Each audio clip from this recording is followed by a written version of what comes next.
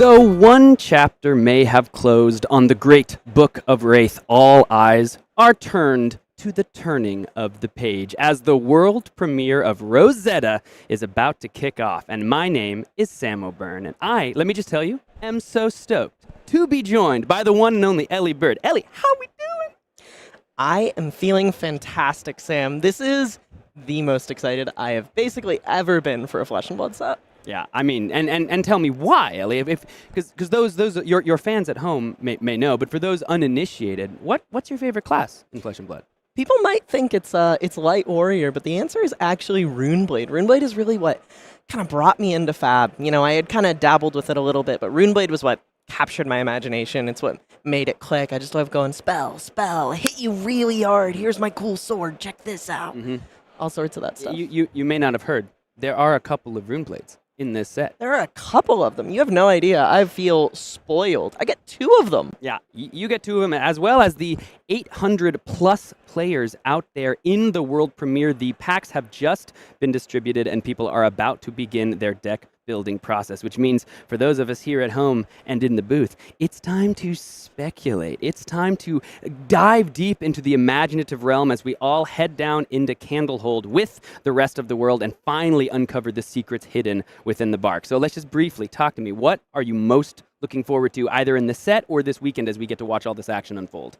I know people do not get that excited about commons, but I am so excited to hit the high note a little bit. I adore that card. I'm so excited about Runeblade getting some love, you know, kind of been notably absent from the metagame. Actually, Pro Tour Amsterdam was the first Tier 3 or higher event in all of Flesh and Blood's life that there were 0 Runeblades registered. Wow. Period. You know, their time has come though. They have waited in the shadows of the Demonastery for too long. Yes, and I mean I know you are as we've been speaking of a Runeblade player at heart in CC, but those of you who were not joining us for the Calling Hartford stream, our last limited calling here in the States, Ellie, I was watching that event, I was casting, you hit that top 8, right? You were up there in that top 8 of that event. So we've not only got a Runeblade stand in the house, we've also got a bona fide limited queen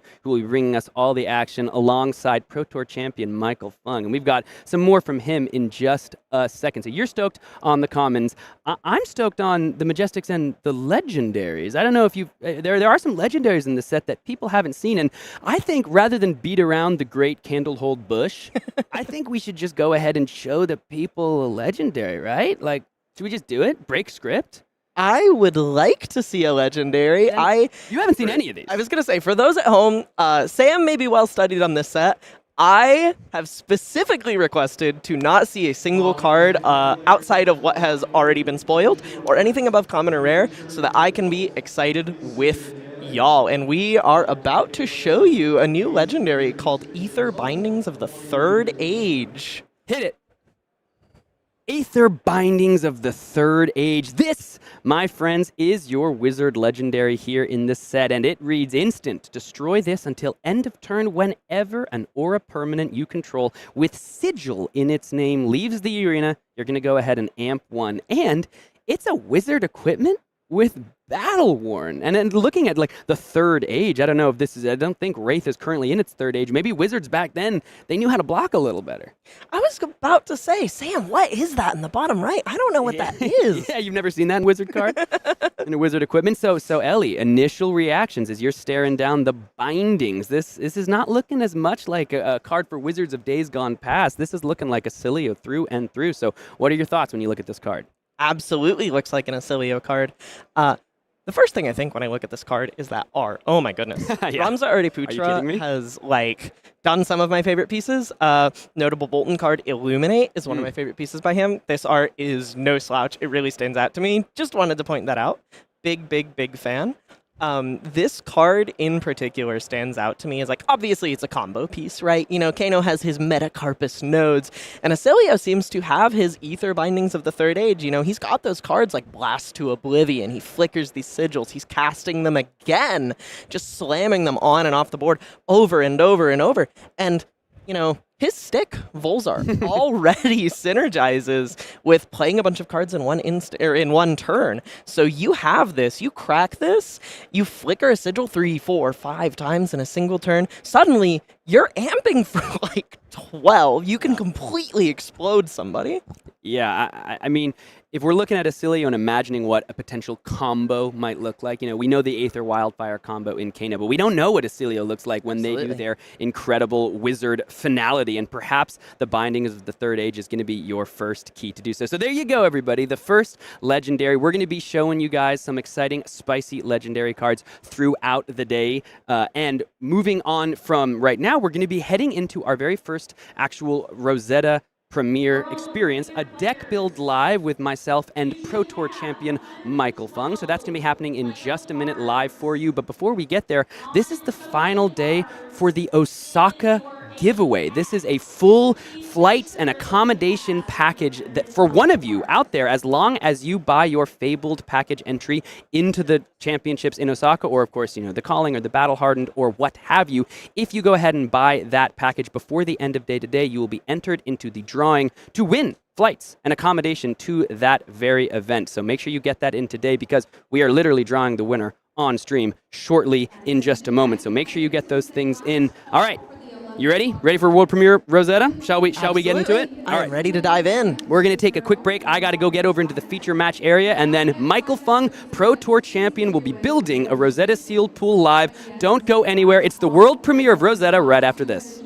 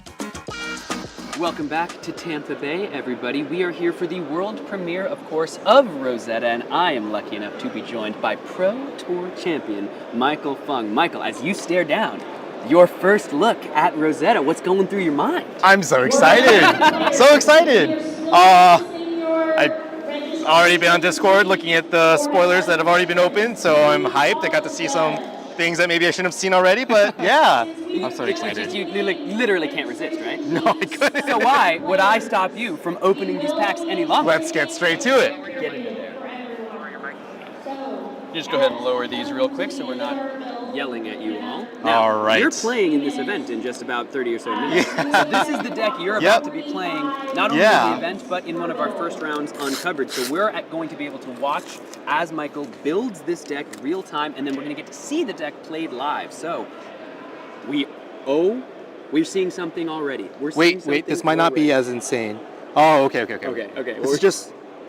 Oh, okay. Okay, it's full art card. I thought it was like... Okay. We were like, You know, I see that and I'm like, all right.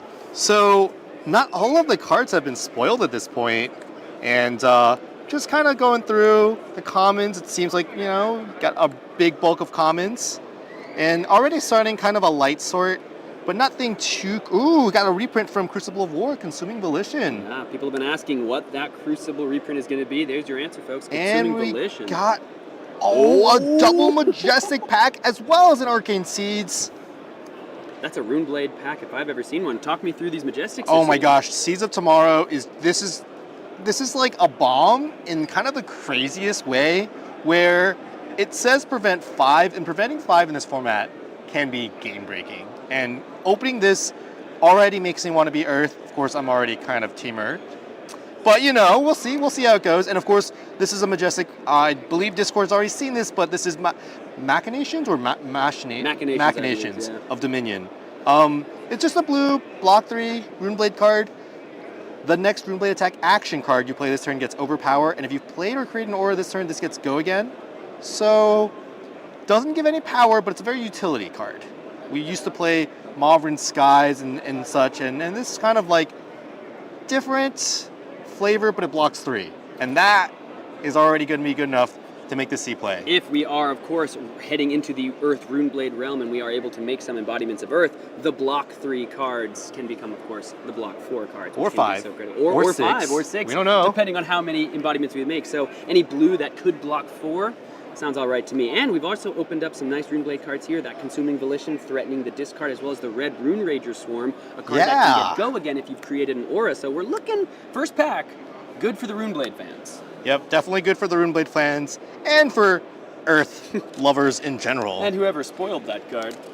You spoiled this? Come on. You spoiled this gorgeous piece of cardboard? On. So as you're opening this next pack, talk me through just how if those at home want to go to a sealed event or their pre-release, how are you opening up your pack and I'm not doing a great job of it right now. We're just kind of laying everything out, but eventually I do want to start sorting these by Earth, Lightning. There's going to be Elemental, Runeblade potentially, but there's also generics, Runeblade, Wizard, and right now just putting kind of the Majestics in their own pile. We have another card. Well, I saw some people predict that the Outsiders reprint was going to be Brush Off. If you did it on Twitter, congratulations, you got it. Seems like we did get there. Fertile Ground Red, this is another really solid Earth card that just kind of gives you some life gain. And we got the Flash, and yeah, we're just kind of... Right, this is only 2 talents. I'm so used to opening Tales of Aria. We got the 3 talents. So we're going to have to get used to that, I guess. And yeah, just doing some sorting of the commons. Arcanic Spike, another common that hasn't been spoiled yet. I don't think we've seen that one, no. Yeah. Let's go ahead and give it a read. Well, the blue version is a 2-resource, 3-powered attack, also blocks 3, and it just simply says, if you've dealt arcane damage this turn, this gets +2 power. With sick art. That is the art is so cool on that card. Yeah, that's like kind of like a... I don't know, it's like different, right? It seems like gorgeous. A Dreadnought-like character. Gorgeous. And both Runeblade Dread have very different ways sometimes of being able to present that arcane damage. Yeah, sometimes Florian's doing the rune chance where Aurora has access to burn up and shock. And sometimes people are just going to I'll take the shock, don't think about it, and then the red version of that card comes in for 7. Yeah, burn up especially. That I do not like it when my opponents start their turn with a burn up and shock. Blast to Oblivion, nice little rare in the lightning Ooh, this is probably going to be very quickly one of my favorite cards in the set. Rootbound Carapace. Letting you decompose without quote-unquote using an action point, because blocking is, it's free. You don't have to spend your action point on that. And this lets you, potentially get one of the Earth heroes online in one turn cycle. You decompose on your turn, you decompose on your opponent's turn. And so... Did you just lose? That's insane! Well, you guys already talked about this card, but hey, now we here can see it it in is. the flesh. Yeah, in the flesh and blood. No way. Got the little. Now I know heroes. how you won the Pro Tour. You just have the luck like this. Well, we can't play it in is a sealed. notoriously lucky deck, right? There's no skill expression there. It's all luck in Oldhim. It's no numbers. So I see. Right. Yeah. Let's go. We can't play this in our sealed pool today, unfortunately. No. But it is a gorgeous piece of cardboard. We can put it on a chain and wear it around our neck as a flex. Just yeah. So sick. This is, of course. I think people were very good at predictions for this set, because I saw on Twitter people predicting that the legendary would be an L that deals with sigils. Yeah, yep. But this is Battle Worn instead of Arcane Barrier that Metacarpus Nodes had, so it gives you. I think that's the direction that we're seeing. A lot of heroes that maybe don't have that much armor are getting Battle Worn 1 or Blade Break 1 and giving them just a little bit of insurance against hit triggers. So. Really sweet hit. Sick card, can't play it, but if we're looking at your pool, got a lot of Runeblade cards, got a nice red the Arcane Seeds Life. A couple Majestics. Blue Ruben Carapace is not where you want to be, but sure, being able to decompose, like you said, still could be very powerful. So I'm pretty happy. I think the only thing right now is we got 2 of the same hat, which is, you never want to see that. But we do get 8 packs, and I think that's one of the beautiful parts of Sealed now, having 8 packs, is it really smooths out that variance, and it really makes sure that there's a much higher chance you get all of your equipment slots. There's just a much higher chance you get a quality pool, and you can really pick out 30 cards that are just nice and powerful. And of course, 6 packs to go. I know. All right, we'll see how we do on this pack. And I also kind of, just from an OCD perspective, enjoy that the token heroes are they make sense. Like Aurora, Oscilio. Florian, Verdance. I'm saying Verdance. Verdance? Because it used to be Briar, embodiment of whatever, for sure. Shiver, You're Oldhim. Yeah. Oh, so this is another common that we haven't seen yet, and it's a gorgeous art as well, Arcane Polarity. So looks like even the red one says gain 1. I bet the blue one is also going to be gain 1, and then if you've been dealt arcane damage this turn, instead gain 4, 3, or 2. Pretty interesting. Could potentially gain you 5, almost like acting on both axes, right? You're do what you want to do. No, it's just 4. Oh, instead gain 4. Yeah, instead gain 4. Yeah. But gaining the 4 life, This is a nice card to have in your arsenal, but it's one of those you need to be healthy enough to have taken that arcane damage and then gain it back.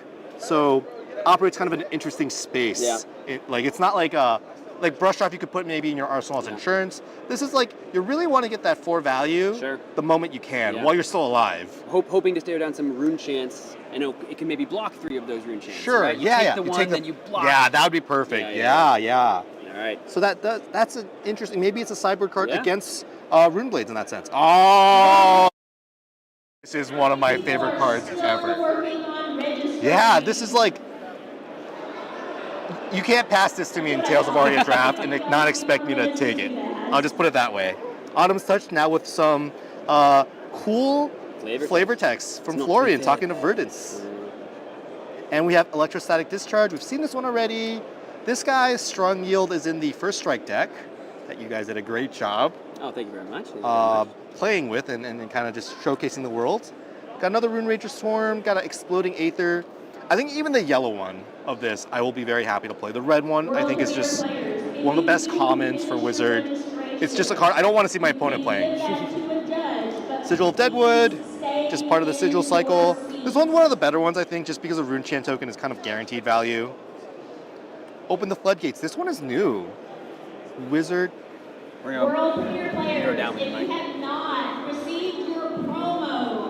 Just putting my mic a little lower. Might be a little bit too loud for you guys at home. Sorry. Open the Floodgates. This is a 2-resource. Ooh, we haven't seen too many 2-resource Wizard arcane spells, and this is a Wizard action. It says deal 2 arcane damage to target hero. That is not very Whoa, okay, Surge. How about the Surge? If this deals more than 2, draw 2 cards. That's... So we're talking like, you know, Yeah, pairing that's a these couple combo. cards together, right? That is a combo, and I think with Oscilio, you also can afford, even if you don't have a sigil, I guess, the weapon. But what are you going to do with those cards? That's the question, right? You Arsenal 1, you hope to If draw that's another using your sigil. action point, then what else are you going to be utilizing some of those abilities? for? We're Yeah, gonna have that's... We'll see, we'll Yeah. see.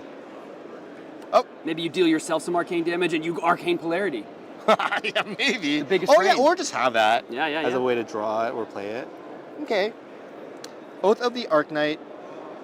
This is a rare from Arcane Rising, and it got a reprint here as a common. Very solid card. Also a 3-block. Oh, yeah, also another part. Yeah. Yeah, also a 3-block. Not too many of those. Non-attack action can be good when you have those embodiments of Earth. Okay, and Aether Quickening. First seen in Dynasty, where the Surge mechanic was first released. This guy could potentially give you go again. And our Nux equipment is also another lightning equipment. Where are my Earth equipments, guys? you got 5 packs. Got Twinkle Toes.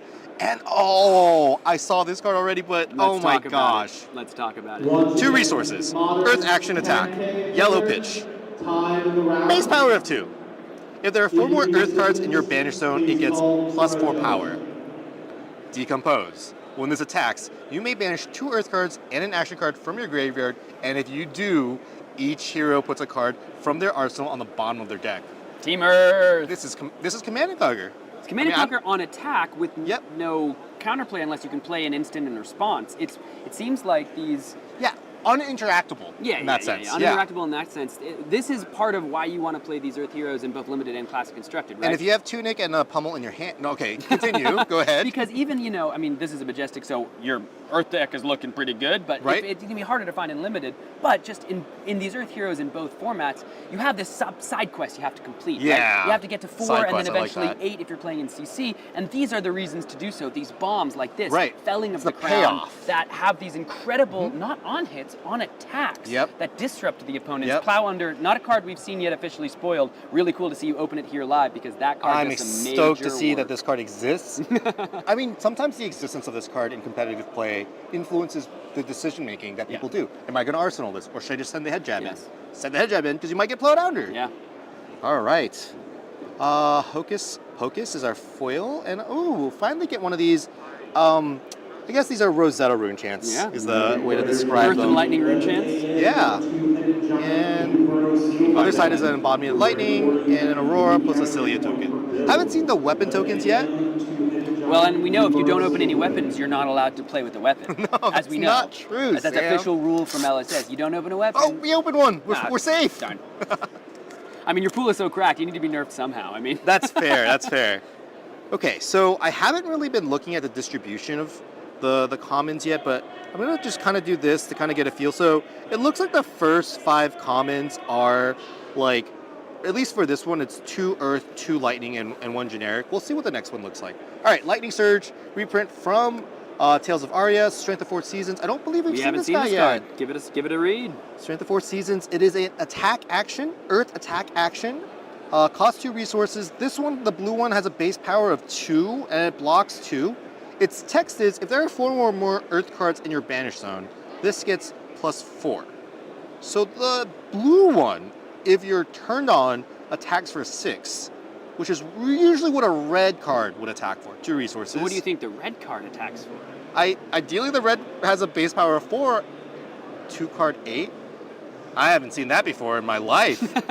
Also, what's cool about the Strength of 4 Seasons, right, is, you know, we're here, World Premiere, we're talking limited, so all of the Earth heroes are looking for 4 in your banished zone to turn on. But in CC, when you need to get to 8, sometimes it's awkward, right, if you've only gotten to, say, 6. Right, so right. certain cards having their text meaning 4 or more on the card, even if your hero ability is not turned on, these cards still get their value. That's some way to bridge the gap between not right, quite right. turned on all the way, but some of your cards are more powerful. Even Plow Under, right? Plow Under and Felling of the Crown. I didn't even think about that. 4 or more instead of 8 or more. So they are going to That's be, so cool. of course, great in limited and great in this World Premiere format. But as we look forward to CC, these are where you're going to find some value as well.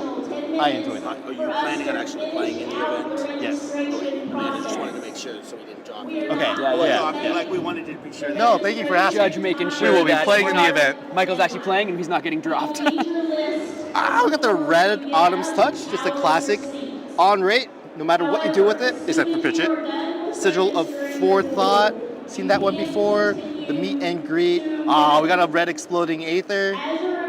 Hocus Pocus. Arcane Twinning. We got Bruised Leather, part of the Runaways series. Hey, no free ads. Did you see the no free ads? No, I mean kidding.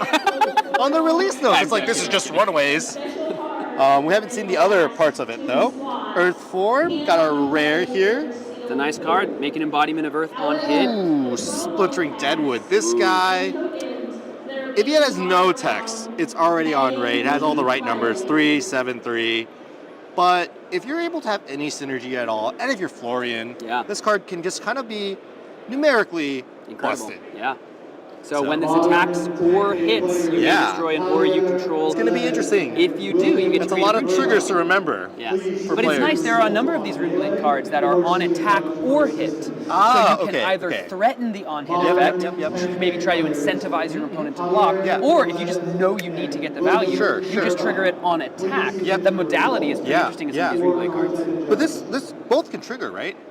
When this attacks or hits, I guess you can do both. Yeah, so I didn't even think of that. That's even you've better. already planned it out, and it's like if they let you hit with it, got a nice little bonus. Yeah. So that's really cool. Strip the Light, fantastic. Just a nice little I think this is one of the fewer ways that lightning has to be able to prevent arcane damage. And it's nice and on rate there, 1 for 5. Yeah. Got a little bobble action here, and our first look at a weapon, the Rotwood Reaper, as well as the Staff of Verdance. So I enjoy this. This makes sense. Make it make sense. You know what I mean? Tokens have been from other sets a little bit more confusing. You start to for example, the Spectral Shield in Part of Mistveil is on the other side of New, and so I was holding a stack of Spectral Shields and I was walking with Brody, and then I tripped and I just spewed all these little New cards. News. And Brody's like, why do you have 16 copies of New in your hand? I'm like, it's not what it looks like.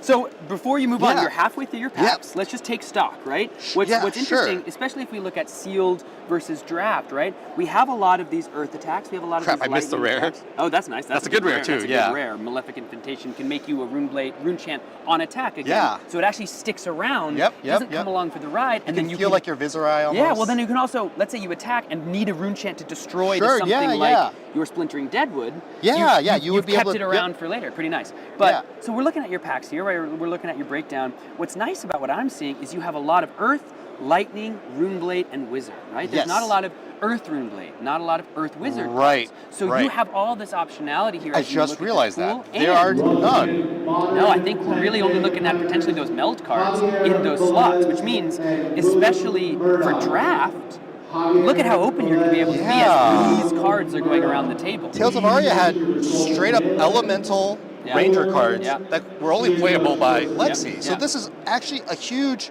shift that I totally didn't notice until you brought it up. So I'm glad you did. So because now you've got 4 more packs to go, and you're still, I feel like, able to go. I mean, other than these powerful Majestics that we're probably going to want to play. But if we kind of put those aside for a moment, you have all this optionality given you're not really being forced in any direction. I totally can see that. I think that is a great design change for all those who are listening and making the I will say, Runeblade's looking pretty good. And Runeblade looks a little bit thicker than the Wizard pile, but not by much. All right. Let's jump into the third pack now with our newfound knowledge of realizing that these packs they don't really gate you.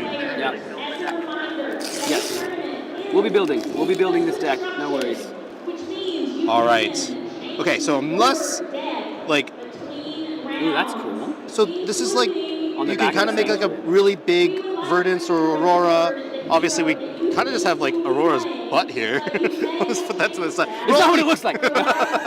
All the Sanctuary of Aria cards on the back, it looks like they kind of maybe form a little collage. That's a nice little change. Full art on the back. And of course, we have the Earth weapons again, the Staff of Verdance shoots, as well as the Rotwood Reaper. And let's do this again. So I'm just going to kind of look at the borders and see the first 5 cards. If they're rough. Oh, this time it's just the first 4 that have Earth, Lightning, or generic. And then it becomes a class-specific card. So you're looking at the breakdown of the pack to try to see for maybe in the draft portion, if you get a pack from someone, sometimes people are able to read the signals a Runeblade card is gone because deterministically there's always this breakdown. Exactly. But maybe we're seeing it's not as cut and dry. I think that might be, dare I say it, maybe that's what LSS kind of intends. They don't want the packs to be deterministic in that sense. But even then, after a few cards are missing, usually you can start getting Seeing a the story good of the draft. context. Yeah. Yeah, exactly. Especially, yeah. And All being right. aware of that is really nice for draft. Totally. But today we're just doing sealed, so let's go ahead and start moving these cards to piles. Cadaver's Tilling, I love the art of this decomposed card. Flash, another rare downshifted card from Tales of Aria. Sigil of Findel. If you do not have And light both for a Michael. playmat and a pack containing your token, Oh, you mean like please You want us to raise check? your hand. we're checking Call as per the their judges if we can attention. submit a hero into gem. Again, you should have your list, you should have a playmat, and you should Yeah, have just a seeing if I can pack submit a containing hero. promo Let's I'll see. put these in for you. Let's see if I were to Another submit form. Verdance. I can submit Verdance. So you can submit. Yeah. Okay, good. That's what I just wanted to know if you could. I gotta thank you for choosing your hero. I've chosen Verdance because I enjoy Verdance, but we might not be playing Verdance.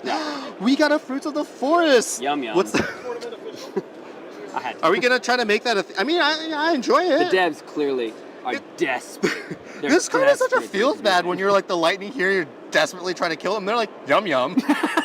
I feel like that's gonna Yeah, trigger yeah. some people very quickly. Yeah. But yeah, Fruits of the Forest foil, a beautiful card. Nice little blue vantage point that I was putting down for you. Nice. Okay. If you played or created an aura, it gets overpower your blue version, but a nice block 3 as well. Yeah, another Open the Floodgates with that super powerful search. This one's in yellow. Arcanic Spike, Trailblazing Aether, seen that one already, and a Sigil of Deadwood, as well as a Overflow the Aether Well. Very powerful. Wonderful, wonderful. And we've got a nice Hocus Hocus Pocus when this attacks And we creates got a a Runaways. enchant token. Oh yeah, sorry, No, cut you're you good. off there. All right, so we're just putting our equipment here. Haven't seen an Earth equipment yet. Come We're on, super 3 more lucky. Yeah, packs. 3 more packs, come on. These are, of course, made in Belgium packs, which here on the East Coast of America, we often receive the made in Belgium packs because we're closer to Europe. They're made in Belgium. I imagine it might be different for you guys in the West Coast. Yeah, do you see more made in Japan packs? I wish I paid attention enough to where the no packs come worries. from. I No noticed, worries. but I'm not like, because of where it's the Pro Tour champ difference. Well, the made in Japan packs are like the plastic yes. packs. No, we mostly get them in Belgium. Okay. Yeah.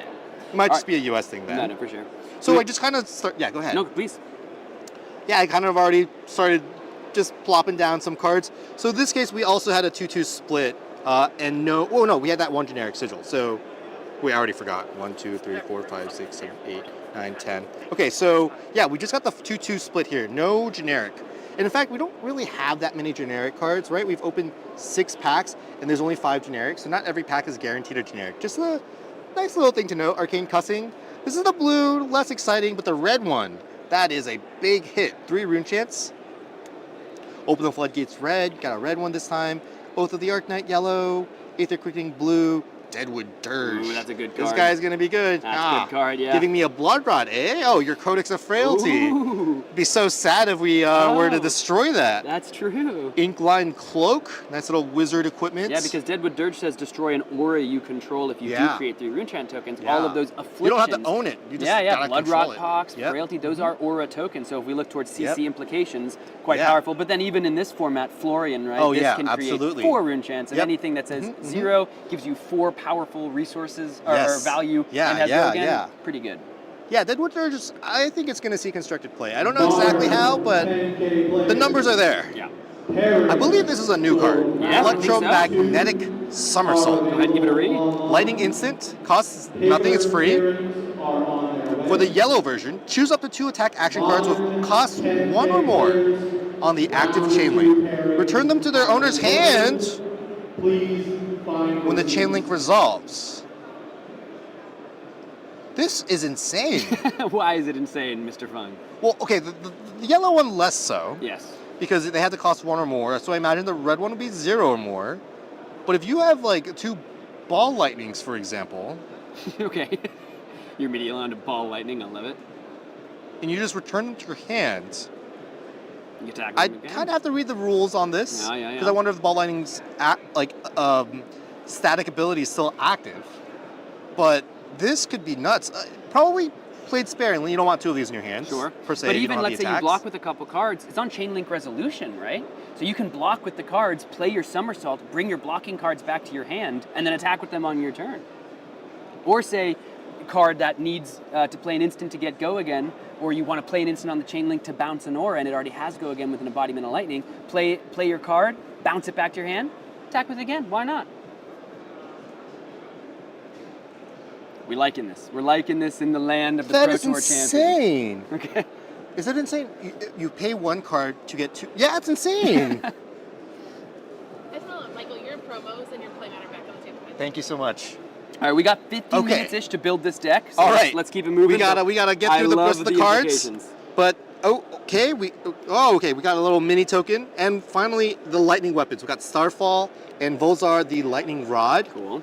We got the embodiment lightning, the Nice rune red chance. vantage point here. Of Could course, give you overpower. little flippy. All right, we got 2 packs, and then we're gonna just try to build something, make something happen. And I don't know how much time we have left, but it'll be fine. Yeah, we got time. I believe players have already finished. Right? They're like working- registering their they're decks working now. They're working right now. Got a reprint, Findos Fighting Spirit. Never seen this guy before in my You can life. get a beautiful Find All's Fighting Spirit promo here at That's Tampa true. Bay.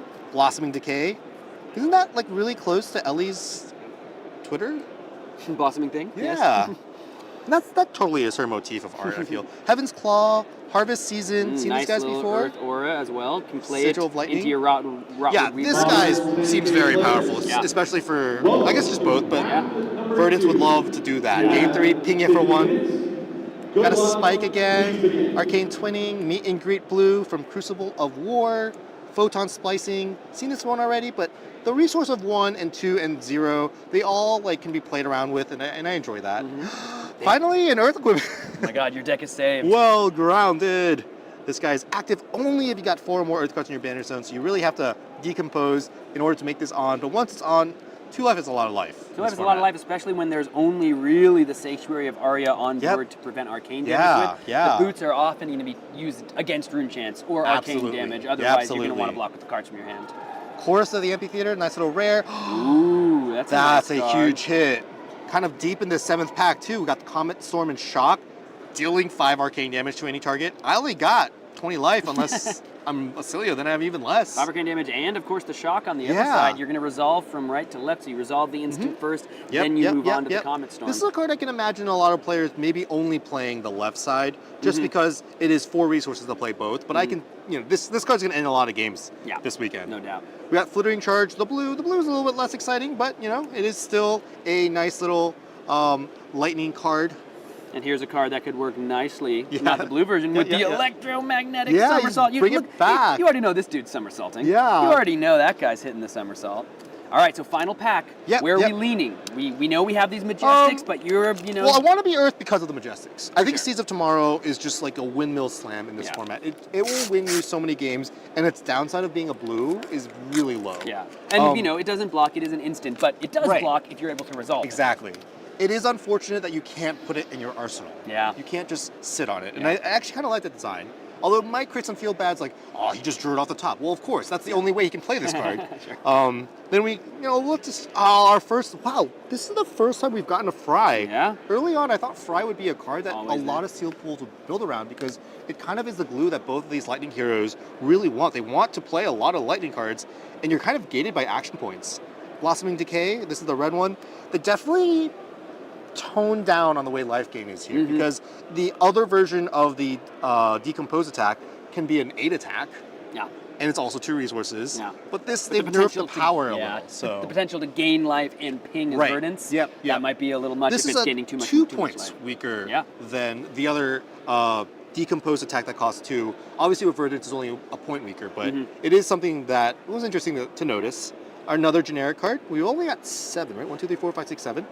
Arcane Twinning, the Dirge, The Dirge. etchings. Ooh, nice Meet red. and greet, Meet and nice greet. red. Yeah, this is already seen played and constructed before. Yeah. Sigil 4th. Yes. Hey, oh my God.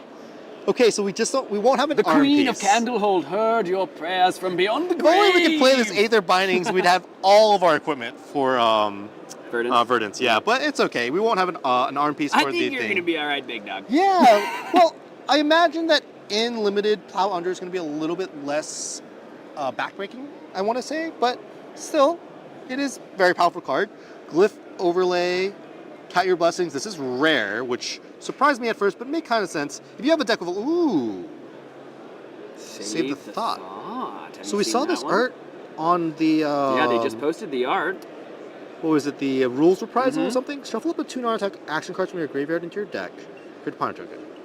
Shuffle up to 2 non-attack actions. Okay, I'm not immediately seeing... Tell the class. Oh, sorry. Save the thought. Instant. Wizard instant. Costs 2 resources. The yellow one says, shuffle up to 2 non-attack action cards from your graveyard into your deck, and then create a ponder token. I imagine the red one would say 3, and the blue one says 1. Probably. I don't see the implications yet. But they're there. Yeah, we'll continue on.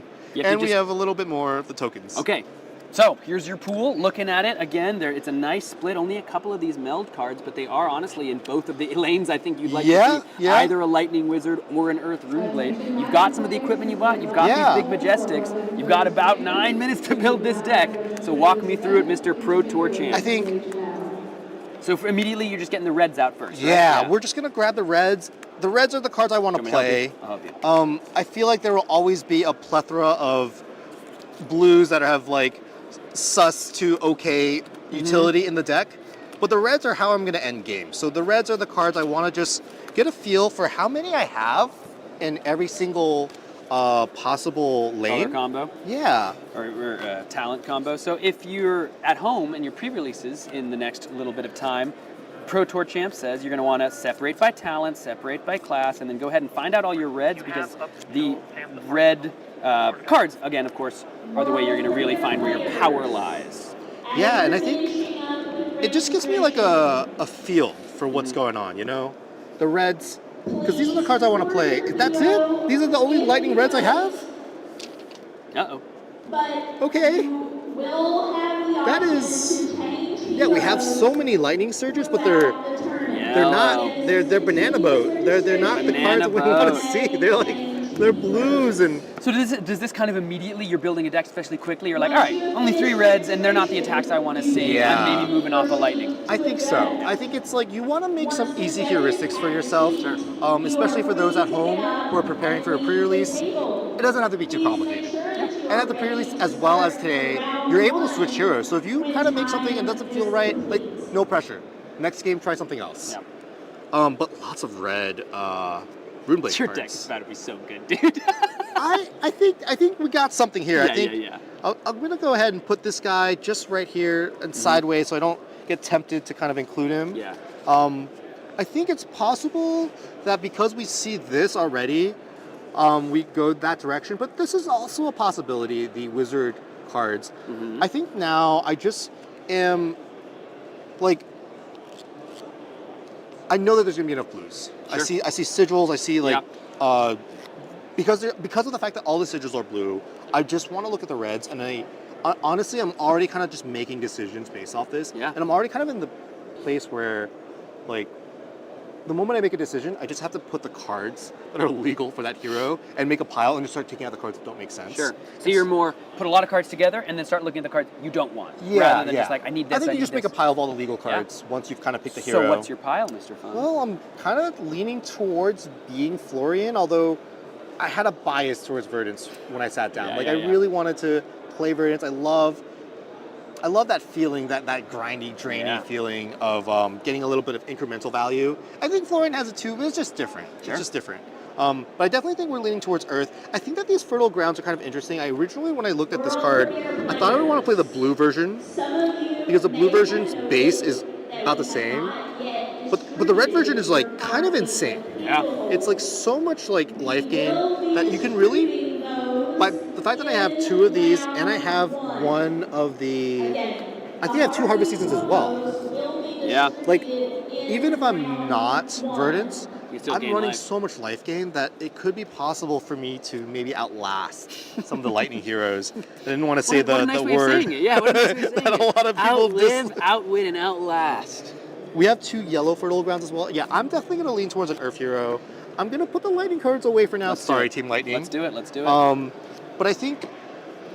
Oh, Comet Storm Shock. I'm so sorry. I would love to play. If I saw this in a draft pack, one, pick one, I'd slam this. Yeah. I think this is the type of card that ends games. Well, now that we've seen, right, that there really aren't that many of the cards that really put you in a specific hero, these are kind of some signpost cards, Yes, right? You get this absolutely. pick 4, you're like, Yep. none of you are Florian because you're all passing on Yeah, this. yeah. Some different ways that in Flesh and Blood has been a little harder to come by these kind of Right. signpost Yes, style for cards. sure, for sure. We're having some of our first ones here. Yeah, I mean, this card is just like all Come of on, these. man, Maybe except for the one that's like has a negate attached to it. Even Sure. that one's like a reactive card. Yeah, yeah. And a They're Majestic. all so, yeah, that's true. They're all so synergistic with the heroes that they represent, Yeah. and their downsides are all like nothing. Like, this is also a non-tech 3-block. Yeah, absolutely. No, I love that card. And the art is just ridiculous. Look at that arcane seeds. Oh my god. Okay, so what's going to make you make this decision? What is the thing that's going to kind of tip you either side, do you think?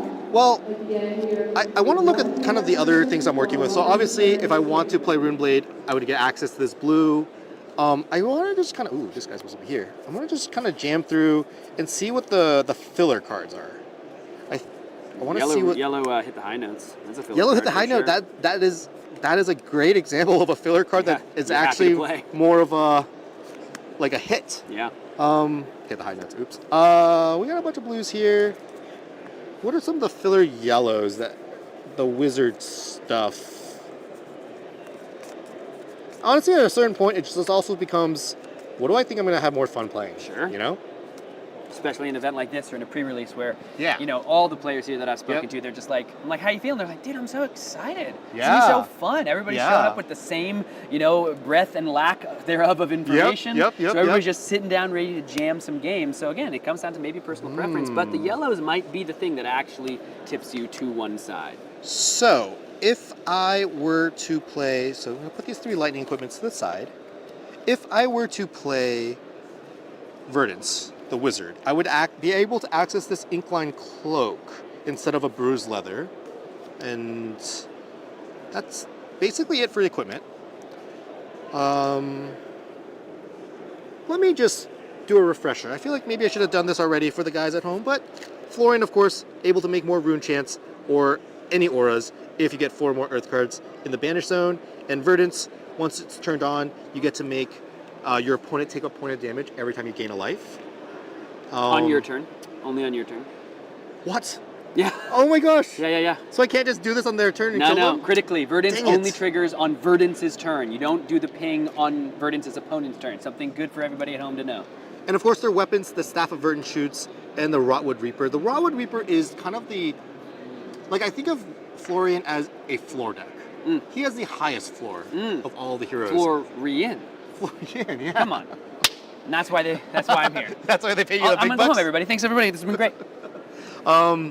The Staff of Verdance shoots, on the other hand, is like, I don't imagine I'm going to be using this weapon very often. It's I tough think to it's get kind of off. like it's like a luxury. Yeah. A nice to have. When you do get it off, you Sure. amp 1. If you Yep, deal damage, yep, you pitch yep. an earth card. You get an embodiment of earth. Yes. All the wizard non-attacks, Yes, right? Those are going yes, to be things that can absolutely, pump up. But yes. it is hard to use. Yeah, and I think It feels like, honestly, using this is the key to, like, maybe getting over the hump in some tough matchups. sure, If yeah, you can yeah. find the right in windows some to matchups, use, yeah. its existence will Yeah. make your opponent redo some of the math.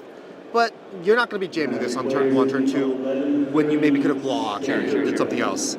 I think I'm going to lean towards playing Verdance All right. for this seal pool, just because I have not played a hero like this ever.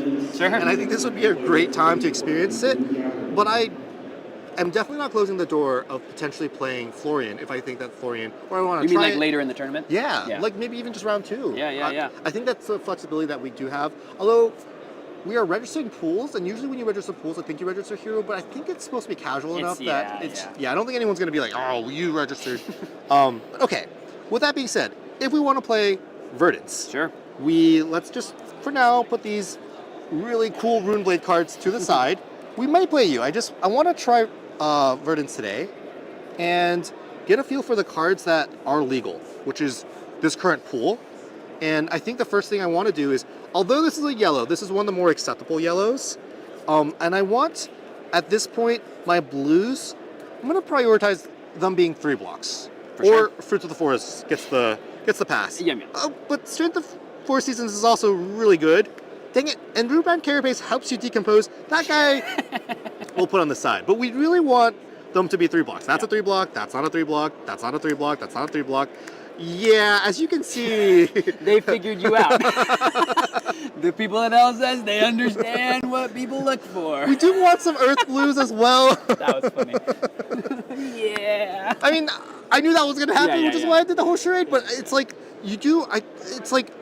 it's hard to explain how much more value having a critical mass of 3 blocks in your deck can like just Especially make in your blue slot. Yeah. And as you were deciding between Verdance and Florian, if you had time maybe to go more critically through this, Yeah. but the access to all these blue 3 blocks in Wizard, maybe not there as much in the Rune Blades in your Absolutely. pool or in the Absolutely. set. So Absolutely. even if you're looking at a thing like, we talked about, the reds, that's how you're going to really look at your power. But yep. then you identified your 2 power lanes, Yep. and then it started to be the filler cards, and then it started to be your blue 3 blocks. Well, that's one of Starts the to get best ways a blue can get you as much as a red's worth of value is by blocking 3. Yeah, because good, the classic head jab, right? Yep. Which is from Welcome Yep, to Ring. yep. That comes in for 3 with Go Yep. again, and that's a red. So Yep. people think, what's the floor for a value a card should get you? If it's red, it should at least attack for 3. Yep. And if it's blue, hopefully it at least blocks for 3. And that's why when you're looking at the cards like these that are attacking for 6 in your blue slot, that's why even though they block 2, they start to become more acceptable.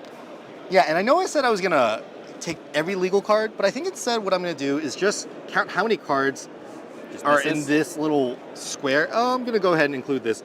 It's the same concept. It's a 3 resource 6, which is a 2 card 6, which is 3 it ain't and too 3. shabby. Yeah.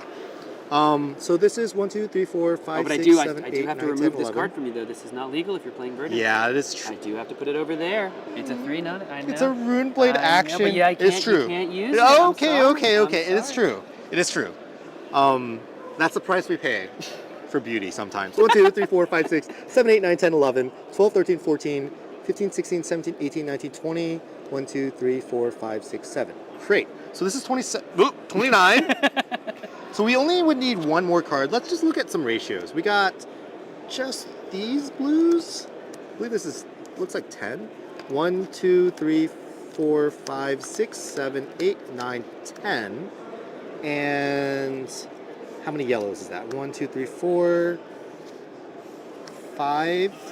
So 10, 5, 12. Right? No, that is, we are 27. 10, 5. 29 with the Majestics. Oh, right. So 10, 5, 14. I think the ratios are pretty good. I think just to be safe, the next card maybe should be A blue? a blue. Yeah. Yeah. Something that I would recommend. Carapace. Yeah, probably the Carapace. Something I would recommend. Well, shoot, we actually want a critical mass of Earth cards. You do. For That's Decompose. something you have to think about. And if you're blocking with your blues anyway, sometimes the question is, this is the question the Earth Heroes present. Do you go down slightly in value on your block to then potentially be able to decompose? Because you need those cards in your graveyard. And sometimes the best way to do so, lay 2 blocking cards down on the chain. But if all your 3 block blues are mostly these wizard cards, this is where the deck building problems start to I want get to in, play this guy Michael Feng. too. Oh, maybe the blue one. Crap. That's so many decisions to make. Oh no, this game is so deep and complex. Oh no. Okay, maybe some of these reds are more sus. I know it's tough for Ultim players to really get into the math of things, but These are head jabs. This guy, I don't really have that many ways of taking advantage of the cards. I have these instants. This guy's a little sus though. These head jabs are pretty easy to get value. head jabs, of course, because it's a 0 cost, 3 arcane damage. This doesn't is have the go again. coolest combo for sure. The red exploding Aether with the photon slicing. Yeah. I think that's a really nice combo. 7 arcane. The surge benefits from these. This is like the main surge benefit. This exploding Aether is gonna be a lot of what I want to do, I feel. But I just realized I need to kill my opponent. You did have a yellow exploding Aether as well. Yeah. Yeah. You Man. can't just outlast, because if you do play Verdance, you don't have a weapon. So if you I'm just starting to outlast go your towards opponents, Florian if you now. just outlast your opponents, your staff only amps. So let's say you have cards in deck and they don't. Yikes. You don't win. Yikes, you're so correct. Maybe I'll do a last minute shift.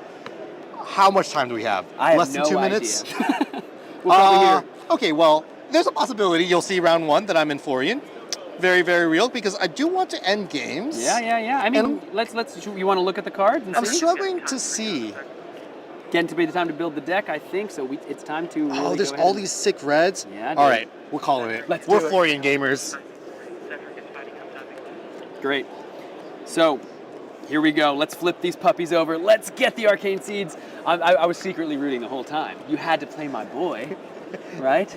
I can feel that. I can feel the pressure the moment you were like, you don't get to play with this guy. Nope. Where did you put him? He's right here.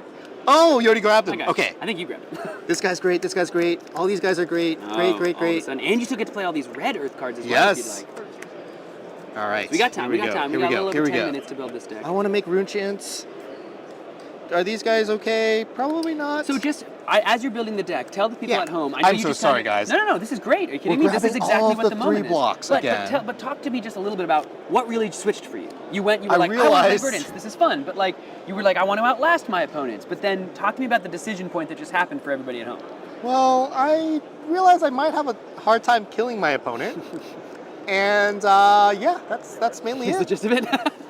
So even though you had good reds, the reds may not have necessarily gotten you over the hump. Is that Yeah, what I think realizing that I only had one exploding aether, Mm-hmm. and I didn't really have really big ways to kill my opponent, and I don't have a lot of earth cards, and I think that this is by design. I don't have a lot of earth cards that I necessarily want to play. Like, I'm happy to play these, and I think 1, 2, 3, 4, 5, 6, 7, 8, 9, 10, 11, 12, 13, 14, 15. That's actually a lot of earth cards. half your deck.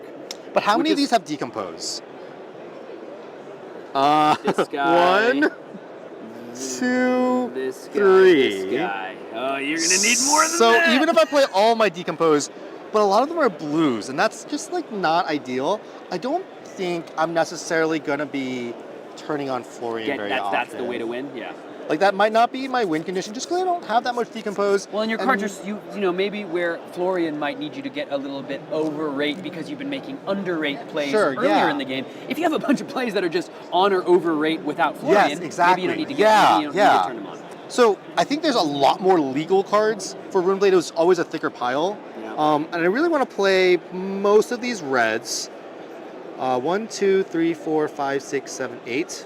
9, 10, 11, 12, 13, 14, 15, 16. So if this is 16, We and we talked about have these two. I'm curious if you're still going to put those in. crap, yeah, they're a lot less exciting now. And if these are less exciting, these also become less exciting. I think I might play one.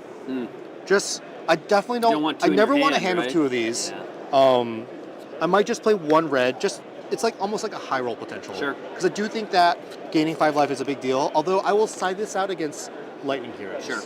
Another great card combination, just the Oh, one yeah. cost aura Oh, that's such into a the Rotwood nice Reaper, little right? combo, yeah. Same with your Maleficent. Oh, I'm starting to incantation. like this You can just already. play this, play your Reaper. I enjoy and this it's a immediately lot. 4 value, some good stuff going on there. I like that a lot. That's just so clean. It's just like so nice. I like Those are the heuristics I want to have in Yeah. sealed. I want to see this card and be like, arsenal it. Hope my next hand has a blue. Yep. That is such an easy requirement. I think we're gonna go ahead. This is kind of like the high floor in terms of blues. It's Sure. attacks are 5, and this guy same thing. This attacks for 6 if we decompose. Yeah, I actually love this card. It's a Cadaver's Tilling Decompose. When this attacks, you may banish 2 Earth cards. An action Yep. card, which is Yep. Decompose. If Yep. you do it, gains +2. Once again, it's only a 2 block, but it's an Earth card, and it can come in for 6 in your blue Yeah, slot. There's yeah. 2 different. You've got the Strength of 4 Seasons, guy's and you've gone. got the Cadaver's Tilling. I love this card in the blue. And then in the red, it's another 2-card 8. Yes. 2 card, 1 card pitched, 1 card on the combat Absolutely, chain. 8 points of absolutely. value. I love the Tillings. Yep. I enjoy it as well. Big Tilling guy. Big tilling Over guy. here, yeah. So we got 8, 9, 10, 11, 12, 13, 14, 15, 16. So right now this is 32 cards, kind of like from here to here. You're up. So do you want to cut some cards? I'm just going to go ahead just for you, just remind. Yeah, we do have those Just guys. remind you of these as well. Those are good. They're very clean too with some of these auras. Mm-hmm. You can pitch a yellow. I think we're going to cut some blues. It's happening. This is a good blue. This is a good blue. This is kind of a weak blue. I never really want to attack with this. Yeah, it's a 3 block. but This guy is okay if Florian's on. This guy's for sure in. This guy's also same thing. Like like if my blues can attack for 5 You're stoked. with it's a 2-card 5, and this I think could end people's lives and careers because it gives it overpower. Yeah. So that gets you at 1, 2, 3, 4, 5, 6, 7, 8, 9, 10, 11, 12, 13 blues. That's too many. That's a lot of blues, I right? think we're gonna cut one Hocus Pocus, the non-foil one, of Yeah, course. Of course. This puts us at 30 without these guys. Yeah. But I think you're right. This is like pretty good. Although the one thing for me is this is nice if I can find a way to use the other 2 resources. Yeah, for sure. And I don't have that many ways to use 2 resources with Go again. actually have like almost none. Yeah, no. And there's your consideration there. Are you still keeping in the Find Lost Fighting Spirit, the yellow? I think so. I think it's just at least until I play a few games. Yeah. This is where I want to be. Yeah. I want to be sending 2-card 6s. At a base rate and limited, sometimes you can't be doing cool things. And this guy is almost like a 3-block in some sense. Yeah. Obviously, it was you a lot better in Verdance. No, for sure. And I think you forget that just playing Flesh and Blood is cool. Yeah. Sometimes just getting okay numbers is acceptable. It's all cool. But you're right, that would be a card. I think, okay, so without these guys, we're already at 30. Nice. And I think I'm ready to call it there, although I just want to highlight that I never have a main deck really in Sealed now, at least starting with Part the Misfail. I have like 20 cards that I think are going to be in every matchup. Sure. And almost like up to 10 cards that I'm in and out for all the other 4 heroes. Sure. Well, I think we have a couple minutes left, so why don't you identify for me, just while you're looking, some cards that you think are coming in and out, depending on the matchups. I think if I'm against Oscilio, particularly Oscilio, who I've identified, the one card I like to associate with Oscilio is tall. I'm very scared of his tall arcane damage I can't interact with. Yeah. Obviously, I have kind of like that mirror breaker. We have the Seeds of Tomorrow that really can staunch his plans.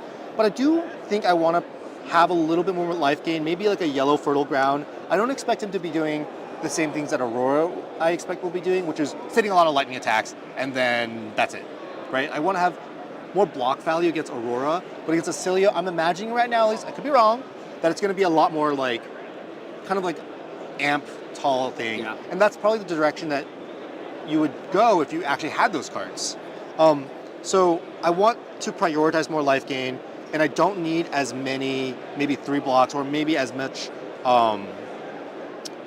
consistency cards, which I consider are the blues. Yeah. These help your consistency. I'm not worried about that as much against Oscilio. I think the game's going to be pretty quick. I want to be able to block, I want to stay alive. Yeah. And hopefully they run out of gas. Yeah. Against Aurora, I really want a lot of block. Although they can make rune chants, I think a lot of their power is going to be coming from attack actions that just deal physical damage. So I want to prioritize blocking cards. And I think this is kind of like already good enough for Aurora. I'm curious against Florian, the mirror basically. Mm-hmm. The mirror feels like it's like who really can out grind and really go over the top. It's like we're both dreadnoughts. Yeah. We're both the late game masters in this sense. And maybe you'll have to prioritize, even though you only have a couple ways to do so. Prioritize decomposing if you need the hero ability to turn on. Yeah, and I think also I want to play cards that give me kind of like late game inevitability. Sure. If I'm against another Florian, our decks are going to be very similar. I have a really hard time using all the cards in my hand every turn. Yeah. And I imagine they're going to be in the same way, and it's just like, who can do cooler, bigger stuff? Yeah. I think if I am against a Florian, I do want to prioritize keeping a lot of these reds. I think this card gets maybe interesting, the Harvest Seasons. Although I'm starting to realize now that I'm saying this is all just coming out live, that the Lightning talent does have a lot of ways to interact with this. With the auras, And this could be a liability. So maybe taking it out? Yeah, maybe taking one out. Because the Lightning heroes, they have the abilities to, even Blast to Oblivion. They play an instant card, they can return an aura to the hand, right? That tempo loss is still kind of huge, annoying, And so maybe taking something out so that they have no way to interact with your board, your arena side, so that they're able to have to look to their own side to get the value. Yeah. And I think finally, this is another good card. I'm just saying, he got that good card. This is one of the few ways I have to really have an extender, and which is why the yellow one. I think I'll definitely play against Verdance. I think Verdance has this plan of I want to get to the late game even more so than Florian, and so I want to be the aggressor in that matchup. And I want to have cards that let me have go again, but there's not really many. Like Red Arcane Cussing would be such a good example of like ways I can extend my turn and do these big explosive things. This is a very Michael Feng deck. You're trying to block, you're trying to attack for good numbers. When you need to, you're trying to go well over rake, but you're looking to do a lot of blocking because you need to utilize your cards. And there's not many ways you have, some way. I mean, meet and greet's another way to get go again if you're able to. But other than some of these powerful reds, there are gonna be hands where you're like, well, to get value out of this card, I need to block. It's what he wants. It's not my fault. That's all I gotta do. I think a lot of Flesh and Blood Limited is kind of like worst case scenario planning because your worst hands are much more likely to happen because you only have 30 cards, and sometimes you don't even see that many of your cards if the games go quick. If you have good cards, you definitely want to prolong the game. I think after thinking about this a little bit more, I think this pool is like, it's like average. I don't have too many cards that like if I were to play Lightning and I have like 2 copies of this, I can very easily see how I'm going to kill my opponent. But right now, it seems like a lot of my games are going to be like me looking for opportunities to get a little bit of value here and there. And that's kind of the atmosphere I feel like it will be in a lot of these games. I don't think that Rosetta Limited will be as like big, showy numbers like Heavy Hitters was. Like Heavy Hitters KO could literally one-shot you with a really big turn. So because of that, I'm more comfortable being a little bit more blocky style. Yeah. I'm just worried if I face like a Verdance who goes, my entire turn is play this aura that's going to give me life picture, your go. And I would be like, Because of that, I thought Earthlore Surge was in the set, but maybe I just never opened one. I'm potentially thinking of making this main deck, although it doesn't really interact well with my weapon. So, yeah, that's the kind of... Oh, you know what? Yeah, that's... Maybe this guy comes in. I don't know. I'm in a little of a bit of a pickle, because that was like one of the reasons why I was excited to consider Verdance, because these guys don't cost an action point. Yeah. It's a way to utilize your hand if they give you all the cards. I'm excited for you to...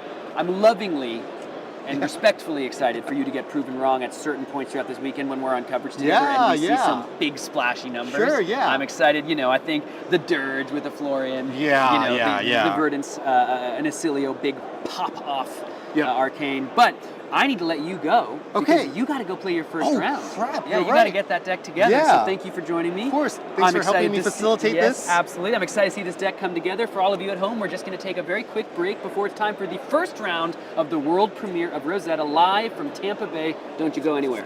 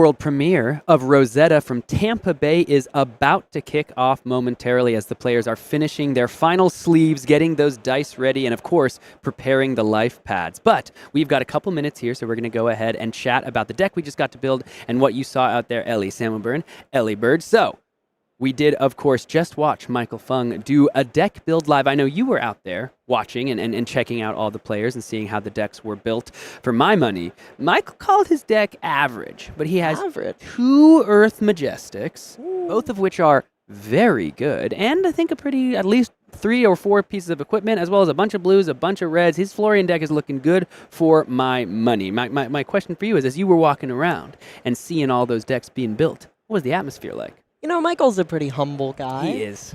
I have seen some truly average limited decks out there today. And I also checked in with a few people who had some interesting polls, some very fun and funny things opened out there today. Notably, I saw somebody who opened 2 of the same legendary, which I always think is kind of fun, kind of novel. There were a few cards in the set that were like extended arts of just like normal Majestics and that sort of thing. So there's definitely like some surprises to look out for. I also checked in with a few people I think are particularly fantastic at limited. Mr.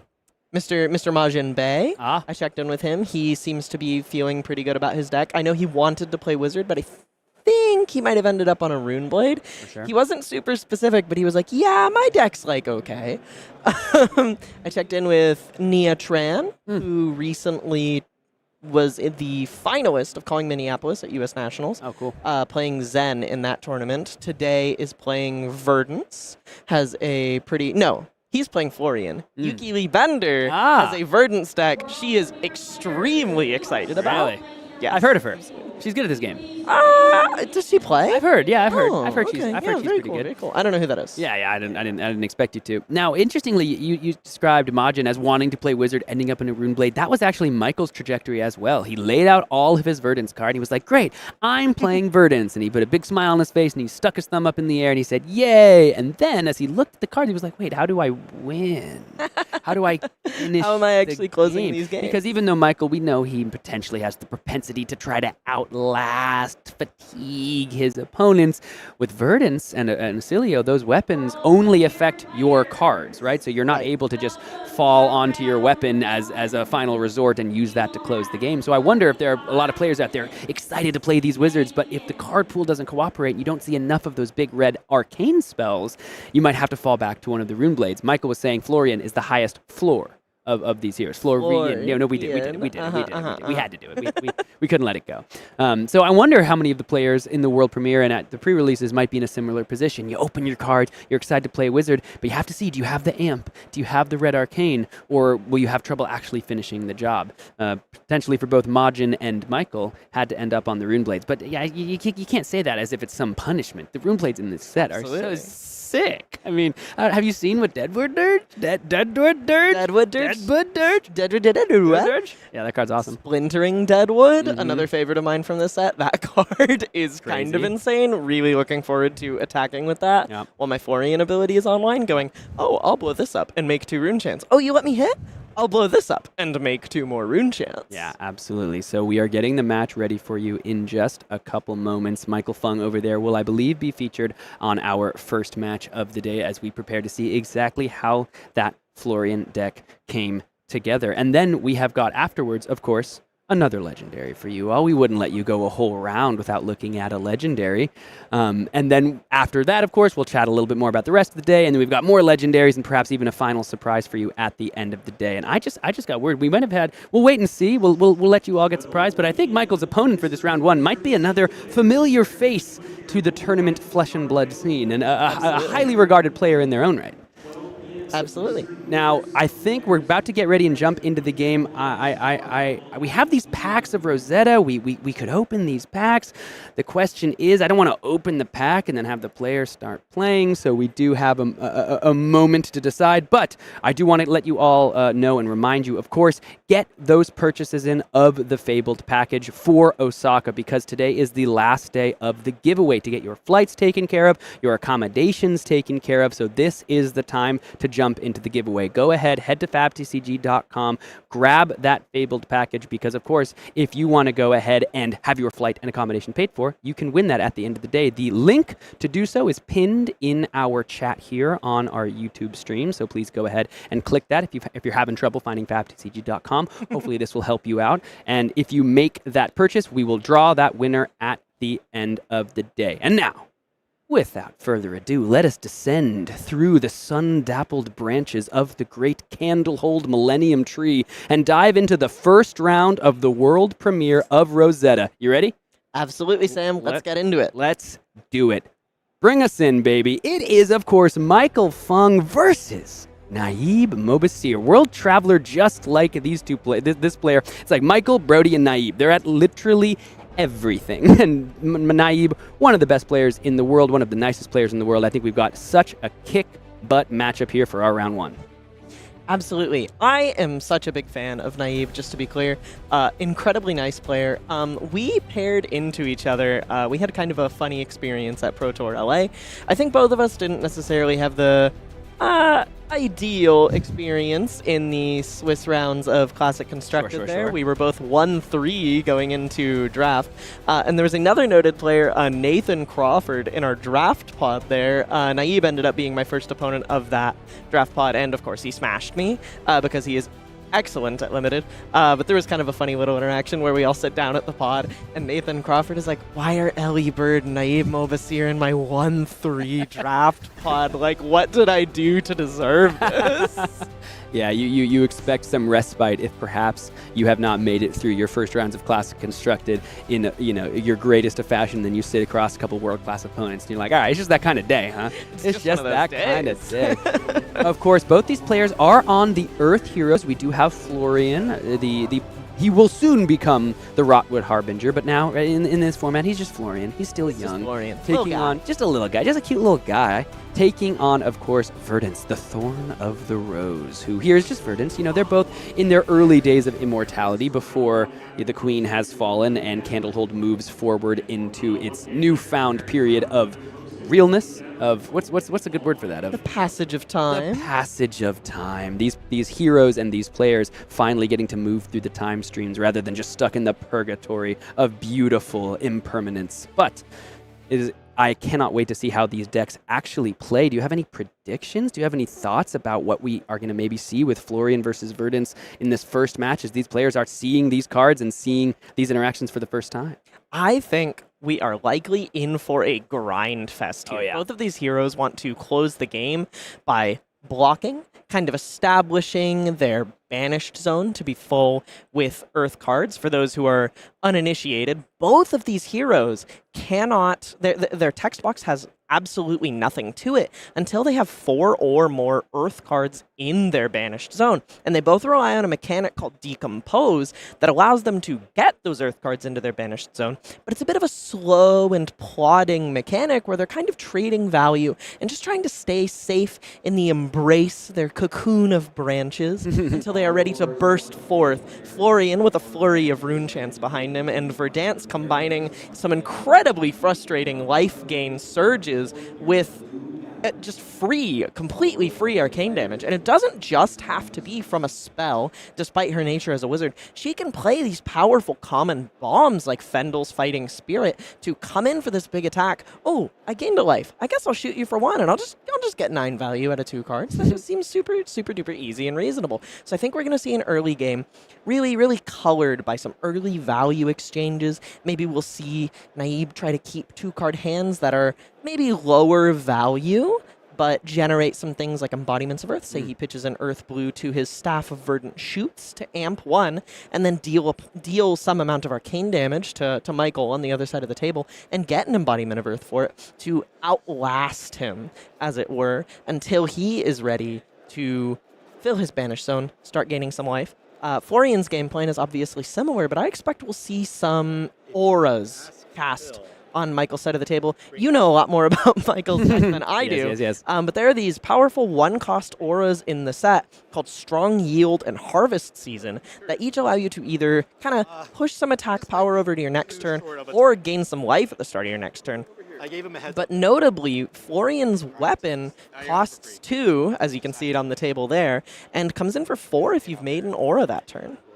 Absolutely. The other thing I want to bring up about Michael's deck here, he talked about not having a critical mass of ways to decompose. Some of them are in his blue slots. He's only got a couple that he really wants to actually be playing. But there's many of these Earth cards that are not just, that are similarly tied to the cards in your banish zone. And they, similarly to the young heroes, need 4 or more cards, right? So we saw a new card revealed on stream, Strength of 4 Seasons, that comes in for an additional +4 damage once you have those 4 cards in your Earth zone. So that's something we want to be watching for. Is Michael able to decompose enough to turn on some of those powerful effects? So not just his hero ability is online, but some of those more powerful cards that he is playing in the deck are also able to do what they're really designed to do. Even though, Michael was saying to me on stream, I'm not sure I need Florian's hero ability to win every one of my games. I should be able to win just based on strength of card in the deck. But some of those when the strength of the cards in the deck is also tied to the banish zone, we're going to have to see if Michael is able to decompose enough. And that's absolutely something we've seen in a few recent higher synergy limited formats where you have heavy hitters, where you maybe want to be playing with these wagers, but you can just draft good cards. And this is something that we've seen in part the Mistveil recently as well. I mean, one of the most popular ways to build Zen in that format was to completely eschew the transcending mechanic. And well, I'm just going to take a bunch of these efficient 1-for-4 attacks and I'm going to beat your face in. And it's possible that we see Michael take a similar approach today. Yeah, I also want to call some attention to the beautiful cold foil Sanctuary of Aria that the players are able to play with as a result of playing here in the World Premiere. A little bit of extended art as well. If this is a card you're going to be playing in all of these formats, might as well have a spicy one to sit on your side of the table. So a nice relic of this incredible World Premiere that these players are able to acquire for joining us here. Over 800 players. We need to find the exact count, but are you kidding me? Over 800 players here for the World Premiere of Rosetta. If that doesn't tell you that Fab is booming, I don't know what will. The hype is real. The return to Aria is upon us. For a lot of players, me included, this is my home set. This is how I started playing Flesh and Blood. I was playing with those original Blitz decks right out of the box with the one booster box that I purchased, opening a cold foil Shock Charmers, being like, what is this card? It looks so sick. And for a lot of players out there, they're now getting the chance to return to the set and the setting that made them first fall in love with this game. Absolutely. And speaking of the Sanctuary of Aria, there's actually a cute little secret in this set here where the token Sanctuary of Arias that come in the packs actually have, as you see on Naib's board there, they have little art puzzles that you can assemble, I believe 9 of them, in a large 3x3 grid that will give you a bigger scale piece of art. And in that case, Naib has the top center piece of the full art of Verdance, Thorn of the Rose. Yeah, pretty cool way to display your hero if you were not lucky enough to open a full Marvel. At least they've given some cool full art cards. On cards you're going to need, the Sanctuary of Aria is an important part of the limited format. I think it's something we're going to talk about a bunch throughout the weekend is the kind of elegance of that design, with bringing back the macro from Uprising in this way, not only in a way to allow for some interactivity with arcane damage in a way that doesn't allow them to have to print Arcane Barrier, but also, it's just so flavorful. You're sitting in Aria, you both have access to the magical enchantments that suffuse the air that allow you to prevent some of the magic that's just very baked into the essence of the place of existence itself. I just love the mechanic of it, and I love the flavor of it as well. Absolutely. We're seeing both players here kind of take stock of their decks, take closer looks at everything that they've got here, making sure that they're ready to shuffle up and present. But they're just taking their time, checking everything. And as we've seen a few times with Naib here, we actually have him drawing up some hands. Yeah, he's shuffling. I know, I like still that. Editing his deck. He's in the process of building at the table. He's like, you know what? You gotta give me a second. I need to make sure everything is absolutely perfect, and I am happy with the 30 cards that I present here, because you only get to present 30. Absolutely. I think all of these players in the event today as well, it's casual, they're having fun, everybody out there is excited as the players roll the dice. Looks like it's a 3 for Naib versus a 6 for Michael. So I think you can see he immediately put his head to his hand. Sometimes you wish you lose the die roll so you don't have to make the Absolutely. choice, right? But these players, even though it's a casual event today, this is very important practice for everyone except Michael Feng, because Michael Feng will be casting with us. But for everybody else that's playing in the calling, this is how they're going to be playing in the calling tomorrow with sealed decks just like these. So even though it's casual, just like we've seen Naib do, draw those first couple hands, make sure the deck is right. This is where you get the practice in before it really counts tomorrow. Absolutely. And it sounds like we heard a little bit from the table mics there that Michael has chosen to go first in this game. So maybe he's looking to start the game early with an Aura on his turn, maybe get a few things into his graveyard. You know, there are some pretty sweet commons in the set that let you very quickly and easily get some cards into your graveyard, like Fruits of the Forest. I mean, Yum, you yum. go first, yum yum. Yeah. You deny the opponent the opportunity to do any sort of hand filtering or blocking. I'm just going to dump a copy of Fruits of the Forest into my graveyard, set up my Decompose, till the fields for later, and just pass it over to you, put a card in my arsenal, and I'm content. Let's go. And I think it is critical for both of these Earth heroes to a critical count at 1, by the way. I think it is important for both of these two heroes to get cards in the graveyard, like you've so astutely mentioned. But facing down a Verdance, perhaps they throw only arcane damage at you, and then yes, you're able to pop your Sanctuary of Arya. You get to draw up at the end of the turn. So turn 0 is, I think, a fine time to use it. But then you're pitching cards into your deck. You're not able to establish any cards in your graveyard because there's no way, unless you have, a discard mechanic to gain some life or Fruits of the Forest, you're not able to interact with that arcane damage and get cards in your graveyard. So for Michael going first here as Florian, maybe it's just to send an attack because it's a guaranteed way to get a card in the graveyard, like you mentioned. And against the Wizards, that's not a guarantee. Sometimes they may just throw arcane damage, and then you're not going to be able to get those cards in the graveyard like you want to start the game. And that's absolutely a really, really astute point about this limited format, is that sometimes you will have a hand where you really want or need, especially these Earth heroes, you just really want or need to kind of send some of these cards on their way by blocking with them. And that's a really extra strength of the Wizards in this format, is that they can strand you with extra cards in your hand that you can't use and didn't have a plan for. So sometimes if you're not necessarily paying enough attention to how your deck's cost curves out, how frequently you can use your cards, convert your hand with things like Go Again, you may end up with cards that you couldn't use. Yeah. Michael and Naib here attempting to set the record for longest pregame procedure in Flesh and Blood history. We'll have to check the record books and check Gem to see if they managed to achieve that feat. But, it's always great to see players going for more than just the win of the game, looking to really etch their names into the history books as well. Absolutely. Fantastic. Maybe we can call up the Guinness Book of World Records for this one. Yeah, yours looks so much like, if I opened that, that'd be like, that's a cool card. But I was like, They're it looks like as though Michael and Naib are now commiserating over their art cards instead of starting the game, which I love. I love for them. For those at home, yeah, they're going to show. Oh, wow. Now you've got even a cool Florian. when I'm like online. Yeah. Oh, that's cool. Michael's saying once he's online, once Florian's ability is available, then he'll switch to that full art of the Sorrow Seed, of the Rotwood Harbinger himself. But unless they're going to fake me out for an 8th time, I believe the players are laying out their equipment. They have stepped into Candlehold Glade. The power of earth and lightning suffuses the air. It is time for the first round of the world premiere here in Tampa Bay. Rosetta is here. Let's get into it. Looks like Michael Feng is the active player here, taking a close look at his hand. He has a pretty sweet rare here, one of the meld cards from this set. And he is actually holding that card we just talked about, Fruits of the Forest. Seems like quite likely that we're going to see that card make its way to Michael's graveyard this turn. Yeah, Michael here may be able to establish a couple Earth cards. You can play the Arcane Seeds, Earth card in the graveyard. I'm going to play Arcane Seeds and Life. Look at you, Sam. We're going to go ahead and, if we're Michael here, going to go ahead and make a couple rune chants, gain a life, Create a rune chant, then create a rune and chant. then perhaps could follow that up with the Fruits of the Forest, the Yum Yum, if he so Yum Yum. desires. He has also that big red Autumn's Touch. The question is, does he want to throw any damage and give Naib the chance to block with Earth cards, placing Earth cards in Naib's graveyard, or just hold that red attack for a turn when Naib isn't able to just freely draw? And that's absolutely the question, When you present arcane damage on turn 0, you kind of give your opponent the opportunity to meaningfully activate their Sanctuary of Arya.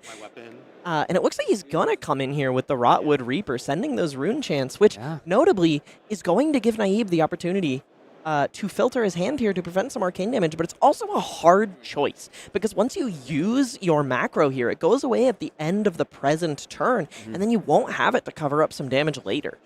Yeah. Naib here also watching as Michael keeps 2 cards in hand, and that could look like, all right, this was all he's able to do. But I think Michael, part of what was so attractive to him about this Rotwood Reaper attack is the Fruits of the Forest can be an extra way to use a card if Naib didn't think that Michael was going to be able to use all the cards in his hand. Interesting to see Michael go for this here because Naib is, of course, able to block with some cards, and he has some great Earth cards. He maybe would rather deploy them on the offensive, but they would look nice to go ahead and be utilized for their block value as well.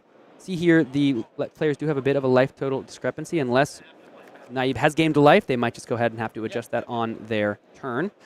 I believe what's going on there is that the life totals are inverted at the moment. That is what it is, yes. So it looks as though we will get that fixed on our end, but Naib did go ahead and activate that macro, block both of the arcane damage, and block with 2 of the cards, so was able to get the earth cards in the graveyard. I think actually switched the cards from the pitch to the block to make sure he got the earth cards he wanted in the graveyard. Michael was not able to get the damage across, but put 2 earth cards in the graveyard for himself and established what has to be that red Autumn's Touch in the arsenal here. Now, we talk about, like you said, when do you use the macro? I think it's kind of an interesting debate because now Naib, even though he doesn't have access to it for the rest of the game, he certainly was able to draw up when utilizing his cards in a pretty inefficient way, spend 2 cards out of your hand, block only 2 arcane damage, but got to draw up on turn 0. So if for my money, I think I'm going to be happy to utilize my Sanctuary of Arya on turn 0 if my opponent allows me to do so. Absolutely reasonable. It's a fantastic way to filter that opening hand if you decide that it's particularly clunky. He also did get to set up his Decompose, as you mentioned. Staff of Verdance Shoot's going to be the first action of the game here for Naib, and then we're going to come in with a Photon Splicing. This is going to be coming in because it's amped, I believe, for 5. This is going to as well, you can discard it to amp 1, but this here is just going to be 5 arcane damage. Looks as though Michael's going to take it. Head on down, I believe, to 18, and that means the Photon Splicing, oh no, this one's the amp, so it's not going to surge, but because of the Staff of Verdant Shoots, an embodiment of Earth created for Naib's turn, he's going to put that final card into the arsenal here. Back over to Michael's turn here. Taking a close look at his hand here, he is holding a Harvest Season, one of those 1-cost auras that we mentioned, but it also looks like his hand is quite red heavy, so he may be a bit starved on resources on this turn cycle. Yeah.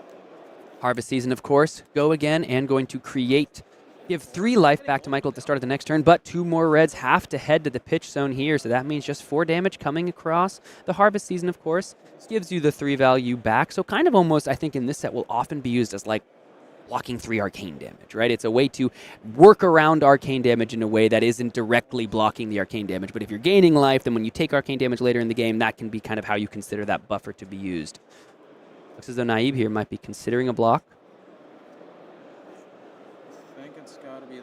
Looks like he is lining up a yellow Autumn's Touch with which to block on this attack.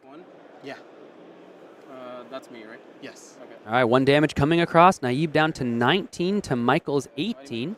Embodiment's going to pop, so no value gained for Naib off that first embodiment. That'll be something to track. Sometimes you make the embodiment and you don't draw up the non-attacks you want to block with, or don't draw up any at all. Or you just plain don't want to block. Yeah, That was a exactly. classic experience playing Briar for me is, oh, look at this cool embodiment of Earth. Oh, I don't want to. I don't care Why about would I this give you these embodiment. cards? These cards are sweet.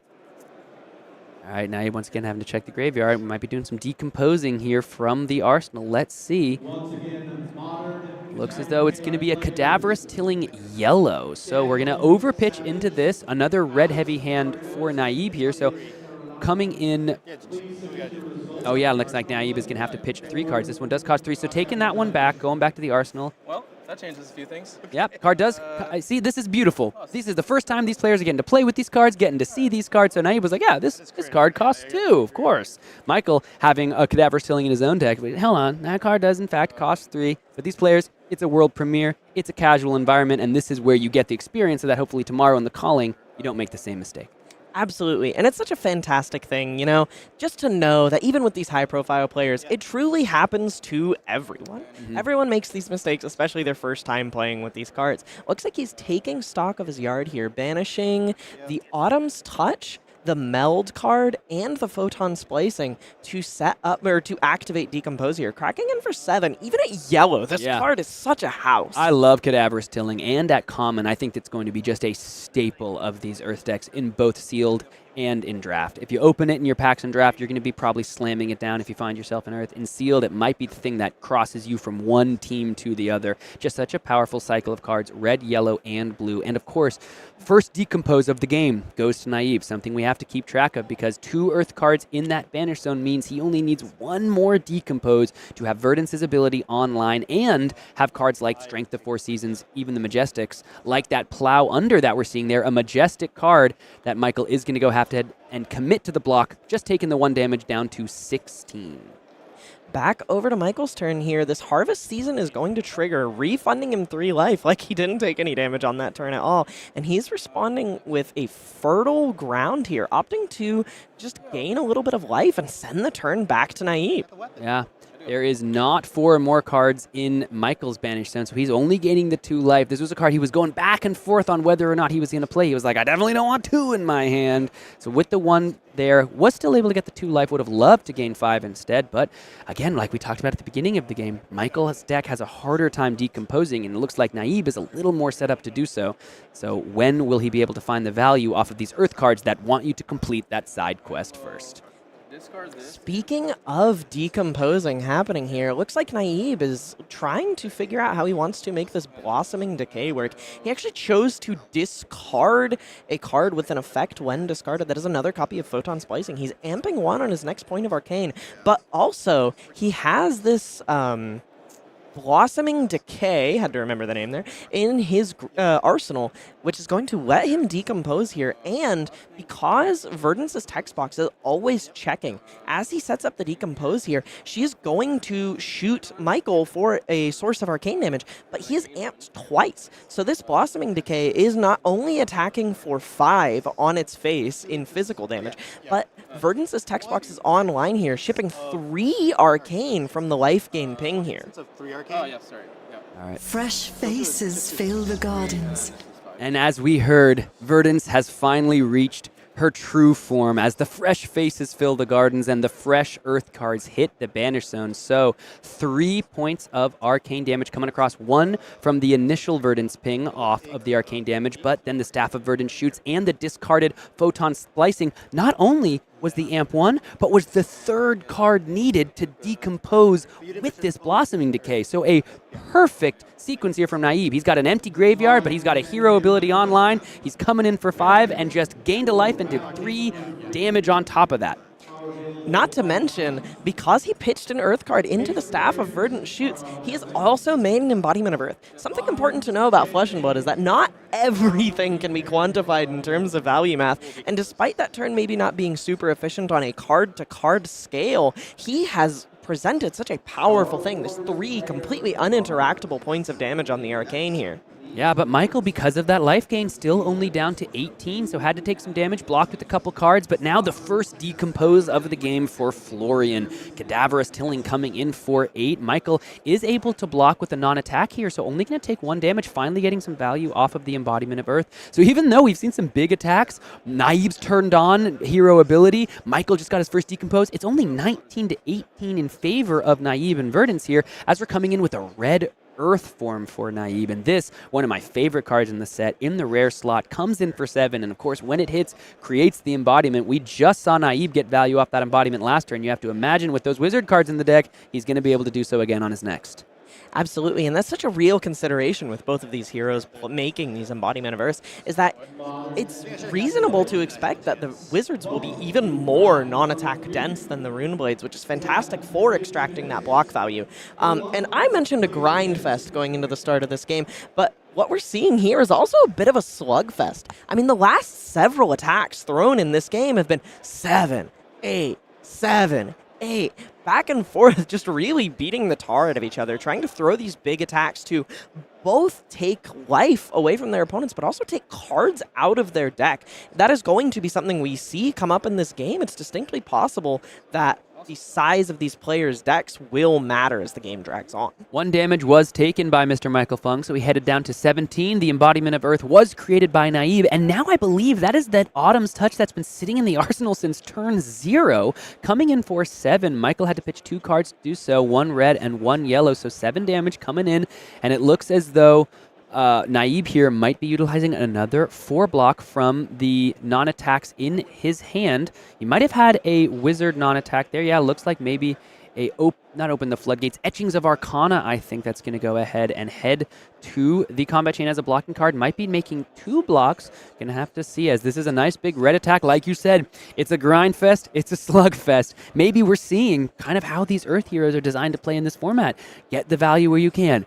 Big Earth attacks. Get your hero ability online and utilize the ability to go overrate once you are fully, active to finally close the game. As the Helm of Lignum Vitae and the Arcane Twinning here is going to go ahead and block for a total of, I believe, 6 on that attack for 7. Yes, +1 from the Embodiment of Earth and the +1 from Helm of Lignum Vitae being online as Naib's Banish Zone is well stocked.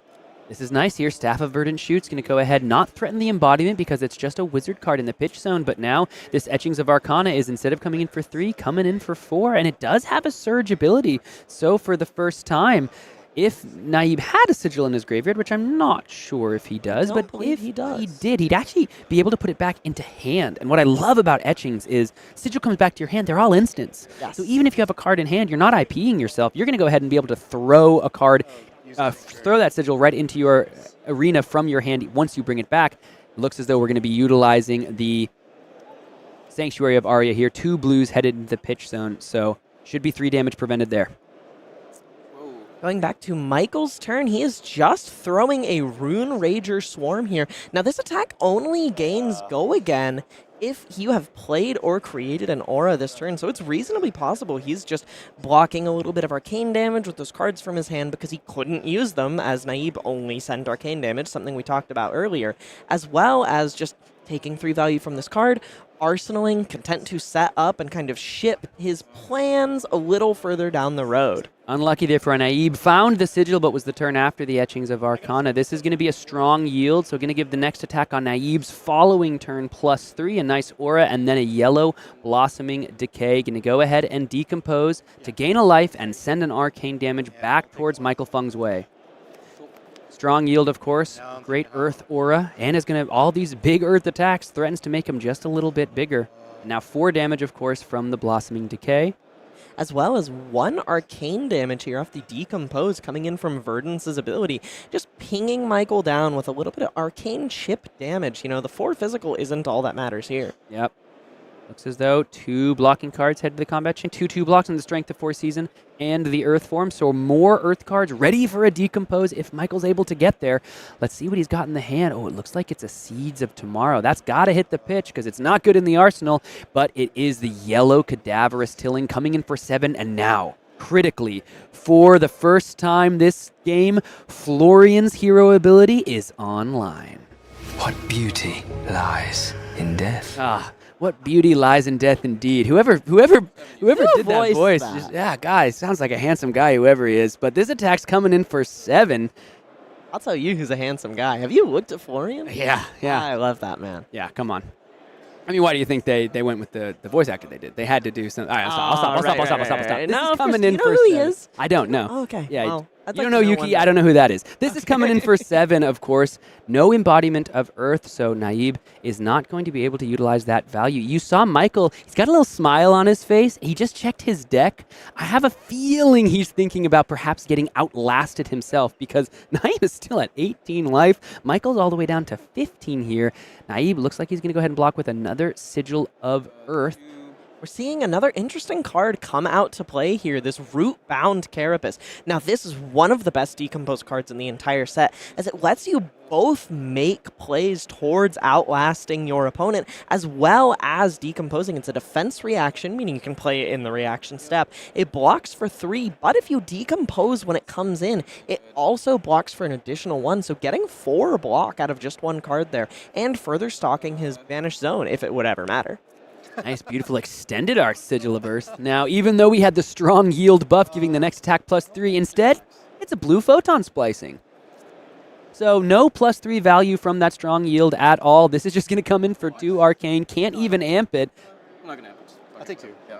So Michael just going to take the 2 Arcane here, but Naib is sitting pretty at 17, and maybe, let's see, both decks are starting to look a little thin. Harvest Season? Harvest Season going to be the first part of the play here into an Arcane... Oh, no, sorry, a Vantage Point, not an Arcane Cussing. This is a Vantage Point because an Aura has been created this turn. Finally, Michael is getting some evasive damage of his own. It's not just Verdance that can play with Arcane Evasiveness. This is Overpower, so only 1 action card can be committed to this block here. But maybe Naib has found another Rootbound Carapace, and that's potentially a way to get over that. There is another copy of Fertile Ground in Michael's hand here, too. So with 2 floating, Naib's thinking about what Michael's got for him. Maybe he's got that card for his arsenal. And then after this combat chain concludes, Michael's content to just go, well, I suppose I'll gain some life boosted by the fact that his Banish Zone is now well stocked, and just passing the turn back over. So we did find the Rootbound Carapace for Naib here. That did cause 1 damage to leak over the top, but of course the Fertile Ground is an instant, so 5 life back to Michael Feng. Now here's the thing. This is what Michael was talking about. Can Naib actually close the game out? Because with Michael sitting at 18 left and Naib's now 15, Michael has a Rotwood Reaper in his left hand there ready to swing towards Verdance, and Verdance only has the Staff of Verdant Shoots, so if Naib runs out of cards, deterministically, Michael would have the win. Absolutely. We're seeing Naib activate that Staff of Verdant Shoots, considering activating Hold Focus here as well, which, if you're unaware, is going to amp 1 on his next Arcane spell. And he is coming in with this Perennial Ether Bloom, a fantastic solution to how close we are to fatigue here. This card says if it surges here, it is going to go back to the bottom of Naib's deck, kind of stocking a little bit more arcane damage for later. Michael, seeing the writing on the wall, seeing how important that is, taking this opportunity to cash in that well-grounded, prevent 2 damage, and deny Naib this form of recursion. But unfortunately for Naib, the Harvest Season's giving 3 life back to Michael, so all the way back up to 18. The decks are starting to look thin, and with that Rotwood Reaper, potentially Michael has identified the way to victory here. Oath of the Arknight, a powerful red, perfect time for this in the game. Create a rune chant, create a second rune chant thanks to Florian's ability, and then let's see what the follow-up is going to be. Looks like it is just going to be the Rotwood Reaper. So this is coming in 2 arcane damage thanks to the rune chant, and then the buff of Oath of the Arknight just says next attack, Runeblade attack. Absolutely. It doesn't need to be an attack action card, so Rotwood Reaper now comes in for 7. I think Michael has identified the key to victory, Ellie.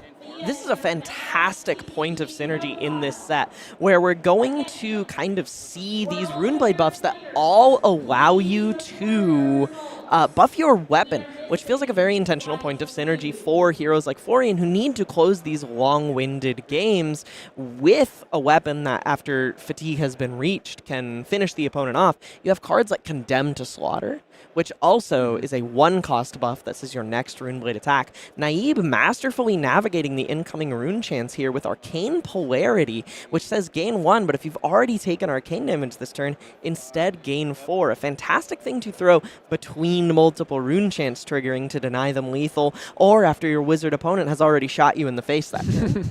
Something Michael and I discussed during deck build, precisely the use for red Arcane Polarity in the face of a couple rune chants. This is, of course, Blossoming Decay, so once again, we've seen it once, we've seen it twice. How about a third time? Going to go ahead and banish the 3 cards from the graveyard, gain the 1 life, 1 arcane damage pinged towards Michael Feng, but at 17, he's looking like he's moving towards that bruised leather because he has already taken the damage, and that does turn on its Prevent 1 effect.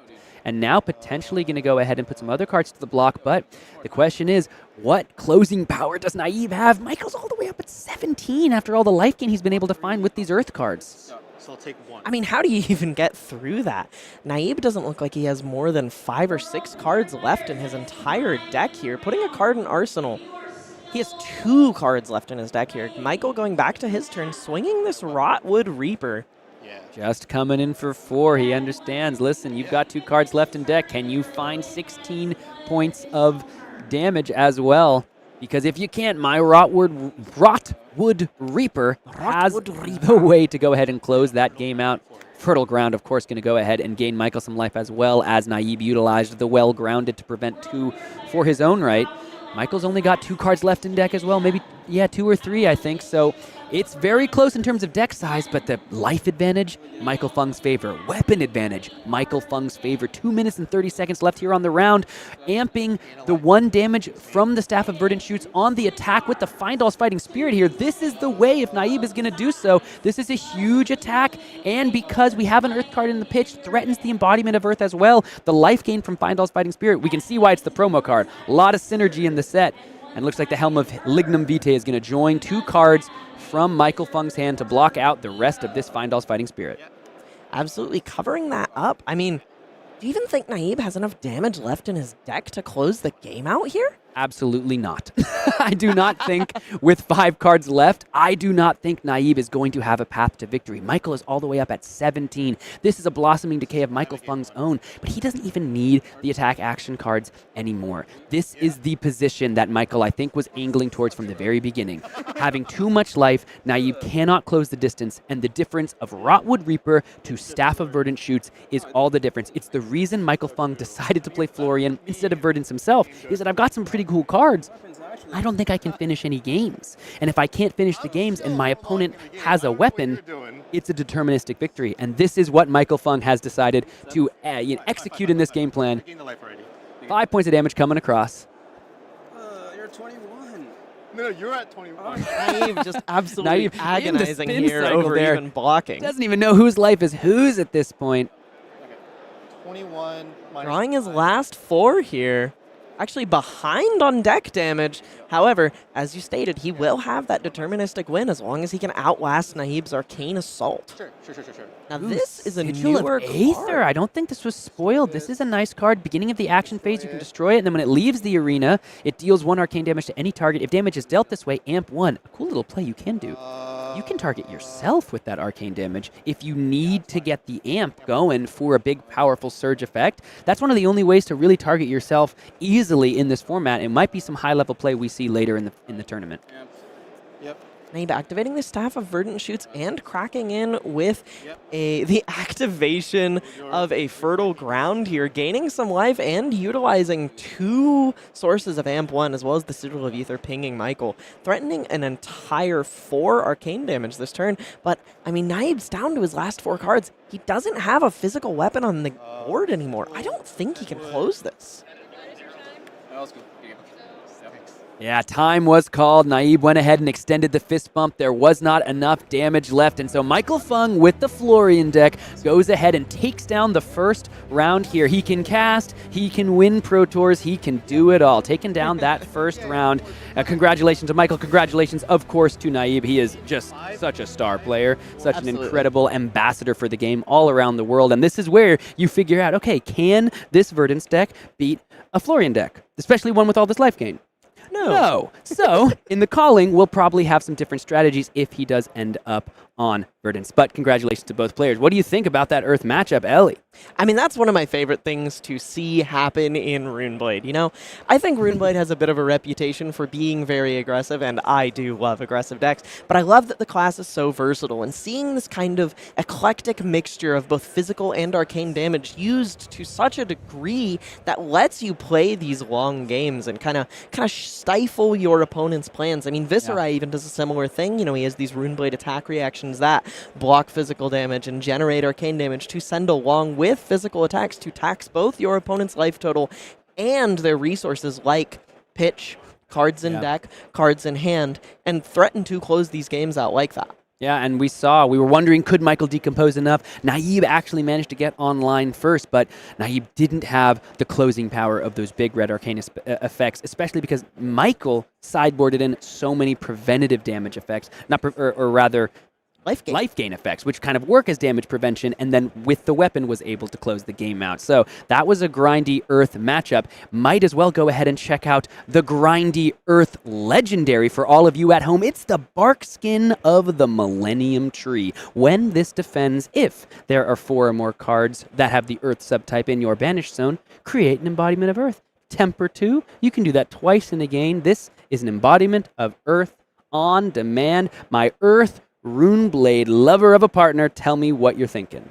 How much life do you think this card is going to be worth on average in a given game of Flesh and Blood? I mean, lot. look at this, right? You know, you can block with this. Oh, I drew 2 to 3 non-attack actions, and I just blocked 2 with Temper. I guess I'll also block another 4, then 4. That seems fine by me. Getting 2 activations out of this is fantastic.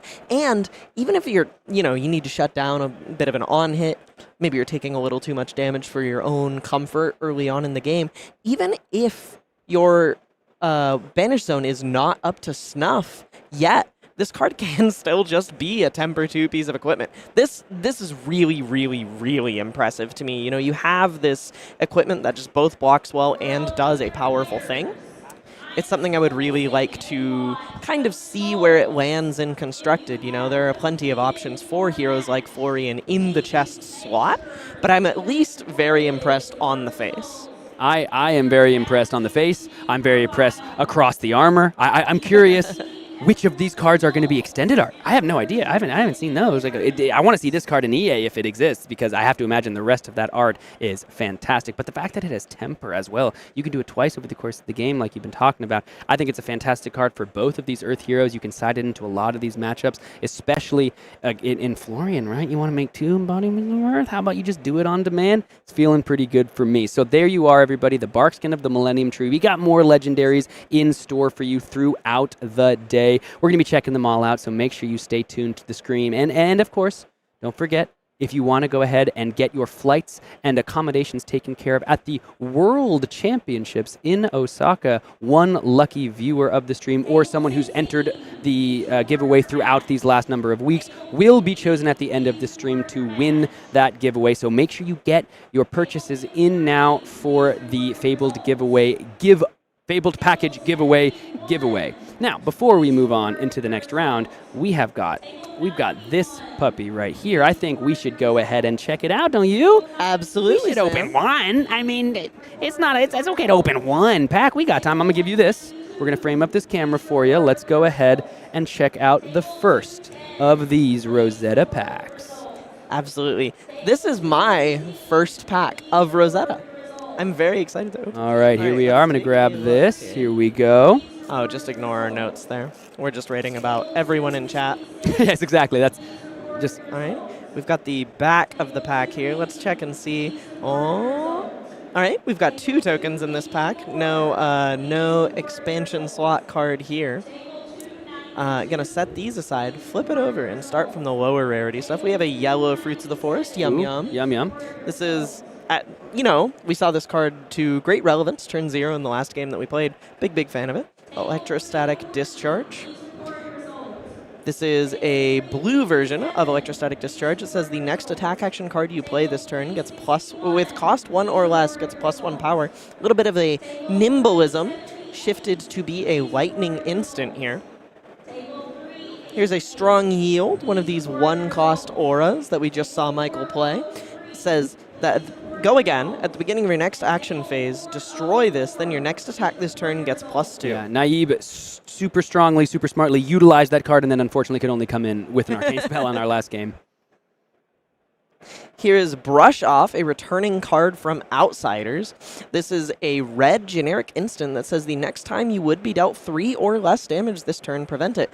Notably, if they somehow at instant speed go over the 3 damage, this card actually does nothing. Yeah. Got to be careful. You want to maybe use it to stop a surge, but if the surge is too strong and you don't have your Aria Sanctuary, that won't work for you. We have Sigil of Lightning here, a blue sigil that says at the beginning of your action phase, destroy this. When this leaves the arena, create an embodiment of lightning token. Quite nice. This is my favorite piece of art in the entire set. We were talking about this earlier. I adore this art. This is called Arcanic Spike.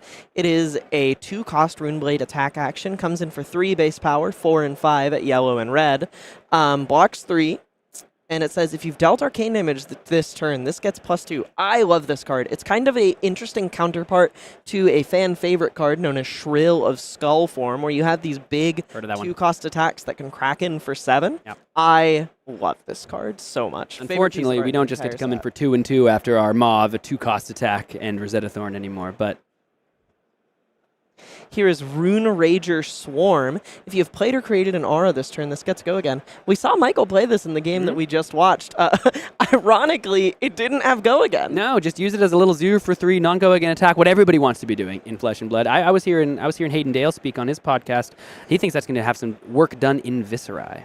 Here is Overflow the Aetherwell. This was one of the first wizard cards spoiled when we took a little bit of a visit to the Zap Factory during spoiler season. It's a 0-cost wizard action, blocks 3. This one is yellow, so it deals 2 arcane damage to target hero. If this deals 2 or more than 2 damage, Surge, gain 2 resources. Come on.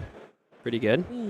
Deadwood Dirge. I also love this card. I am so excited to see what Vincent is capable of with this card. For real. This is a yellow one, so it will destroy an aura you control, then make 2 whole rune chance. Cost 0. Rune Blade, it's non-attack action with go again. Blocks for 2. And of course, the reason that Deadwood Dirge is so good in Vincent, you always make that rune chant when you lose a card from your hand. So Deadwood Dirge will always be online. Absolutely. Here's Sigil of Forethought. I believe this is one of the last commons in our pack.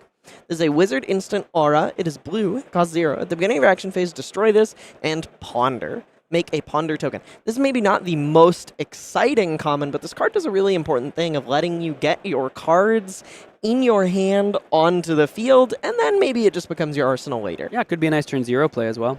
Here is our equipment in the pack, the Runaways. No free ads. Card from No free ads. No free ads.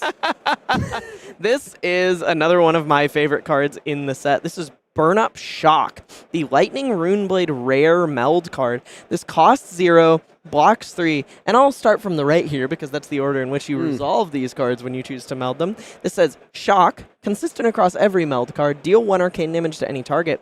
And then the left half of the card, Burn Up, says the next time an attack you control, notably able to be carried by Starfall or other Runeblade weapons, hits a hero this turn, deal 4 arcane damage to them, go again. I mean, this card is so impressive. This is a 0 for 5 in the right conditions. And a nice little signpost card in both sealed and, when limited. We got a Majestic! This is the funniest card in Flesh and Blood to me. Got a I am so excited to be the one to open it. I can't believe it.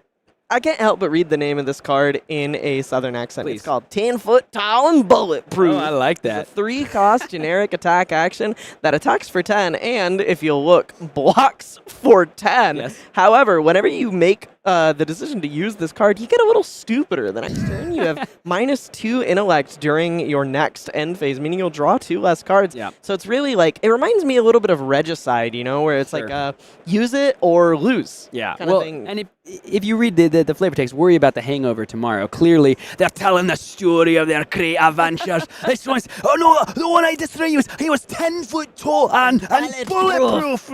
And then the next morning, unfortunately, pounding headache, thus your intellect has been reduced. When I saw this card for the first time. There's another card in this pack, which is interesting here. We have our foil. This is Trip the Light. Fantastic. A common from this set. Shout out to Greta Van Fleet. This is a 1-cost lightning action attack that has 5 power, blocks 2, a little bit of a critical strike stat line. Though it doesn't block 3 like critical strike, this card has an incredibly flexible instant in its text box that allows you to discard this and prevent the next 2 damage that would be dealt to you this turn. I mean, this is such an amazing card at blue. Oh, yeah. Come on now. Even at red, it's nice and on rate. And, of course, we did have that Runaways equipment there. Shout out to the Runaways. A team in Flesh and Blood that works very hard in both the competitive and the content side. So, no free ads, though. One of our players last round was a member of that team, Mr. Absolutely. Naib Mobassir. So, we have got just a couple moments before the next round. Once again, just a reminder, go ahead and get those Fabled packages in because this is the last day that we have to get the giveaway off. We are going to go ahead and take a quick break to move to a Blitz video gameplay between both Florian and Verdance. And we do have a preview card next round as well, if you want to go ahead and check that out. We have got another legendary for you, so make sure you stick around for that. So we got a Blitz game for you to watch, and then in just a couple seconds, we've got the second round of the world premiere of Rosetta here in Tampa Bay. Don't go anywhere.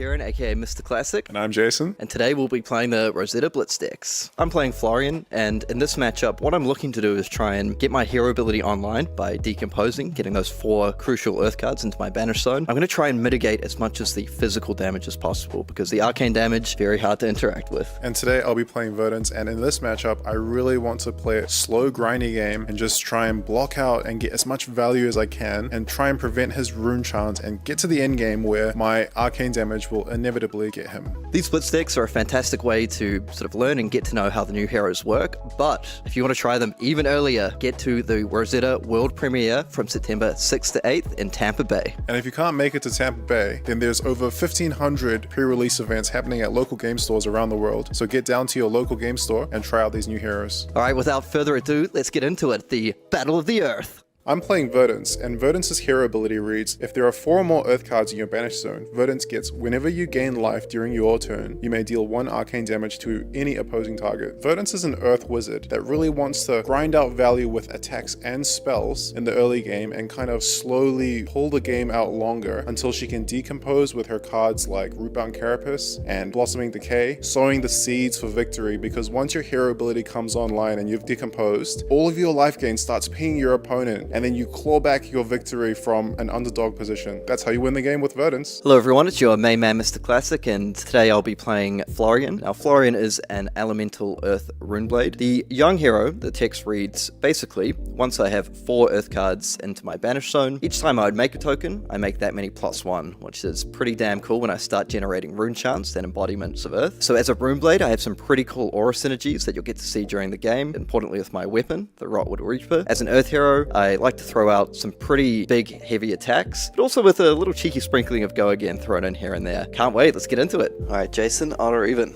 Odd, please. Classic. Oh, nice. Odd. Start. May I have this Verdance? Yeah, you're an odd guy. Makes sense. Oh, whoa. In a good way, in a good way. I almost don't want him to get Earth cards in his graveyard. I don't want him decomposing. I think we'll just push our advantage here. Yeah. Pitch my blue Autumn's Touch to activate Staff of Verdant Shoot. Now this says, once per turn action, pay 3 resources, amp 1, go again. And when 1 or more Earth cards are pitched this way, the next time I deal arcane damage this turn, create an embodiment of Earth token. And now we will be coming in with a Pop the Bubble blue for 1 arcane damage. Now this says deal 1 arcane damage to target hero, and the surge is if this deals more than 1 damage to a hero, destroy an aura opponent they control. Now he doesn't have any aura opponents, so right now I'm either trying to get 2 damage in, get an embodiment of earth, or try and get him to pop his Sanctuary of Aria. Yeah, I mean the embodiment's annoying, but 2 damage, I think I can do better than that for my Sanctuary, so I'm going to go ahead and take 2. Thank you, sir. I will take my embodiment of earth, and then discard a Fruits of the Forest. And this says, instant, discard this, gain 2 life. Forest fruits, yum yum. Yum yum. Okay, now I'll pass priority to you. Well, I actually have an instant Earth Aura. No. Sigil of Sanctuary, so Earth Instant Aura, Arcane Shelter 1. If you be dealt arcane damage, destroy this to prevent 1 of this damage. And when this leaves the arena, create an embodiment of Earth token. Give myself a little bit of protection here. That's pretty good. I might have to deal with that sooner rather than later. For now, I'll just Arsenal and pass to you. So here, I could have discarded both fruits to gain 4 life and start the game on an overwhelming advantage. But I actually wanted to set up for my next turn and Arsenal one of the Fruits of the Forest because it does attack for 7. And in an Earth Mirror, you really want to be playing the value game and trading with your opponent. So you need those big attacks in your deck, and you definitely need to set them up. Pitch and play an Oath of the Arknight. So Runeblade action, your next Runeblade attack this turn gets +3 and create a Rune Chant token. I am going to pitch and attack with Rotwood Reaper. So this is an Earth Runeblade weapon, costs 2 to attack, 2 base power. If you've played or created an aura this turn, it gets +2. So because I've made a Rune Chant off the Oath of the Arknight, it is coming in for 4 + 3, 7, and 1 arcane. So 7 and 1. Don't think we'll be activating our Sanctuary of Aria to prevent the arcane, so we'll just take 1 damage from the Rune Chant here. And then because we have an embodiment of Earth in play, we actually want to be blocking with our non-attack actions, which is very fortunate for me here because I have 2 of them. So I'll be blocking for 3 and 3 + 1 of each. So this is blocking for 8 total. Very clean block, sir. So my Oath goes to the graveyard and then I pass back to you. Nice. And for our turn, it's good that Verdance is a Earth wizard because we can just swing in with a big attack for 7. So attack with Fruits of the Forest, which is just a vanilla 7. Gotta watch out a little bit because Verdance can deal a lot of arcane damage. So while I'm tempted just to hold my hand and attack with everything, I probably need to be a little bit more careful in this spot. I'm gonna go ahead and defend for 3. Taking 4. So this will drop me down to 14. Yep, I will pass the turn. Okay, my turn, I will pitch and play Strong Yield. This is an Earth action aura. Beginning of your action phase, destroy this, then your next attack this turn gets +3. So that's sort of setting up for my next turn. And now I will play a Rune Rager Swarm for 3. So if you've played or created an aura this turn, it gets Go Again. Because I've played the Strong Yield, I'm coming in for 3 with Go Again. Him playing the Strong Yield here means we kind of want to try and push as much damage as possible next turn. So he's probably going to be coming in with his Rotwood Reaper for 4. So for this one, I will declare no blocks. Very good. Cool. I will take 3 down to 18. You were correct. I will attack for 4 with the Rotwood Reaper. And I'll just be defending this with a red Autumn's Touch, defending for 3. So taking 1. And then I pass the turn to you. We kind of want to just maximize our resources. We'll pitch a blue Summon's Fall here and play Harvest Season. This is a 1-cost Earth Action Aura with Go Again that says at the beginning of your action phase, destroy this, then gain 3 life. So we're kind of just setting up to like nullify his Strong Yield almost. Then I will meld Pulsing Aether Life. These meld cards are new to Rosetta and very cool. Effectively, you can play either one side or both sides. You do have to pay for either side. This one costs 1, so playing both sides will cost me 2 total resources. And so I will choose to play both sides since I have 2 floating. And I will gain 1 life and then I will deal 4 arcane to you. How long do I hold the Sanctuary? I think I'm going to still hold on to it for now. So I'm going to let the Sigil of Sanctuary prevent 1 of that damage, creating an embodiment of Earth. And then I will take the 3 remaining damage. Nice. Alright, we really wanted to get rid of that Sigil of Sanctuary, so I will just pass the turn here. We've done our job. Embodiment of Earth, farewell. Now our Strong Yield is now activated. I'm going to start things off by playing a Malefic Incantation. This is a Runeblade action aura with Go Again, 0 cost. It enters the arena with 3 verse counters, and once per turn, when you play an attack action, remove a verse counter from this. If you do, create a Rune Chant token. We will follow up with... The world premiere is rockin' and rollin', and we are getting ready for round 2 here in Tampa Bay. If you like that Blitz video, of course, you can check out more of those at youtube.com/fabtcg. They've got the whole gamut. They run the gamut of all the heroes. But if you enjoyed the Earth heroes but are on Team Lightning and are trying to see a little bit more zip, zappity action, then guess what? We have got just the game for you. Are you ready to get into it, Ellie Bird? Absolutely. I personally am Team Lightning. I cannot wait to see this matchup. Aurora versus Oscilio. 2 people here to kind of zip, zap, zoom each other out of this game of Flesh and Blood. Yes, we've got Angel Hernandez on Aurora, the Lightning Runeblade, versus our very own Max Ferocity, cosplayer extraordinaire, showing just that the chops extend just beyond the workroom in metrics. A fantastic player in her own right. Often I can see her posts. She always does great at these events. She's like, I having so much fun playing, and also winning all these cosplay competitions. But can see both players here at 1-0.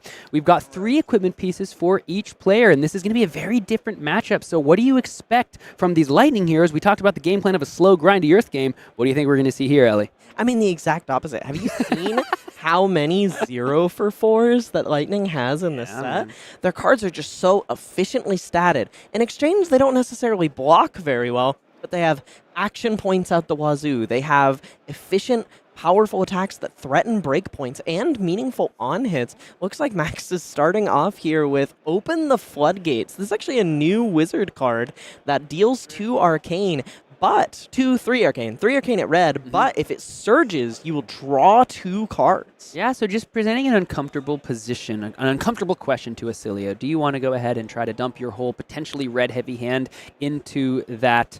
to Aurora here, into that Sanctuary of Arcana, or of Aria, because even though it's only 3 damage, it's hard to interact with in this format. You need something like a Trip the Light Fantastic, you need something like that Sanctuary of Aria, or that brush off we can see in Max Ferocity's pitch zone. However, this is only for Angel to decide. Absolutely. Taking stock of his hand here, looks like he is pitching into that Sanctuary of Aria, turn 0 yet again. I feel like such a fool for suggesting that it might be too costly to ever activate, as both players we've had on stream here going second have opted to, I don't really feel like losing 3 life on the first turn of the game, and I don't really want these cards in my hand either. I'm just going to comfortably put these on the bottom of my deck, filter my hand, refill here, and we're going over to Angel's turn. And because it's so kind of underrated to pitch into that Sanctuary, I do think turn 0 is a great time to do so. We might see kind of an evolving meta throughout not only the World Premiere, but the Calling tomorrow, as players attempt to maybe hold back some of these arcane spells if it's turn 0, because they don't want that Sanctuary of Arya to go ahead and be the play for, an easy to utilize on turn 0, get those cards back at the end of the turn. But we are back over to Aurora's turn here. It's going to be a Sigil of Deadwood. Even though the card looks like a Florian card, it's just a Runeblade action. So going to go ahead and create a Rune Chant token on leaving the arena. Go again action. Even though it's a Sigil, it's not one of those instants. So is going to be having to use the action point, does have go again. However, Arcane Polarity pitching into a lightning form. So this is nice because even though Angel did not have the ability to create potentially that embodiment of lightning because there wasn't a blue card in the hand beyond the Sigil of Deadwood, still presenting an on-hit now to Oscilio, and Oscilio has a lot of cards in that deck that don't block. Absolutely. I love this card. It is so, as I've mentioned, like the lightning cards are, efficiently statted. It maybe doesn't block the way you need it to, but it has these meaningful on-hits that I'm saying, if she decides to let this attack through, Angel has an entire extra action point to fire off more attacks with on the next turn. Also, his last card in hand is a Lightning Surge, which gains go again if played from Arsenal. Yeah. If she opts not to cover this up, and he goes into his next turn with an Embodiment of Lightning, a Rune Chant from Sigil of Deadwood, and a free action point on this Lightning Surge in the arsenal, we could see something really, really explosive as early as turn 2 in this game. Absolutely. 2 points of damage came across, but the Arcane Polarity is going to go ahead and shore some of that back up. I think Yeah, it's just regular damage. potentially gaining 3, but looks as though, we've got 1 Arcane Polarity from the arsenal here. If you're going to play one of these when you haven't taken arcane damage, the blue one's the best. There's only a 1-point discrepancy between when it's online and when it's offline. Oh, yes, because it does need to be arcane damage, not just any damage. I thought it was just damage, but the Arcane Polarity going to get out of the arsenal there. Looks as though it was kind of an awkward turn 0 for Max Ferocity, as she did have to put that blue card in the arsenal. Not your best, target for the arsenal here. You can see that's why she wants to cycle it out of there, but like you described, those damage did tickle across to Oscilio, and so now Angel is set up. Lightning Surge in arsenal, Embodiment of Lightning there in the arena, as well as the Sigil of Deadwood to make a Rune Chant. Let's see. We're going to have to wait and see how Angel wants to utilize those strong cards, but first, it's up to Max Ferocity to put the pressure on. It's going to be an Etchings of Arcana. Looks like no lightning cards played, so can't activate Volzar to amp it, so this is just coming in a little arcane head jab for 3. Good old zap. They're just churning them out over there at LSS. 3 arcane damage for 0. If she had any sigils in her yard and this surge, she could pick them back up and slam them straight onto the board. Angel taking a moment here to take stock of everything, probably considering playing that brush off in his hand, as we're seeing here, to cover some of this damage up. So I'll take 1. So yeah, if you play the brush off here, it actually doesn't prevent anything because Angel. Oh no. So how does this work? So it's coming in for 3, but if you brush off 2, you would be taking. Next time you would prevent 2 damage. I don't think the brush off works. You'd have to play the red here to be able to prevent the damage. So brush off here, not going to go ahead and prevent anything. Just 3 damage going to come across, and Angel going down to 17. I thought I knew how that worked, and then Angel was so confident, like, yes, it does work like this. I was like, wait. Really? Fantastic. Yeah. I believe you, opponent. Yes. And I love seeing these casual games, these gracious moments where somebody plays a card, they don't really realize what it does, and their opponent's like, oh, that's fine, no big deal. You can just take that back. We're just here to play a game. We're just having some fun. The calling tomorrow, vibe might be a little different. Today, however, I love to see that. Just some good faith gameplay from both sides of the table. Yeah, and both players here with some awkward cards to start off. We've seen the brush-offs and the arcane polarities. But start of the turn, Angel is going to go ahead and make that beautiful Lightning Rune Chant, one of the new cards here in Rosetta. The Lightning and the Earth variants of these cards we've seen for so long, since all the way back in Arcane Rising. Let's see what the next play is here from Angel. Of course, representing all the way from Puerto Rico. Incredible to see the way the game has grown and brought players from all over the world here to celebrate the world premiere of Rosetta in Tampa Bay. And absolutely. taking stock and considering all of his lines, pitching this Sigil of Cycles blue to play this meet and greet, pinging for 1 rune chant and triggering this embodiment of lightning. And I think this is very heads up here.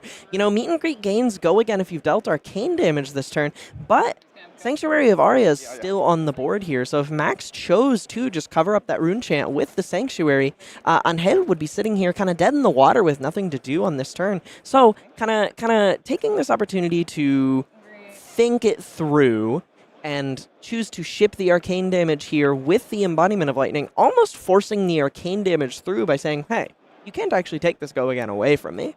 And Angel and Max Ferocity both kind of having trouble starting their turns off with that lightning card, and both of the weapon slots really want to see a lightning card used. Volzar, of course, is going to amp the amount of lightning cards you played, and Starfall needs a lightning card to have been played to get the +1 and the go again. So it's a little awkward for both of these players to start things off, and it's going to be coming down to who can really navigate the turns the best so that when the red power cards do show up with the pitch and the go again and the amp for Oscilio's side of the table, that's going to be, how did you navigate those early clunky turns to put yourself in the best position once the Reds finally come around? Absolutely, Sam.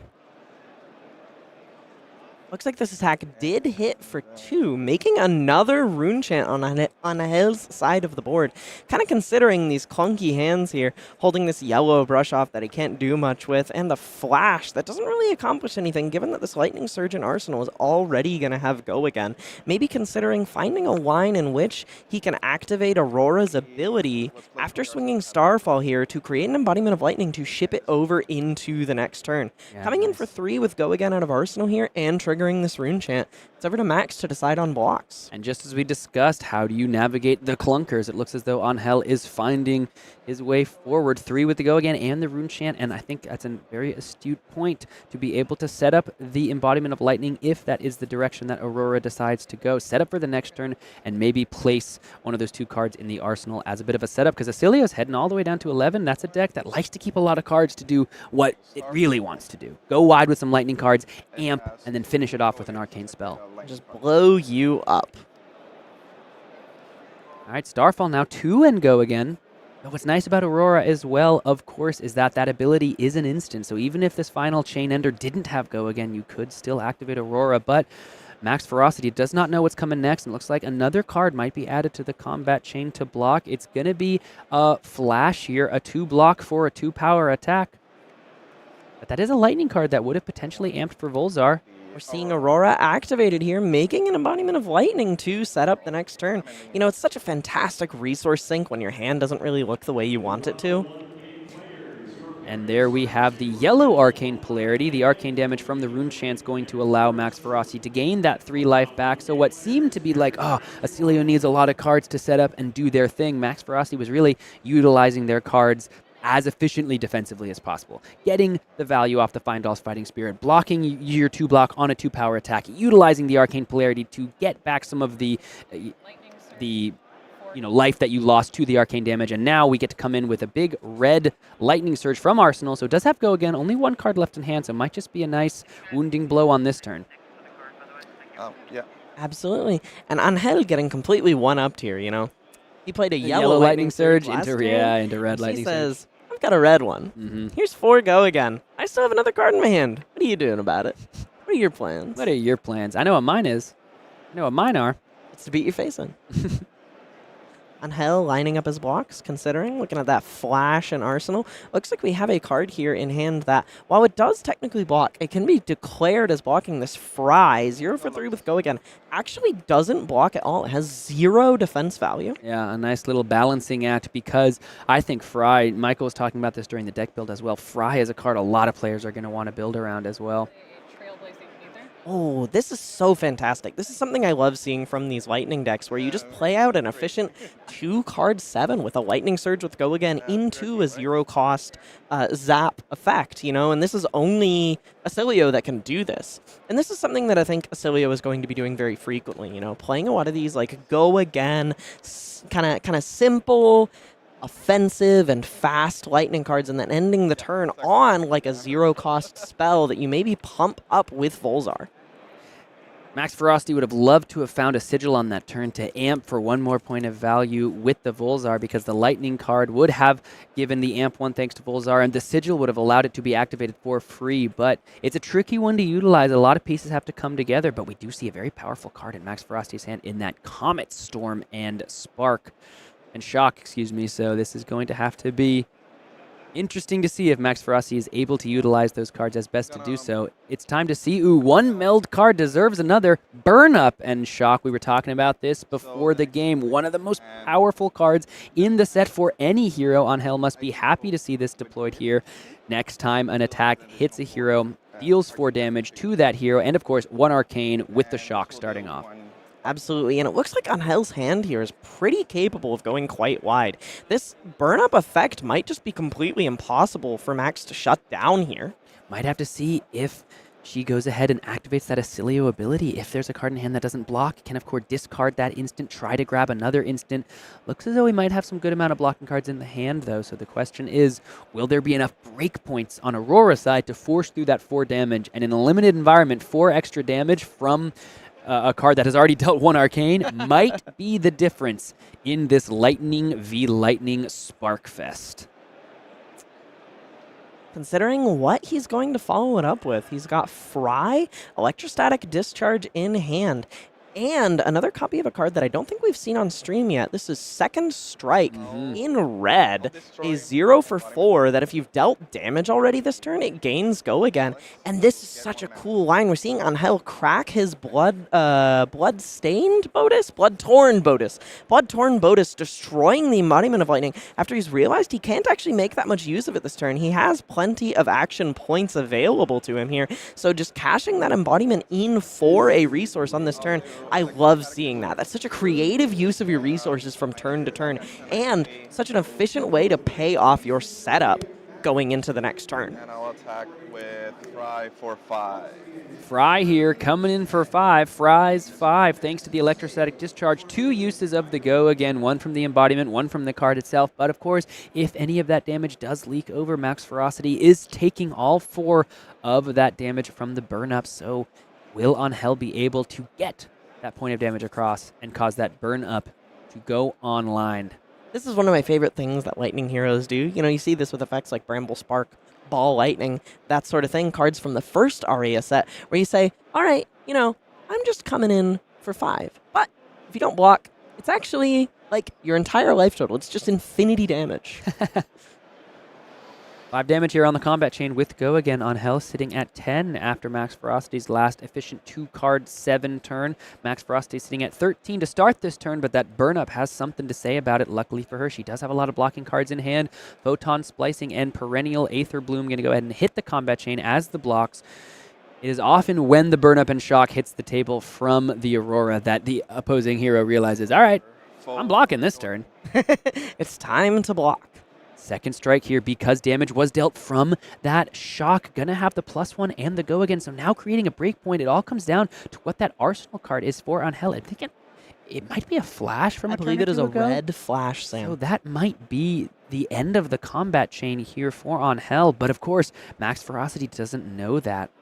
And this would be why I believe the Blood-Torn Bodice could have been utilized for the Aura generation, for the Starfall at the end of this chain, because Burn Up, of course, would work on the Starfall as well. Starfall could also be between Fry and Second Strike here, threatening another point of Go Again. So that's going to be 8? 8, yeah. Ooh, Max Ferocity taking the damage here. 8 damage, 4 from the Second Strike, and the Burn Up gonna trigger, so 4 damage coming across. You were at 13? 13. Yeah. We are about to see a absolutely massive amount of damage from the other side of the table come across here.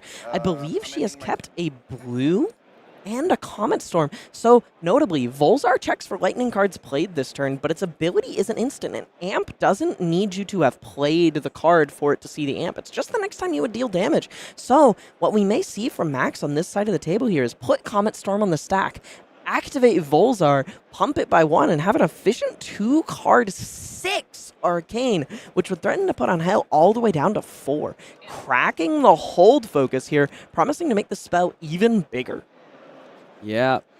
Max Ferocity here attempting to find the line to victory through that arcane damage. So difficult to interact with without cards like Trip the Light Fantastic. This is going to be 6 arcane, so just this side of the card. Just going to go ahead and activate the hold focus, only playing the Comet Storm because we're not playing the Lightning Instant of Shock because it does cost 2. Won't be amped from the Volzar. That's why the hold focus here going to be 6 arcane damage. So even though that was so much damage that Max Ferocity took on the last turn, she must have identified, listen, this Comet Storm is one of the ways I have to win this game. This is why I'm playing Oscilio. It's for this big offensive threat. So even though 8 damage is a lot, looks like she wanted to keep those 2 cards in hand to be able to come back for 6. Absolutely. Tough damage exchange. Take 8, threaten 6, but sometimes it's not just about the damage you're threatening, it's the way you threaten the damage. And 6 arcane, that was enough of a reason for Max Ferocity here to make the choice. Absolutely. Angel taking some time to consider his options, though he may not be able to do all that much about this direct arcane damage coming in. Opting to just take the 6 all the way down to 4, this massive punishment after being sent to 5 from Max. Both players here playing quite a good game, I'd have to say. After some clunker early turns, I think both players have utilized their hands quite well. Looks like we might have Aurora Specialization. That one needs a read. This one is going to be Arc Lightning there. We're going to see if Angel's going to start it. Arc Lightning, Aurora Spec, Majestic. Let's go ahead and check out the text on this one. It says whenever you go again this turn, which might be unique wording. I think it's the first time we've seen whenever you go again. Whenever you go again this turn, deal 1 arcane damage to any target, and the next action card you play this turn gains go again. You can give an attack go again. You could give a non-attack action played as an instant go again. There's a lot you can do with this card. This card is so exciting. This is actually my first time seeing this. I adore this. Oh man, we never saw the Aurora Spec this spoiler season, and I'm so excited to see this one here. I love this card. It's like Sting of Sorcery and Mauve Skies glued together in a more flexible manner. I love this. And not only does it affect the whole turn, but it itself has go again. I didn't even realize that. It's going to go ahead and ping, has resolved, it's going to ping them. This card is so impressive. Yeah, I mean, if it didn't have go again, it'd be way less impressive as an action. That's probably true. It would totally stink. So not only going to continue the turn here, but going to threaten a lot of arcane. Luckily for Max Ferocity, she does have the Sanctuary of Aria available to her. This might be their turn to use it, and it looks like potentially another arcane polarity. And if it's a red one, this might be a massive turn for her to have drawn that card. First point of damage coming across. Both players sitting at 4. Angel going to go ahead and activate the Rune Hold Release, creating a rune chant. But as we heard him say, this action also has go again. And it doesn't matter if you do it from your hand. That is an action from the arm piece that has go again. So that's 1 point of arcane damage from the Arc Lightning. That's pretty good. This must be why Angel thought, I actually don't want to use my bodice here because I can just crack some stuff and go, hey, here's a whole bunch of damage. We'll also create a rune champ this turn when this attacks. Oh, and this gains go again from Arc Lightning. So this Hocus Pocus is going to trigger a rune chant, shoot Max Ferocity for 1 arcane straight to the dome, and make another rune chant, threatening another point of arcane damage. This turn is worth so much. But perfect here for Max Ferocity. Going to go ahead and gain that 4 life back to 8. So a massive draw here for Oscilio, trying to fight to stay alive as the Aurora Specialization threatens to dominate this game and put it squarely into Angel's victory. So it's coming in the 1 arcane from this and 1 from this. Yeah. Put a second thoughts here. Just going to go ahead and prevent the next 1 damage, and then we have the Twinkle Toes as well. What a good name for a card, the Twinkle Toes. Yep. Is going to prevent the next 2 damage. Notably, it is not the next instance of damage you would take. You prevent 2, but the next 2 damage you would take. No questions asked. Fantastic for fighting back against Arcane in such an Arcane heavy set. So blocking 3 here. Still 3 coming through. Blocking 3 without blocking. Yeah, this one. We'll be on the next one. Yeah. Blocking 3 with only blocking with equipment. So both players trading equipment pieces at this critical juncture late in the game. Arc Lightning. 3. You can see and feel the currents racing across the arena as Aurora tries to move too fast for Oscilio even to keep up. It is going to be a glyph overlay headed to the combat chain on blocks as well. This is such a sad card to need to block with. This card does such a powerful thing. It can really let Oscilio set up several sigils, and we've said critical, but what this card can let you do is pop off. It's absolutely true. Let's see what the follow-up here is going to be from Angel. Does have the Arc Lightning threatening pings on every single go again, but Max Ferocity with a perfect follow-up of that red Arcane Polarity. You can see why she's so valued having those cards in this matchup. They might have been a little clunky early, but perhaps they're going to be enough to carry her through this turn, and we'll see how much of the power Angel has left in the deck after this. Absolutely. Looks like he's considering what to do with these last couple cards. Slightly clunky end to the turn here, holding a red and a yellow lightning form. You don't really want to pitch the yellow lightning form because it's your attack. He's holding a red flash in hand and still has that flash in arsenal, I believe. Not much to do with these cards, though. He could play them out for just one point of arcane damage here. Yeah, so this is going to go again. It is a flash. Deal 1 arcane damage. Deal 1 from the Arc Lightning. And what's nice about Flash is actually, if it gives the embodiment of, or the lightning form go again, that's another ping of arcane damage. So that's actually quite nice. 7 life left for Max Ferocity, and that is going to be the play. So this technically has go again. The Rune Chant will deal 1 damage to you. The Rune Chant's going to go ahead and deal 1 damage. Now also, Angel here, even because of that Rune Chant, could have then activated the Bloodtorn Bodice, gotten the resource to come in with Starfall at the end of this. For 1 arcane. Yeah. And shot for 1 arcane with both the Starfall and the Bloodtorn Bodice here, but the play here wants to keep the Bodice around for another important turn, and instead it's just going to be 1 arcane from the Arc Lightning, 1 arcane from the Rune Chant, and then the Lightning Form. And notably, if she allows him to have this embodiment of lightning here, this attack has go again. It can still be used. He can crack the Bloodtorn Bodice, destroy the embodiment of lightning, and float 1 resource with which to swing Starfall to threaten closing the game. But opting to pass it over to the next turn here, think, my opponent's at 2. All I need to focus on is staying alive here, and he has drawn into several pieces of life gain that he can use to close the game on the next turn. Ooh, a nice one of these first times we've seen these Majestics on the combat chain. This is hand behind the pen. This one is looking to come in for some big damage here. This card is a rare from the set that costs 2, attacks for 6, and blocks 2. This is a cycle of rare generics in this set that's all threaten destroying, or banishing rather, your opponent's arsenal, relevant for certain heroes that care about the banish zone, like New, or notably the Earth heroes. You can take a card away from them, but end up accidentally stalking their banish zone. Yeah. Hand behind the pen here. When it hits a hero, you turn their arsenal face up, and if it's a non-attack, you banish it.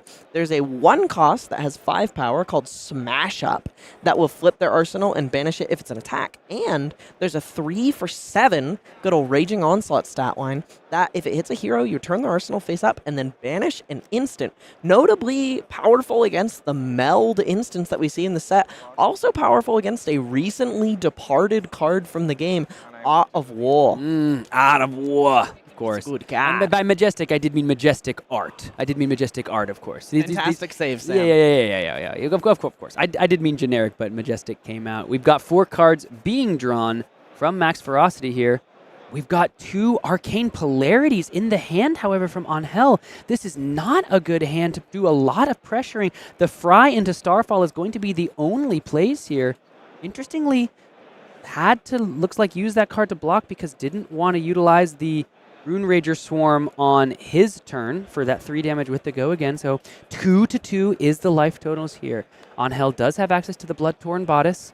Does have those 2 arcane polarities as well. Those are good on defense, and potentially, if Max Ferocity tries to close this game out with arcane damage, you could utilize it to get back if you can only take 1 and then utilize it afterwards, but going to be tough when Angel is sitting at 2. 3 arcane damage could just spell the end of the game here. Looks like he's considering playing out this Fry, I believe, with this embodiment of lightning.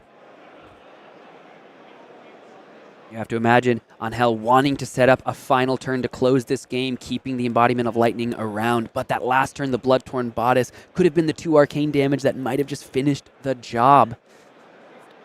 Sometimes the embodiments don't always cooperate. We are going to activate the Bloodtorn Bodice now, destroying the embodiment of lightning. floating one resource here for Angel to use on the sword after swinging this Fry. Being able to threaten, I believe, 5 damage with functionally 1 card played out of hand. Certainly no slouch. 1 resource floating thanks to the chess piece. 3 go again with the Fry is the ask for max Ferocity. Does look like she drew another hand with some 3 blocks in there, but at least 1 sigil threatens to complicate the equation. That's going to be a block of an overthrow the Aether Well, so 3 block committed. Final ask is Starfall, and this is going to go ahead and threaten lethal because of that lightning card being presented. And of course, Max Ferocity doesn't know those are 2 arcane polarities in hand, so she has to be thinking about what could follow this attack. Though we at home know this is the end of the combat chain. It's only coming in for 2. If you're on Hell's side of the table, you've got to be thinking, man, I hope I can flick these 2 cards intimidatingly enough that my opponent gives me some cards here. Absolutely. Because I've got nothing. 2 damage on the combat chain. That is lethal. Little shake of the head for Max Ferocity. She doesn't know what's coming after this. I'm going to discard this to prevent 2. Trip Flight Fantastic is going to go ahead. It's a 2 block, but it can also just prevent the next 2 points of damage. Looks as though it's going to be an Aurora activation here, utilizing the yellow arcane polarity to create not a rune chant, but an embodiment of lightning, but I'm sure the players will find that. And they've both got yellow borders. Yep. Easy mistake to make. Yep. I think the embodiment of lightning was just removed from the combat chain. So now we got the little one. The tiny little We got the little baby one. The little baby token. Little baby token. Little baby token. That's going to set up for Angel's next turn, but that final Arcane Polarity headed to the Arsenal, that's a tricky one to use, because you have to have been dealt Arcane damage before you can even resolve it, and if one big Arcane spell is the offer here from Max Ferocity, it could just close this game out from what seemed like a losing position. Let's see if she's able to pull it out. What is the play from Oscilio? It's going to be a Flittering Charge. Is 0 for 4 here, though. No slouch. See, looks like some 2 blocks in the hand. We've got a Rune Rager Swarm. We've got a couple of Blast to Oblivions, at least 1 Blast to Oblivion. And they Trip the Light Fantastic as well. Has a Lightning Surge in that hand. So we've got 3 block on 1 card and 3 2 blocks. It might not be what you're looking for when you want to be able to kind of keep some cards to close your turn out here. Angel shaking his head, thinking, oh man, these are not the blocks I want to make. This is 4 damage. That demands 2 cards of me if I'm not willing to give up this Rune Rager Swarm. Looking at the Arcane Polarity in Arsenal, maybe considering using it to kind of shore up 1 point of block here. Though if Angel just takes the 1, right, goes down to 1, oh no, it needs to be Arcane damage. It needs to be Arcane Keep thinking it's just damage. Yeah, Arcane damage from the Arcane Polarity. It's in the name. It's in the name. You need the Arcane damage to be dealt to you to be able to resolve it and gain that life, but at 2 life, it's a tough ask at this point. And Angel, if he takes 1 damage, that's now just a dead card in the Arsenal. It literally cannot do anything unless Well, it can gain 1 life. I suppose it can gain 1 life. So I love converting an entire card for 1. Don't you? I do. Trip the Light Fantastic for both players here is going to be the ask, and then the Sigil of Conductivity, Arcane Shelter 1, and creates an embodiment of lightning, so that could block 1 rune chant if that is the difference here for Max Ferocity. Also technically probably gave Flittering Charge Go Again, though the Go Again couldn't be used. Absolutely. That is the complication with this card, Arcane Polarity. Rune Blades kind of give you snacks of arcane damage. They come in for 1, 1, 1, 1, maybe 2 sometimes on a certain infamous green sword. But Oscilio, personally here, actually deals it out in spades. He's a bit more of a full course chef. He's serving you an entire plate of arcane damage, which is just too much to be able to take multiple instances of it when you're at 2. 3 damage on the combat chain here, not arcane, just physical with Go Again, thanks to the embodiment of lightning. This is Blast to Oblivion. When you play an instant card during the chain link of this one, you're able to return an aura permanent with cost 1 or less, or target aura token to its owner's hand. Though, if Angel did decide to return the Sigil of Conductivity to Max Ferocity's hand, that would still count as leaving the arena. So you have to imagine that's not how he's going to want to utilize the effect of this card, if it even resolves on this chain link. I adore this card. Yeah, this card's sick. I love this card so much. This was Yuki, the person who I don't know.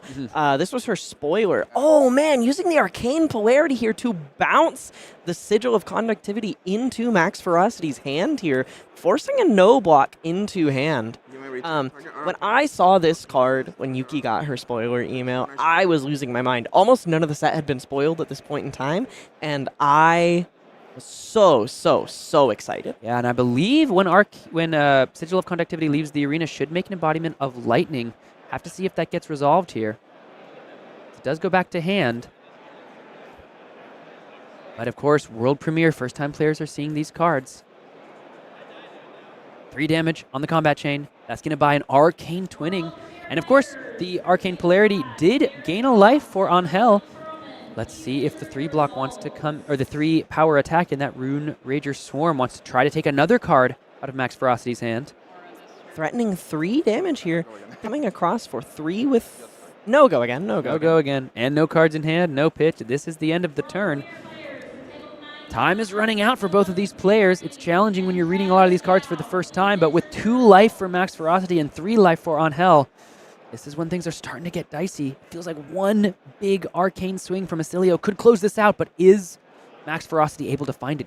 I will say, if that's a red Trailblazing Aether, finally we're going to have a Sigil in the hand and a Lightning card being played on the turn. So maybe bouncing back the card from the Blast to Oblivion might be the way that Max Ferocity actually finishes this game with that card that was bounced. Looking to just take the card off of Max Ferocity's board just to kind of, take advantage of the effect while it's on the board. Actually could just have spelled Angel's own destruction here, leaving an extra card, not to mention a blue in Max Ferocity's hand here. This could be it. Let's see, because I don't think Angel drew any damage prevention. Let's see what the line is here from Max Ferocity. You go ahead. Glittering Charge is going to go ahead and immediately see the Sigil of Conductivity, so have the go again. And so now 2 Lightning cards have been played, and this is 4 with go again. Max Ferocity from clunky opening hands to that devastating Arc Lightning turn, but finding the red Arcane Polarity, perhaps Oscilio with the ancient wisdom of the Third Age is going to find the one line in all the possible realities that could lead to victory here. I think she is set up nicely to take care of this game. And Volzar is going to be free to activate here with the Sigil on the board. And the Sigil would have been gone. It would have destroyed at the start of Max Ferocity's turn. Absolutely. But because it was returned to hand, Max Ferocity here can now come in with Volzar, but doesn't even need it. Just 3 damage. Max Ferocity is able to take the game. Oscilio moves on to 2-0. That is the wisdom of the Wizards, being able to find the winning position from being behind nearly the entire game on the back foot, doing a lot of blocking. Wow, that was a fantastic game. My goodness. And Max Ferocity had, I think, the access to that Volzar at the end, but the damage was enough. There was no prevention from Angel. Both players so well played from both of them, seeing the way the Lightning heroes work. What a treat, and we have got so much more action for you all from both Team Earth and Team Lightning. But just like last round, when we showed a Legendary relating to the class and the heroes and the talents, we just saw a bunch of Lightning cards being played. Would you, Ellie, like to see the Lightning Legendary just for you? Absolutely, yes. All right, no one else look at this. No one else look at this. This is just for Ellie. I'm sorry. No one else can look. I'm fine. You can look. Nobody's allowed to see. Let's take a look at Lightning Greaves. This is Lightning Equipment Legs. This has an instant activated ability for 1 resource where you destroy it and give all instant cards you play go again. It also has that nice little combination of Arcane Barrier 1 and Battle Worn, and sports some fantastic art, which reminds me of the Twinkle Toes from earlier in this game. But, Ellie, when you're looking at this is a modular card that can do a lot for you, and with Arc Lightning, more go again does seem good in Aurora, Miss Runeblade. So talk to me about Lightning Greaves. So, something I love about this card is that it reminds me a little bit of Spellbound Creepers in a particular way, which is every single time you use this card, if you used it effectively, your opponent should probably be thinking, did they just cheat? Did my opponent just cheat? Like, Judge? Hello? Is this allowed? Arcane Barrier 1 and Battle Worn 1 are, like, really fantastic. These Lightning decks do not block that well, especially, considering that outside of this, they may have been running something like Snapdragon Scalers or Storm Striders. You have so little blocking power in a lot of these Lightning heroes, so seeing that nice little morsel of defense, 1 value here, is fantastic to have. on the back end, right? Arcane Barrier also keeping you alive until you crack this against wizards, though you do have to destroy it, losing access to your Arcane Barrier. This can keep you alive in multiple ways until you're ready to use it. Also, an iconic name from card games gone past. Lightning Absolutely. Greaves. What a beautiful callback to some titans of this industry. And the modular ability, Arcane Barrier 1 and Battle Worn. I do love when cards can do both, right? You want to play it to block your physical damage. You want to play it to block your arcane damage as well. And that means these lightning legs might end up in a lot of different lists, especially when you have to consider Oscilio. We still don't really know what that final form of that hero looks like. Do you want the Storm Striders? Do you want the Lightning Greaves? Do you play towards one big Storm Striders turn with one thing at instant speed, or do you want to give all your instants go again? And the question is, which instance out there do you want to give go again? Please. Storm Striders is cool. Storm Striders is exciting. Sure, it's fun. It's interesting. How many cards do you think you can give go again an instant speed and gain an action point from in a single turn with this? Let's say I play Blast to Oblivion. Let's say I have a sigil on the board as I do so. Let's say I activate my Fendel Spring Tunic to get one resource, and then activate my Lightning Greaves after having blocked with them earlier in the game for that little delicious morsel of one life. I can then play an instant. Put the sigil back in my hand, I gain an action point because my instant had go again. I play the sigil again because my instant had go again. I play another instant. I gain another action point. Yes. Suddenly, I have a card. You have opened the floodgates. Which I have opened the floodgates. Draws 2 cards. That now let me draw some cards. You have your action points. Have some bonus action points. I could have a few spells to throw at my opponent. I could even have something like Comet Storm Shock to just blast my opponent in the face with a massive amount of arcane damage. Oscilio already seems to want to be playing a bunch of lightning cards, especially a bunch of lightning instants in the same turn, even if it's the same one, utilizing effects like Blast to Oblivion. This can let you stock up such a massively powerful Volzar activation. Not to mention, you know, Lightning Press is such an amazing card. You can activate this in Aurora. You can play your 0 for 4. You can activate this. You can Lightning Press it. You functionally just gave go again to that attack while pumping it for 3. You've built your own Razor Reflex at home. And it's free. And of course, if you have all those action points, you can play Tome of Aether.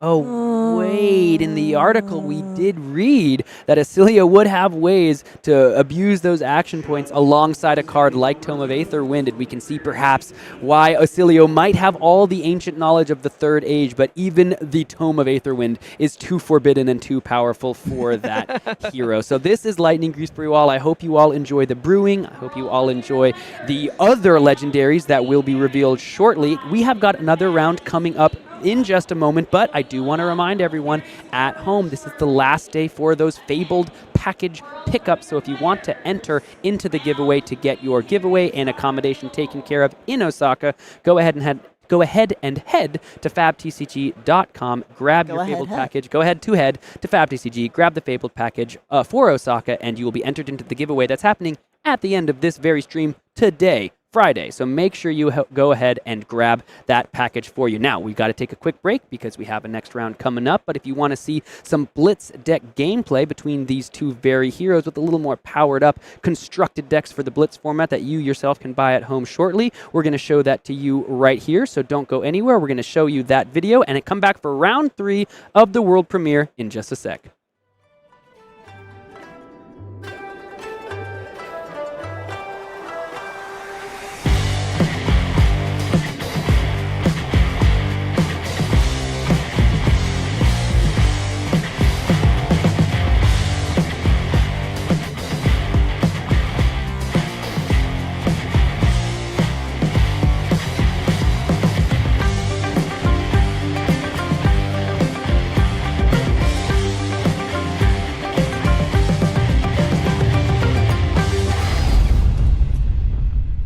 Your boy, Jacob Pearson. Hey, and I'm Carol. And today I'm going to be playing Oscilio, the Elemental Lightning Wizard. And I'm playing Aurora, the Lightning Runeblade. And today we're going to be playing with the Rosetta pre-constructed Blitz decks. Today we've got some lightning on lightning action for you guys. So I'm personally expecting a really quick one than this one. I'm going to be shooting damage, a split between a little bit of arcane damage, but mainly physical damage. Or Jacob's going to be throwing massive balls of arcane at me. I feel like our damage output's pretty similar, and if if I can quickly burn you down before you manage to get off a big burn-up shock, then I'll be in good shape. But otherwise, my instants, my attacks, they don't really defend very well. Before we get into the action, I'll tell you how you can be one of the first people to get your hands on Rosetta, and that is to go to Tampa Bay between the 6th to 8th of September for the world premiere. But wait, there's more. It's not just that, Carol. There's also over 1,500 pre-release events happening around the world, probably at a local game store near you. So even if you can't make it to Tampa Bay, you've definitely got something close to you where you'll be able to get some awesome flesh and blood Rosetta action. Alright, that's enough chat. Let's get into it and see who comes out on top. Hey everyone, today I'm going to be playing Aurora, a new lightning runeblade hero coming out in Rosetta. Now Aurora's hero ability says, once per turn instant, 2 cost to activate, create an embodiment of lightning token. Activate this only if you've played a lightning card this turn, and she's got Essence of Lightning. Now Aurora is also part of these First Strike decks, which are just great beginner-friendly decks. You can find the Aurora First Strike tutorial in the description. Aurora's main strategy as a lightning hero, you just want to chain together powerful attacks, and her runeblade side gives you access to powerful arcane damage and allows you to split your damage between arcane damage and physical damage to really give your opponent a hard time. Hey guys, it's your boy coming at you with some Oscilio action. Oscilio is an elemental lightning wizard whose hero ability reads, once per turn instant, you can discard an instant card from your hand to draw a card, making sure that we can solve any lightning puzzle to finish off one of our awesome combos. Basically, what we're trying to do is stack up a bunch of lightning cards and finish our combat chain with a massive source of arcane damage thanks to our signature weapon Volzar. Volzar, as a once per turn instant, allows us to amp equal to the number of lightning cards we've played in a turn, which means that if we can string together somehow a 1, 2, 3, 4, 5 combo, we can send a devastating blow to our opponent. Alright, Jacob. Wizards do like going first. Just the ability to produce a lot of arcane damage. Maybe force them to use the Sanctuary of Aria on the first turn would be really, really nice. Alright guys, we start off this one with an absolute ripper. This hand is perfect. We've got the Sigil of Conductivity. It's going to turn on our Volzar, give us some amp, and the best card in the deck to combo with it, Glyph Overlay, which is going to threaten to gain us some life, shuffle in that Sigil, and if our opponent doesn't have the blues to stop us with their tasty little macro, then they're going to find themselves in an absolute blender. So fingers crossed we get there on this one. We're going to start things off here nice and quick, lightning fast, with the Sigil of Connectivity, which is a 0 cost lightning instant aura. And it has Arcane Shelter 1. If I would be dealt arcane damage, this gets destroyed to prevent 1 of that damage, and also has the effect of when it leaves the arena, I create a embodiment of lightning token, which sets me up for my future attacks, strings together some nice combos and stuff. Really, really cool stuff. Also, it does have Sigil in the name, which means that I can activate Volzar, the lightning rod. If I control an aura permanent with Sigil in its name, it costs 1 less to activate, and it has the effect once per turn instant, I can pay 1 to amp X, where X is the number of lightning cards I've played this turn. So I've played 1 lightning card, I control Sigil, so it costs 0. So I get 1 point of amp, which means that the next time I deal you arcane damage, it gets that much plus 1. So I'm going to come in here with a Glyph Overlay. So this card deals X plus 3 arcane damage to target hero, where X is the number of aura permanents I control with Sigil in their name. If it deals more than 3 damage, which is the base amount of damage it would normally deal, I would gain 1 life and then shuffle all aura permanents I control with Sigil in their name into their owner's deck. So this is not only 3, it gains 1 from its own effect, 1 from Volzar, so it's total of 5, and if I deal 4 or more damage, it's going to shuffle the Sigil back into my deck. I'm going to gain a life, get an embodiment of lightning token, zip zap zoom combo time, 5 arcane damage coming at your dome there, Carol. I'm going to use one of these new macros, the Sanctuary of Aria. So it says instant, 2 resources to prevent the next 1 damage that would be dealt to you this turn by a source of your choice. I'm going to choose Glyph Overlay as the source, and because it's not once per turn, you can activate as many times as you want. Ooh. So I got 3 reds, 1 blue, so I'm going to activate it 3 times, prevent 3 damage, taking 2. Alright, 18 plays 18, and we get rid of the Sanctuary. Can't complain too much about that. And I've even got a card for my trusty Arsenal. We're going to pass it back over to you. Most importantly, we stopped that surge ability there, so I'm pretty happy about that. Yeah, it's a lot of value. So I have 4 cards to work with. I have all the tempo to start my game off, but I only have 1 real attack. None of my cards really have natural go again, so I can only attack with this Blast of Oblivion. It might not seem like much, but attacking with it does allow me to set up that embodiment of lightning for the following turn, and I have a really strong arsenal with Hit the High Notes. I'm gonna start things off with Blast to Oblivion. Oblivion, coming he's in blasted. for 4. When this attacks, the next time you play an instant card this chain link, you may return target Aura permanent with cost 1 or less, or target Aura token to its owner's hand. Jacob does have an Aura token, so that could be a target for my Blast to Oblivion, but I don't think I want to be bouncing that to his hand. No, I think I would be very happy if you did this. You know what? This is just for vanilla. We got a lot of firepower going on over here, so we're just going to say no blocks. Sounds good. All right, I'll take 4, down to 14. Yeah. Close the combat chain, and then I'll activate Aurora's hero ability, which says, once per turn instant, 2 cost to activate. Create an embodiment of lightning token. Activate this only if you've played a lightning card this turn, which this Blast to Oblivion was. Make my embodiment and go to end, arsenal, and pass. It's time I started blasting. We're going to start things off again with another Sigil of Conductivity, really stacking up that Arcane Shelter for when Aurora comes through with the odd rune shard. And then we're going to play Exploding Aether, which is a 2-cost wizard action that says simply amp 3 with go again. So my next arcane spell is going to come in for 3 more than it normally would. We're then going to activate Volzair the Lightning Rod and control Sigil, so it costs 0. Still got my 1 floating resource, and it'll amp 1 because I played a lightning card this turn. So we got a total of 4 amp, and then we're going to come in for a big Aether Quickening for a total of 8 arcane damage to your dome. And it also has Surge. If this deals more than 4 damage, it gets go again. And could there be a sneaky little follow-up here for you, Carol? Let's find out. Well, I'm taking 8 to the dome, so I'll drop down to 10. This is how lightning fast these lightning mirrors can go.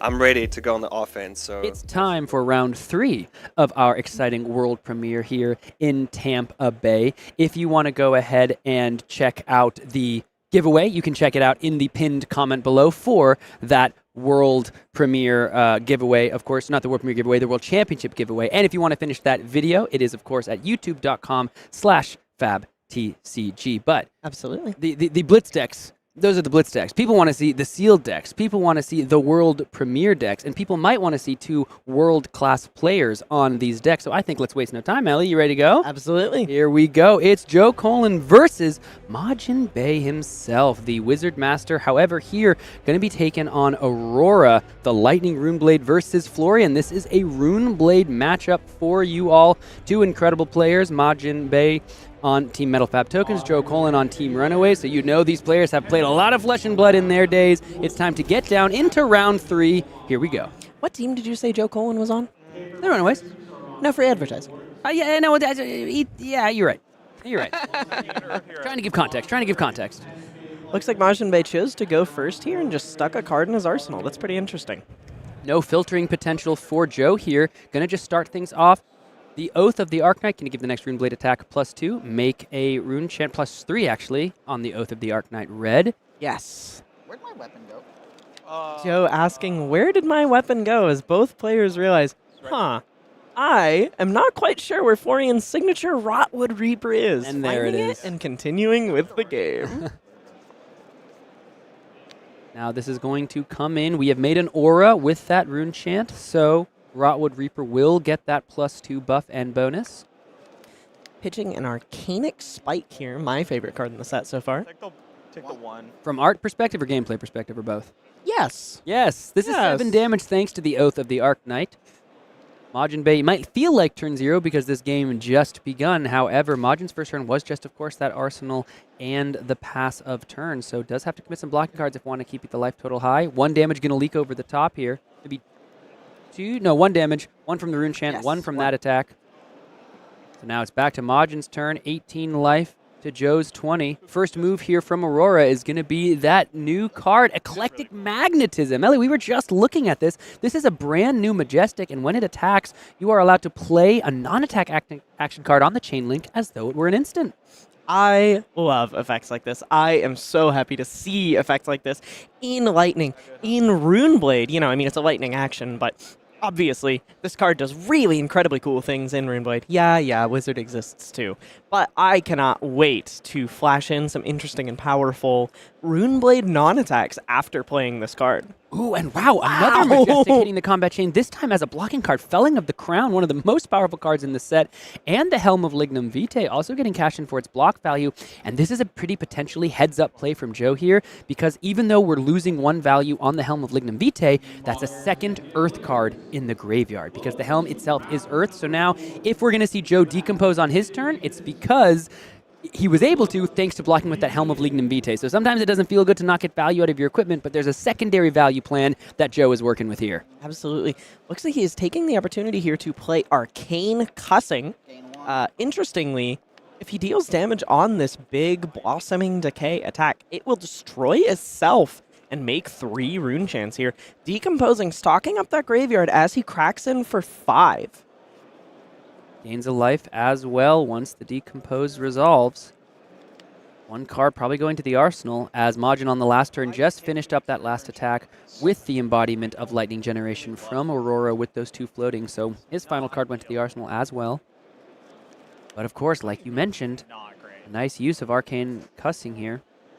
If this damage comes across, that will trigger the Cussing to destroy and make the 3 rune chants. It's the Swear Jar.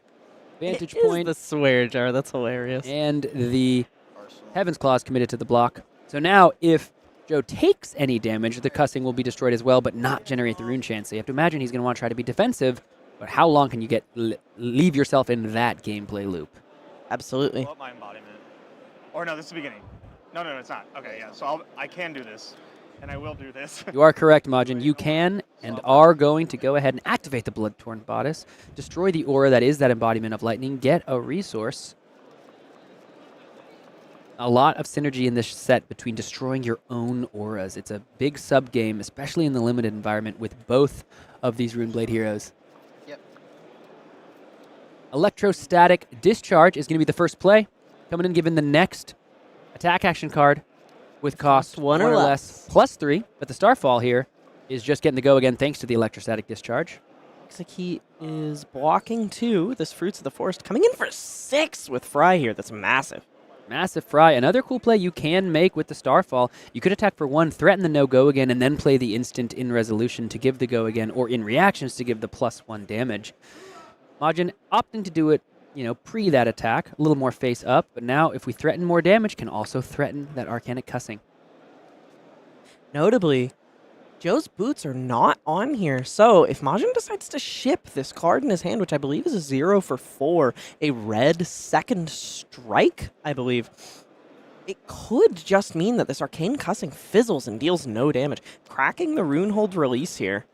2 equipment cracked on this turn. Looks like Majin is really threatened by that Arcanic Cussing. Now going to come in, I think that's a second strike with the Rune Chant. So if damage is dealt, it's +1 and go again. So it's just 3 here, but if the Rune Chant is taken... 1 and I'll take the 4, so I'll take 5. I think this is just when it attacks. Oh, you're right. Yeah, so it's just 3. So the Rune Chant... Cracks. Then it becomes attacking? Is before the attack, right? So when the Rune Chant is taken, because the second strike is still in the layer step when the Rune Chant is going, if I'm not mistaken. So then once the Rune Chant is destroyed and the damage is taken. We have a Rune taken, Chant right here, Sam. Yeah, so it says when you play an attack action card or activate a weapon attack, destroy this and deal 1 arcane damage to the target opposing hero. So this does work in a way that is the most favorable to Caleb here, where it will get the Rune Chant through, and then second strike will see, because it's not a play ability, it's an attack ability. So once the attack has left the layer step, resolved, and is coming at your face, it's already seeing that Rune Chant damage, cracking in for 4, which is a break point, threatening to take Joe all the way from 20 to 15 this turn. Yeah, nice interaction there. Good to understand the layer step on play versus on attack.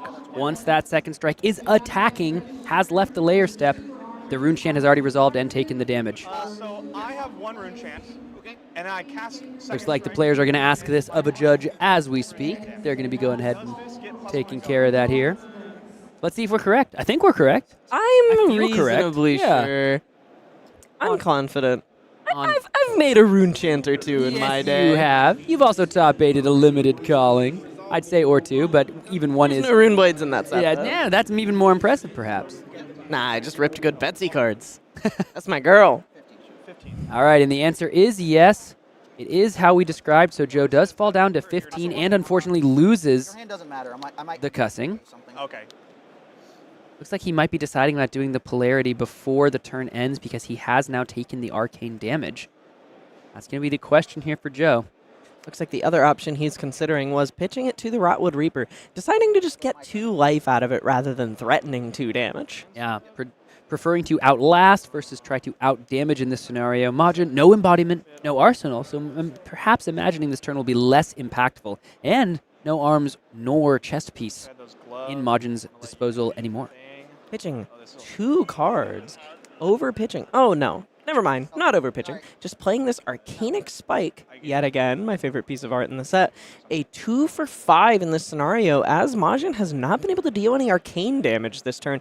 However, still, in a limited format, it's pretty hard to complain about a 2-card 5. This is 5. And is similarly for Majin here, as we were talking about earlier with Michael and the potential to not be able to utilize all your cards, Joe, just passing the turn and gaining a couple life. Not sure Majin's going to be able to do much beyond this Arcanic Spike. Looks like he's holding another Arcanic Spike at blue in his hand and a red Lightning Surge. So, though he couldn't necessarily convert every card in his hand here, it's hard to complain about setting up a Lightning Surge in Arsenal for a 0 for 4 with Go Again to start your next turn, turn on Aurora's ability, set up your Starfall, and let you threaten a more explosive turn. 2 arcane polarities hit the pitch zone for Joe here, but you do set up a nice move if you are Florian here with the Harvest Season into the Rotwood Reaper, so this is now 4 damage from the Rotwood Reaper and 3 life from the Harvest Season. So unlike our other Florian game we watched earlier today, both of these heroes do have weapons, so there is no deterministic game state if Florian just completely, has no cards, like 1 card left in deck, and Aurora has 1 or 2, right? Both players can just throw their weapons back and forth at each other in that case. So even though we're seeing similar tactics from Joe and Michael Feng earlier in these Harvest Seasons and ways to gain life, like the arcane polarities we see in the pitch zone, it is going to have to come down to a different ending here. Absolutely. Blogging with that blue Arcanic Spike we saw in the hand from last turn. Keeping 3 cards and an arsenal, likely poised to push a pretty significant amount of damage back at his opponent Joe here. Lightning Surge from Arsenal, 4 Go Again, and of course a lightning card, so Aurora's hero text is Live Wire. As well as her Starfall. 1 damage coming across after the 3 block presented. Starfall is the follow from Majin Bay, so 2 damage and Go Again. That's going to buy a Harvest Season block, so a block for 2 on an attack for 2, and now it is the Flittering Charge. An instant card has to be played, this Chain Link, to give it Go Again, but perhaps 4 damage, make an embodiment, set up an arsenal, that's good enough for Majin. And then pass you. There's actually an interesting card in Majin's pitch zone right now, Electromagnetic Somersault. I don't think we've seen this yet on the stream. The same mistake being made where we want to make an embodiment of lightning and put the cool shiny lightning or enchant in place. I get it. They're both shiny lightning cards and very exciting. Then I'm going to find those fighting spurs and get another one. Not this guy. Not this guy. 2 life, or a bunch of life being gained on the turn. 3 from the Harvest Season and another from the Findall's Fighting Spirit, as we heard Majin decry the very existence of the Findall's Fighting Spirit here. Coming in for 5, but gaining the life as well. Strength of 4 Seasons headed to the bottom of the deck, so similar to Michael Feng's game earlier in the day, Joe having a hard time decomposing. Once he gets there, will it be enough to close out the game? We shall see. Majin saying no blocks here, going all the way down to 12, taking 5 straight to the dome, keeping 5 cards, likely to push a pretty significant amount of damage here. Pitching a blue meet and greet. Just as we call it out, it looks as though Joe has found a decompose on defense in that rootbound Carapace. Let's go ahead and see what Majin's got working out. He's got a Sigil of Lightning in the arsenal. That's going to come out. Threaten to create an embodiment of lightning, I believe. We'll have to wait and see what the exact play is, though, from Majin here. This is the classic wizard player experience. I'll play the... okay, I actually think it's the... Oh, wait. But then I'm 1 short. Maybe it's this one. Looks like he's finally committing to his wizardy lines with this Oath of the Arknight, giving his next Runeblade attack +3 and making a rune chant. Then following with a Consuming Volition, sending 1 Arcane Joe's way, and gaining Go Again from the Embodiment of Lightning. If he takes this Arcane, this card now says that if it hits Joe, he has to discard a card. So he's obviously obligated to cover this up, and he will do so with that decomposed card Sam mentioned, this Rootbound Carapace, getting Florian's text online, cleanly covering this consuming Volition attack coming in, and keeping 2 cards in his hand, protecting him from this meaningful on-hit. What beauty lies in death? As Florian's hero text is now online, and we can hear what beauty lies in death and what beauty lies in a 0-for-4 defense reaction, especially on a breakpoint like that Consuming Volition was supposed to come in for 7 and threaten a discard, but not. I wish that. Yeah, but Joe has all the answers in the world thanks to that Rootbound Carapace, and now for the rest of the game, any tokens created, that many +1. Rootbound Carapace is such a fantastic example of one of my favorite points of design in Flesh and Blood. It's something that I love about Bolton's card pool, not to bring it back to my favorite guy, but I love when a cost is also an upside. You know, you have to have those decomposed cards for it to be a 0-for-4 defense reaction, otherwise it's just a little bit of an earth-flavored evasive leap. However, if you can pay that cost, you know, you get paid out for doing so, just like charging cards. Only Ellie Bird can watch a game between 2 Rune Blades and start talking about Bolton. You might know of others. I know a few. I know of others. Let's go ahead and check out the play here. This is a Sigil of Deadwood into the Rotwood Reaper. Both players sitting at 12. Joe has done a fair amount of gaining life, but all of the offensive pressure from Majin Bey has gotten him back down to equal life totals here, threatening to bring Majin sub 10 for the first time this game, and the Sigil of Deadwood as well, setting up for that next turn, popping and creating a Rune Chant token, which can turn on cards like, of course, the Rune Rager Swarm. Yes, Rotwood Reaper itself. This is something I Hit the really high notes, like about Sigil of Deadwood, and hit the high note as well. Yeah. This is something I really like about Sigil of Deadwood is it's a blue. It's maybe not the craziest thing ever, even before Florian's text online and after. It's maybe not super impressive on rate, blue 0-for-1, maybe 2, but it does a really interesting thing in that it turns on your Rotwood Reaper for 2 turns in a row. And speaking of these powerful blowout cards on both sides of the table, Majin playing his own Arc Lightning here, the second time we've seen this super impressive and exciting Aurora specialization played on stream here. Whenever you go again this turn, deal 1 arcane damage to any target. 1 arcane damage coming off the Arc Lightning because it has go again. And the next action card you play this turn gains go again. He's going to play this Heaven's Claws, you know, a lightning-flavored critical strike, but it's a 5 with go again now, dealing 1 arcane damage to Joe, then following in with this hit the high notes for 6. Incredible stuff from Majin Bey. I am shocked and am stoked that we get to see Arc Lightning 2 games in a row hit the high notes, now coming in for looks like 6 because we played the Aura and the Sigil of Lightning. I think even there was supposed to be 1 more point of arcane damage that flew across from the Arc Lightning. The Arc Lightning. Yeah, I think again these are new cards. Players might not be aware of all the little effects. I missed it. What's nice about this, again, with the Sigil of Deadwood, because Florian is online and has found the beauty that lies in the Rotwood, it's not just 1 rune chant, it's 2, thanks to his hero text. So now here's 2 and 4 off of just 1 card coming in with the weapon. And with both players once again sitting at 8, each of them taking 4 on each of those last 2 turns, Majin's now in a somewhat precarious position. 6 damage is nothing to scoff at. Sam, I have a question for you. Sure. How red do you turn every time you hear the Florian soundbite? I can't answer that. I can't look upon myself. Only you can answer that question. You can feel the face flush. Rotwood Reaper is the ask upon the combat chain. Majin took 1 damage and then activated the Runaways to prevent the second rune chant. So nice block 1 in the boot slot there for Majin, now looking as though he wants to commit a card to blocking. Joe's been sitting on an arsenal for quite some time. I'm not exactly sure what it is. We can take a look at the hand there. Looks like we've got a Flittering Charge, an Electrostatic Discharge, which does threaten to turn on that go again, and a Trip the Light Fantastic, which might have to hit the arsenal there. This Sigil of Lightning triggering at the start of the turn and making an embodiment of lightning that he can use for an action point here. Leading off with that red Trip the Light Fantastic. What a mouthful of a name. As you mentioned, coming in for 5 with go again, likely into the other 0-for-4 in his hand, and maybe, just maybe, he'll end the turn on making an embodiment of lightning. Yes, this is nice because of that embodiment of lightning that was created thanks to the Sigil. This is able to come in with the go again. And again, this is why Trip the Light Fantastic does so much work on both ends of the table. It's just a nice on-rate attack that works very well with your blue and your hero ability in this hero and class.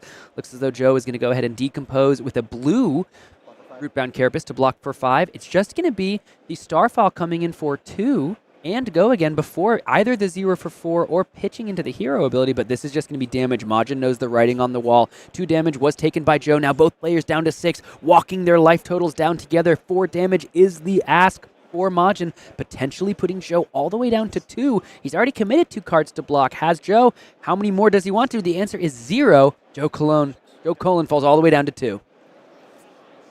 Keeping 3 cards to go back to his hand. He's holding another Sigil of Deadwood here, threatening to set up a sick Rotwood Reaper play, and that's what he's doing here. A 2-card 4 on this turn, but a 1-card 6 on the next. Yeah, looking as though he wants to just be defensive on the next turn, keep 1 card, and do exactly what we saw just a turn cycle ago. 4 damage coming in, so didn't necessarily win that turn cycle, but is setting himself up nicely thanks to the hero ability now being turned online. And it all comes back to blocking with the Helm of Lignum Vitae, losing a point of value, but setting up the decompose on that very first turn, which is what he needed to be online at this point. Some impressive heads-up play here. I have played against Joe at multiple events, and he is such an incredible player of Flesh and Blood. Seeing that kind of forethought just really stands as a testament to that. Pitch card, head to the bottom. Not many cards left, only 2-ish left in the deck for Joe. This is going to be an Arcanic Spike. This one's just coming in. Should just be for 4. 4 in the yellow card slot. Gains +2. Unlike Shrill, easy confusion to kind of have there.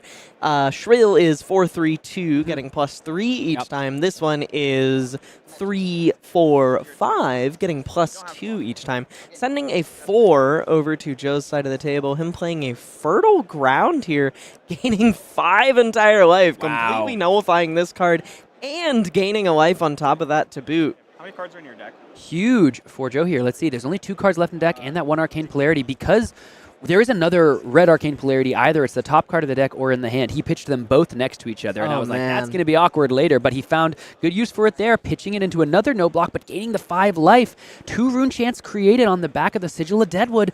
Let's see what the play is here. Not a lot of cards left in deck. Looks as though we might be making 2 more Rune Chants thanks to the cracking of the Rune Hold release. That plus Florian's ability means 2 Rune Chants instead of 1. 2 points of value from your arm slot here. 4 into 4 is the ask of Joe Colon. 8 damage split across, 4 Rune Chants and 4 from your weapon. Tell me this doesn't feel like prime Runeblade gaming. What a monstrous-sized Rosetta Thorn. I believe I'll come in for 4 and 4 here. 8 points of damage is the question. Both players still have their Sanctuary of Aria in play here, which is very interesting.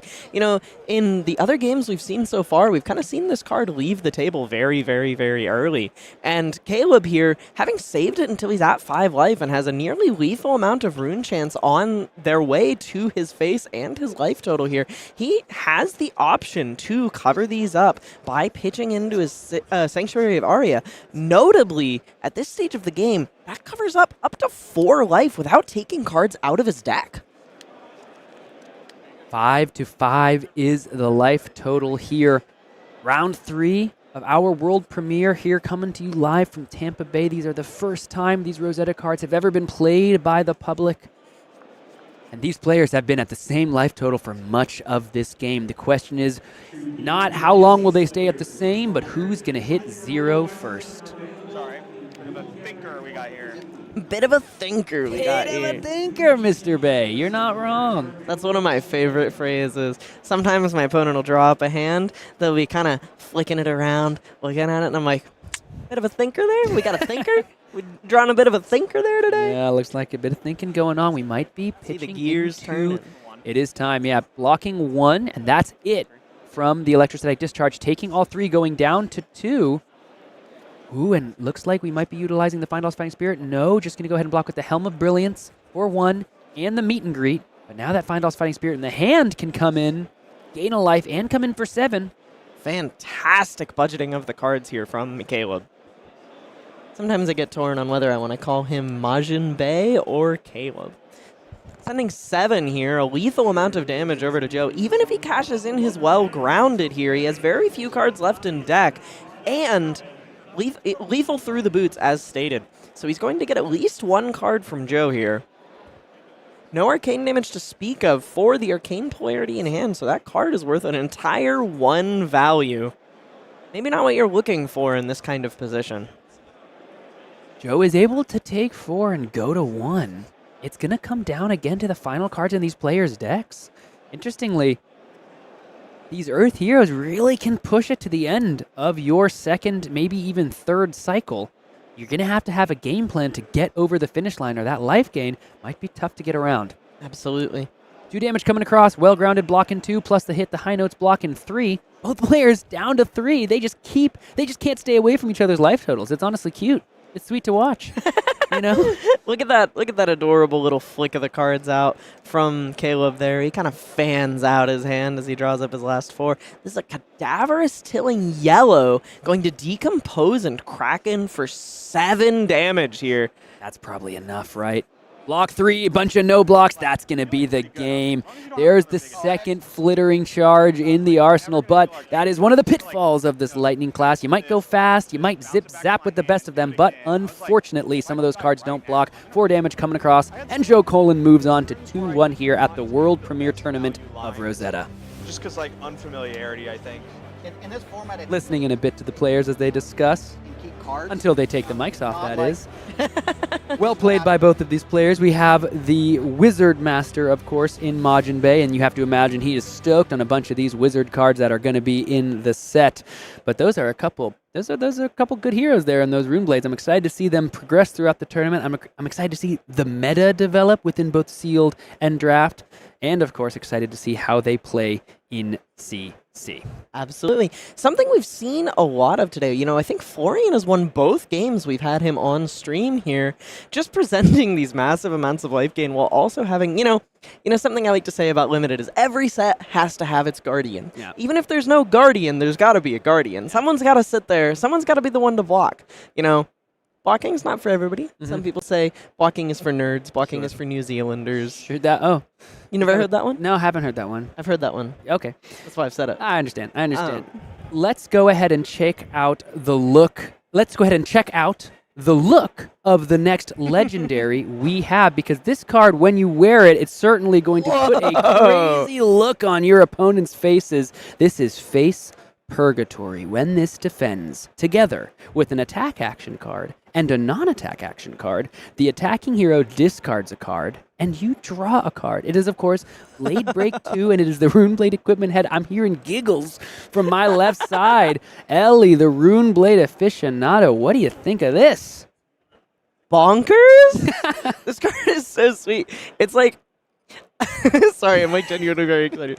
I really adore that, like, it fills the role of Crown of Providence even when it's not necessarily doing what you might need it to by activating its ability. You know, you can always cash it in for that 2 Blade Break, but in the situations where you can line up both an attack and a non-attack in your hand that you're willing to block with, and you just completely, you know, Scowling Fleshbag gets a lot of crap for being a very frustrating card to play against. You know, if they can leave it so that you have this card just kind of get completely wasted, you have multiple cards you can't use because of it, it feels like you discarded a card. This card doesn't care if it feels like you discarded a card. You discarded a card. Yeah. And I'm going to draw one here, too. Sure. So I'm going to give up 2 cards out of my hand, but I'm really only going to lose 1, and then you're going to lose 1, and I'm going to get 2 block value out of this. This is fantastic. I mean, just about every single aggressive deck in all of Flesh and Blood right now is capable of mustering attacks where you're willing to block 2 cards plus a hat, especially in Runeblade where you have a reasonable amount of 2 blocks in your deck, you know. 7... not that unusual of a stat line for many attacks in the game right now. So I think it should be very easy to find some situations where you can kind of make this card work. And even if you don't, oh, I guess I started the game with 2 life on the board. Shucks. I am so excited. If this card comes in extended art, I am going to go broke. I think it does. I think No, it you can't does. tell me No, that. I think it does. I have two major questions, major thoughts when I'm looking at this right now. The first of which, you know, like you said, 7 is not an uncommon stat line, but I feel like even if an attack is coming in for 5, you overblock by 2 with this, with an attack or non-attack. It's free. And it's free, but let's say you overblock, you lose a little bit of value, but then you gain the value of not only them discarding, but you drawing another card. So it's such an interesting different axis of value to play on. which I think is interesting. And the other point completely flew out of my head. So I'm only going to actually say one thing about this card, other than, I mean, the art, dude. Look at the way okay, that the Sam. skull and the skeleton is just reaching towards. I really, really, really love the art. Tomas basically always super duper impresses me. He's really nice. I love basically all of the art he's done for this game. I actually, in Barcelona for Worlds last year, I visited his booth. It was very cute. He was there selling both his art and his daughter's art. Oh. She was there with him. It was really sweet. And this is actually his daughter's, right? This is his like 6-year-old. No, I'm kidding. I don't think so. No, I was just totally joking. No, I know. Okay. And I bought a little, those blank artist cards that are like an equipment card, but there's no art or name on them. He made a nerve scalpel for me that I got for a friend for his birthday that I brought back from Barcelona. That was very sweet. Adore the art. Tomas, one of my favorite in the game. I cannot wait for the community vitriol that comes from this card, given that it has all the play patterns of Scowling Fleshbag, but it has that ever important word starting with R in the type line on it. Hey, like you said, Runeblades haven't been necessarily at the top of the meta for a little bit, so I think it's time to see exactly what makes the class so darn beloved. We are back! And so darn powerful. Now, I do want to just once again go ahead and lovingly remind everybody this is basically your last chance to enter the giveaway. If you want to be flown across the winds of Candlehold to Osaka and have not only the flight, but the accommodations taken care of during your stay in the incredible Osaka, Japan for the World Championship, this is your last chance to enter that giveaway. And you might be like, Sam, how do I enter the giveaway? I haven't understood it when you've said it the last 3 times. And it's no problem. Let me tell you. You're going to go ahead and head to the pinned comment in our chat, take you to fabtcg.com. You're going to buy the Fabled package for the World Championship and the Calling and the Battle Hardened, and then you're entered in. It's that easy. And I know you all already want to go to the World Championship. Let me tell you, I can tease just a little bit. We've got some pretty ridiculous reveals coming for you all on our third day here of the stream that is going to let you all know exactly why the World Championships is a must-attend event. Not only Worlds, but the 5-year anniversary of Flesh and Blood will be celebrated at this once-in-a-lifetime experience. So let me just take it from me. You're going to want to make the journey, and why not have the chance to have it all taken care of? So this is your last chance. Buy that Fabled package, enter that giveaway, because at the end of today's stream, which is coming up, we've only got a little bit of time left of gaming before the round. We've got one more round until we're out of here. So this is your last chance. Head over to fabtcg.com and enter that giveaway. It is time to go ahead and watch one more Blitz video between the 2 Runeblades we just saw. A little bit of Session Blood action for all of you old heads out there. We're going to go ahead and watch them take care of some Blitz gaming before the final round here at the world premiere in Rosetta. This has been such a blast. I hope you'll hang out with us for this last round and watch to see who wins that giveaway. So don't go anywhere. We'll be back in just a sec.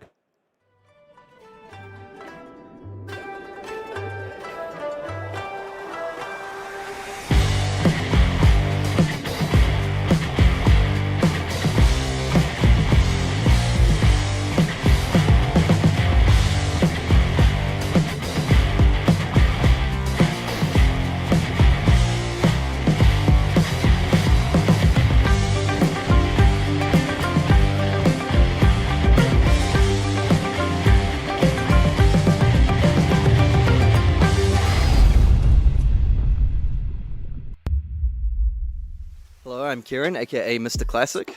And I'm Carol. And today we're playing the new Rosetta Hero Blitz decks. In this matchup, because Carol's playing quite an aggressive lightning hero, what I'm trying to do is sort of mitigate some damage here and there, but I've really got to try and choose my spot to get on the aggressive and steal the tempo away. Maybe set up some big finish if I can. And really importantly to Earth heroes, I want to decompose as quickly as possible. So I want to get those 4 crucial Earth cards into my banish zone so I can get my hero ability online, get my equipment going, just have a good time. And I'm gonna try and basically push through as much damage as I can before Kieran decomposes. So really looking at cards like Burn Up to deal these huge points of damage, but also I'm trying to use a sprinkle of arcane damage here and there to get some of my synergies online, and hopefully they'll be enough to close out the game. So these Blitz decks are a great way to try out these new Rosetta heroes, but if you want to be one of the first players in the world to play with Rosetta heroes, head over to Tampa Bay for the world premiere, and it's in September 6th to 8th.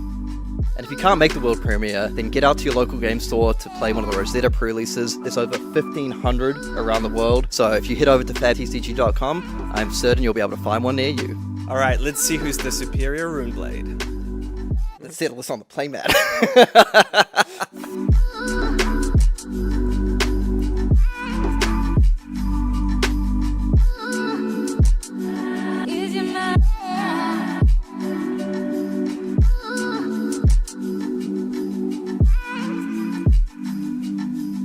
Hello everyone, it's your main man Mr. Classic, and today I'll be playing Florian. Now Florian is an elemental earth runeblade. The young hero, the text reads, basically, once I have 4 earth cards into my banish zone, each time I would make a token, I make that many +1, which is pretty damn cool when I start generating rune chants and embodiments of earth.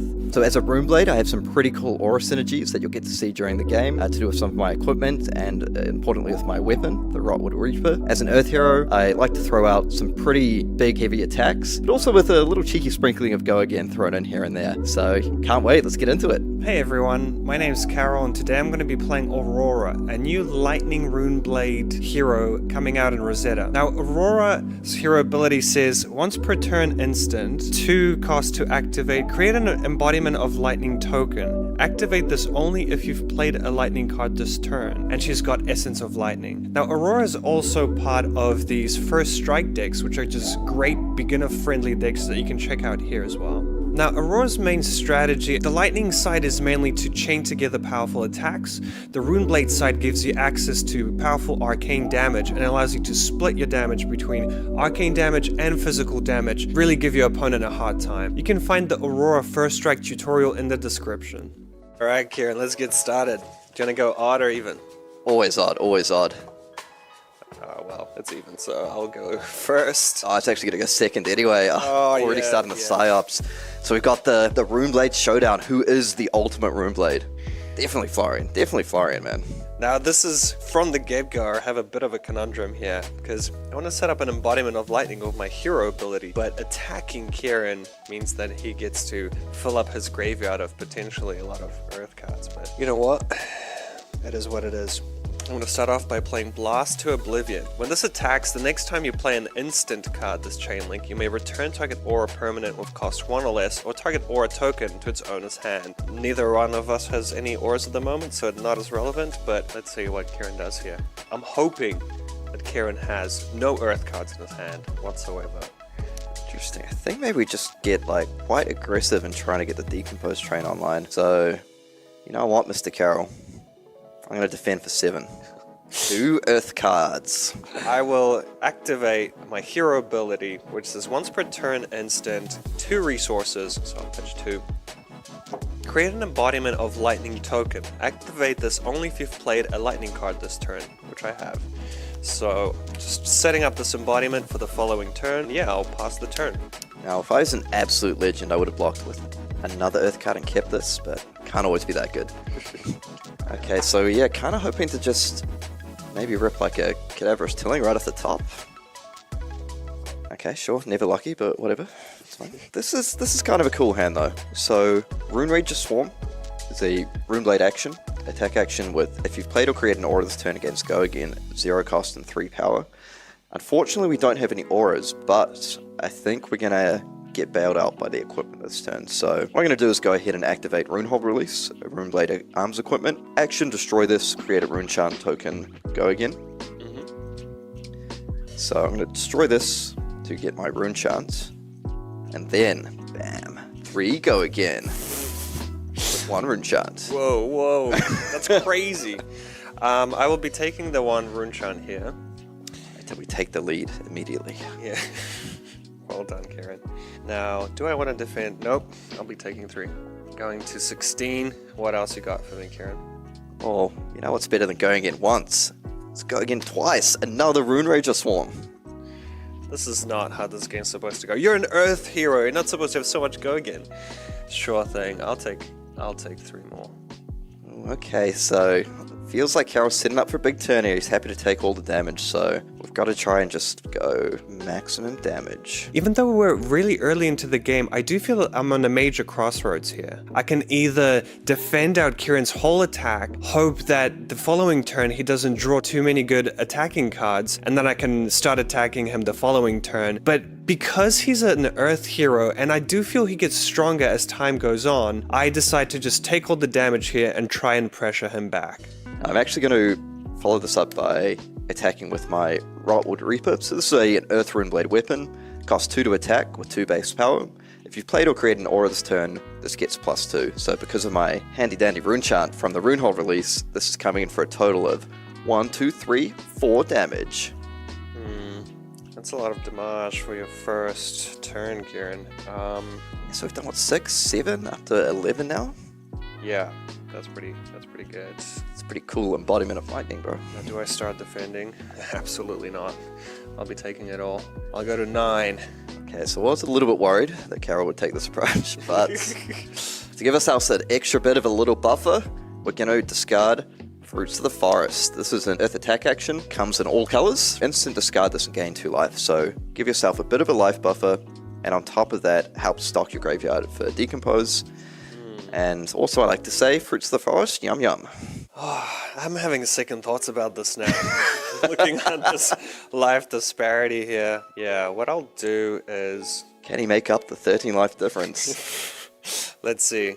I'll start off by attacking you with Heaven's Claws. Now this is a lightning attack that's coming in for 5. And thanks to my embodiment of lightning, it's going to get Go Again. So just pretty good. 5 Go Again, nothing major.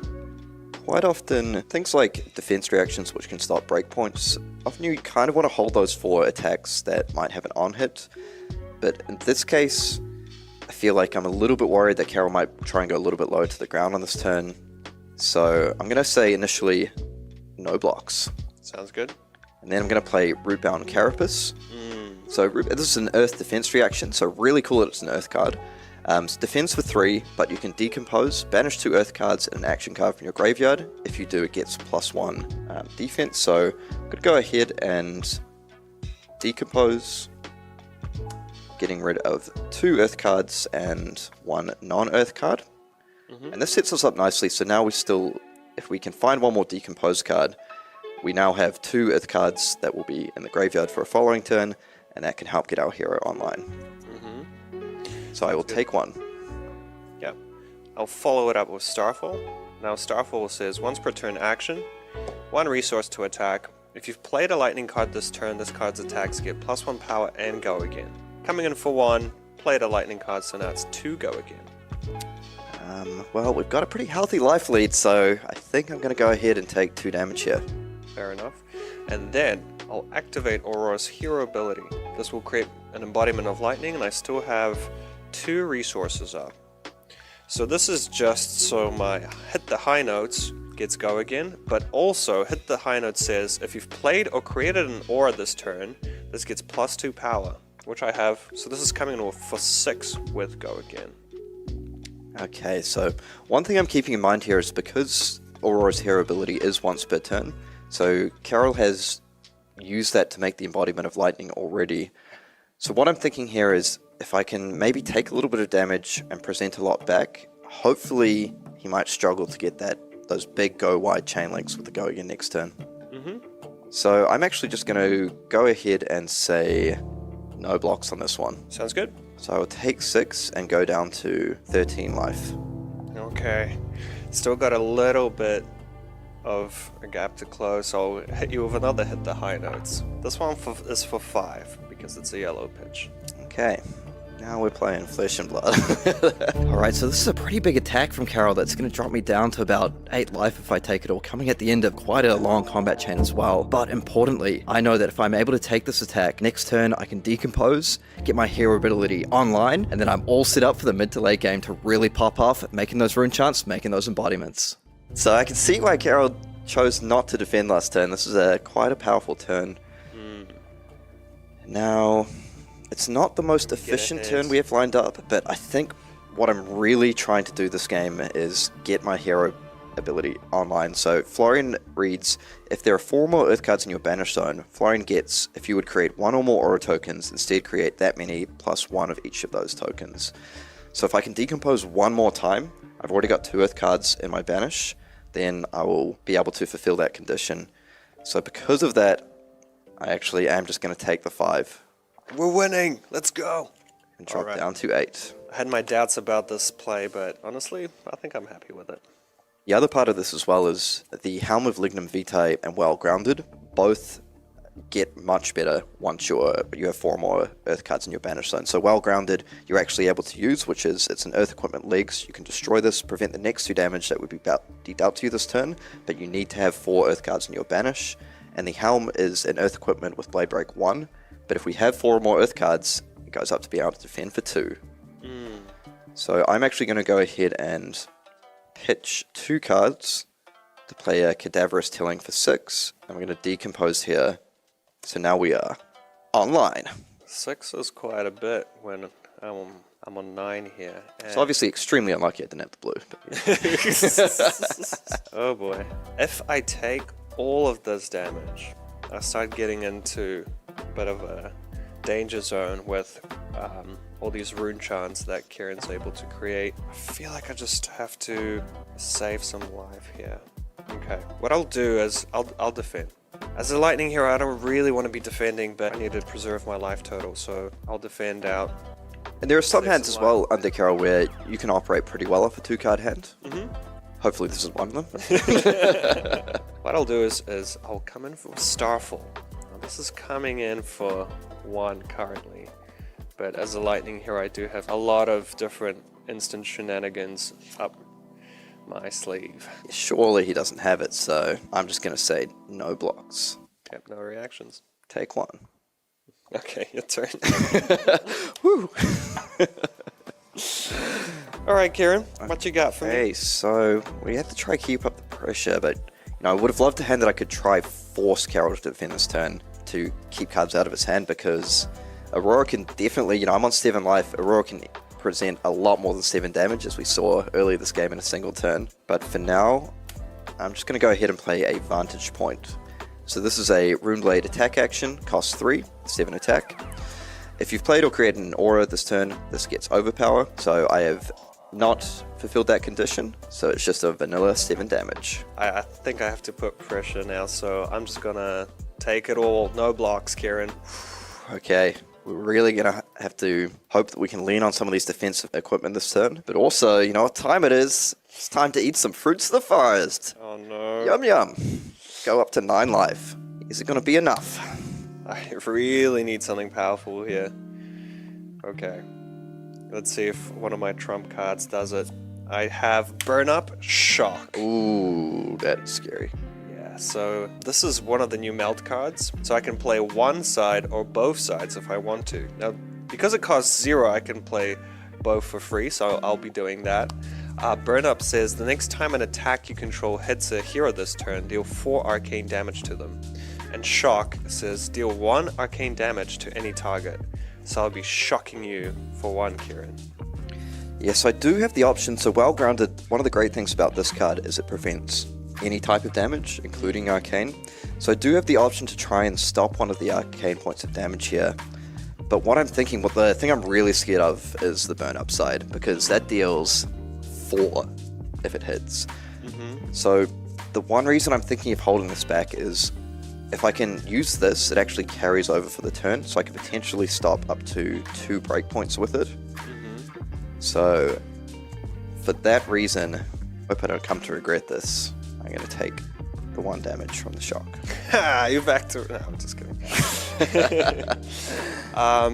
Because this is a lightning card, I'm gonna start off by coming in with a Starfall. Now this is 2 go again, and most importantly, it threatens that Burn Up on hit there. Yeah, so this is one where, fortunately for me, this helm does have the bonus value here. So I'm gonna have to go ahead and defend for 2. And this is one of the advantages for Florian's being decomposed twice. Yeah, just stops that attack. I just need to... Could always pass the turn. I will not be doing that. I'm going to try some instant shenanigans. Electrostatic Discharge. The next attack action card you play this turn with cost 1 or less gets +3 power. So I'll be playing 2 of these. Oh, okay. Now I'm going to really bank on Kieran having not that many cards to defend with, as I'll come with Second Strike. Now Second Strike says, when this attacks, if you've dealt damage this turn, this gets +1 power and go again. So because this shock connected, this is coming in for 4, 7, 10 with go again. Yeah, so that was one of the cards I was scared about for this, but I was like, surely he doesn't have it. Yeah, so this one's coming in for 10. That is a bit of a disaster for me if it hits, because there's also 4 on top of the burn up. So pretty much I have to fully defend this out, but I think it's going to take my whole hand to do so. Yes, that's exactly what Kara wanted. I want this Second Strike to hit so bad. This is very annoying. Yes, yes. You know, if I look at the cards enough times, maybe they'll change. I guess you have to give me a whole hand then. Oh, it's worse than that, my friend. It's worse than that. I think I have to give you my whole hand plus the well-grounded. Oh, wow. Got a little bit punished. I guess it wouldn't have mattered too much either way, but yep, I'm going to have to use the well-grounded as well. So I'm going to use it at instant speed to prevent the next 2 damage. So my hand, very unfortunately for me, only defended for 9. 3, 5, 7, 9. Yeah. So I'm going to use the well-grounded and lose 1 point of value there. Sweet. Well, you're still on 8. Still on 8. Scary, but I get to keep some tempo. Now, before my turn ends, I'm going to activate Aurora, 2 resources, and remake that Embodiment of Lightning and set up for the next turn. I need a really good hand now. Let's see if I can keep pressuring Kieran's life total. You ready for this? Not really. I'm going to pop Rune Hold Release. This is going to create a Rune Chant token. Now, I need everything I have for this turn, so I'm going to create this little guy to help me deal some damage. And I'll start off with Heaven's Claws. Now, this is 1 cost 5. It's going to have go again thanks to the Embodiment of Lightning I created last turn. So 1 arcane, 5 physical. Welcome back, everybody, to the world premiere here in Tampa Bay. We have got one more round for you of good Rosetta action. If you enjoyed that Blitz video, you can, of course, check out the rest of it, as well as the entire rest of the series at youtube.com/FabTCG. But if you're looking for sealed gameplay from the first experience of anyone getting to play with these cards in the entire world outside of an office in New Zealand, this is the only place for you. So, Sam O'Byrne, Ellie Bird, we got one more game, and we got a couple of wizards for you. Should we get down into the action? Absolutely. Take us in, Control Center. Here we are. We've got Michael versus Jonathan, Oscilio versus Verdance. We've got some beautiful mats there on the screen. We'll see how long they stay up. But we do have some arcane damage sure to be slung back and forth across the table in this game. So I know we're still very early on in this format, Ellie, but you are unfortunately the expert here, so I'm going to keep coming to you. Well, just because I keep asking you all these questions. My burden. Your burden of expertise. You have top 8'd the last limited calling here in the state, so even though we're early in the format, what do you expect looking into this game? So here's what I think an optimal Oscilio deck likes to do. I think he likes to go 0 for 4, 0 for 4, 0 for 4. Volzar, Spell. That's like the ideal kind of situation for him. Verdance wants to block. She wants to sit there and block, and she wants to kind of live long enough until she can extract value from decomposing. She can get life gain pings that can close the game. We saw that earlier. Michael Feng's opponent, Naib Mobassir, his deck was quite well put together for specifically executing that goal. And I think in matchups like this, it kind of comes down to being up to the Oscilio player to push the damage necessary to close the game. This is actually the first time we've seen Oscilio's ability used on stream all day, so far, is they activate Oscilio. I don't want this card in my hand. This card doesn't do anything for me right now. I'm going to put this in the graveyard. I'm going to get a new one. But I think it comes down to being up to Oscilio to push the damage he needs to close the game versus Verdance before she can stabilize and find what she's looking for. It's a very classic aggro versus control kind of dynamic. Exploding Aether is the first play of the game for Oscilio, trying to get over the top of that Sanctuary of Aria. So amping 2 on an attack or a arcane spell. This is a red arcane twinning, or twining, coming in 4/5. Twining. Arcane twining here, so getting the +2 from the amp. A lot of damage here on the turn 0. Final round here of our world premiere. And I do want to point attention to, you know, Jonathan on Verdance at 3-0. This is a deck that we saw almost get to the end of the line in that first round of the day, but just was too much outlasting potential from Michael Feng. But this Verdance is doing quite well, so I want to see what the difference is in the list and potentially the play style that got Jonathan Moore to 3-0, and a couple different instant speed life gain effects. Wow. He went from down 5 life to just down 1 life after gaining 2 and gaining a little bit more. And up 1 life on his opponent. Yeah. Thank Oscilio, because of that draw card ability, probably they thought, you know what? We got to keep him a little lower, especially with the CC implications of cards like Storm Striders and Lightning Greaves. Absolutely. Alrighty, first turn of the game here for Jonathan on Verdance. Looks like we've got, I think, a Photon Splicing in the hand. Gonna start things off with the Harvest Season, pitching away the Overflow the Aetherwell.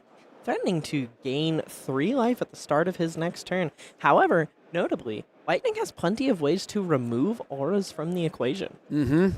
Something that Michael was talking about, not potentially wanting to play some of these auras into the Lightning Heroes just in case. They can bounce the auras back to your hand.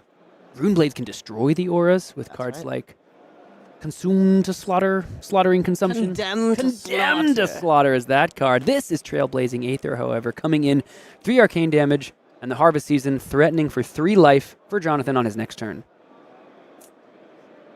Michael taking stock of everything in his hand here. Looks like he arsenaled Trip the Light Fantastic, is holding a blue glyph overlay, a Sigil of Lightning, which is always a blue, a red Heaven's Claws, and a yellow Flash. There are certainly the pieces of an explosive turn, yeah, together there, but he's got to find the line and figure it out, and he also has to decide how much life he wants to lose for it, how much he wants to interact with this Trailblazing Aether. As we stated earlier, Oscilio only has 18 points of health to work with.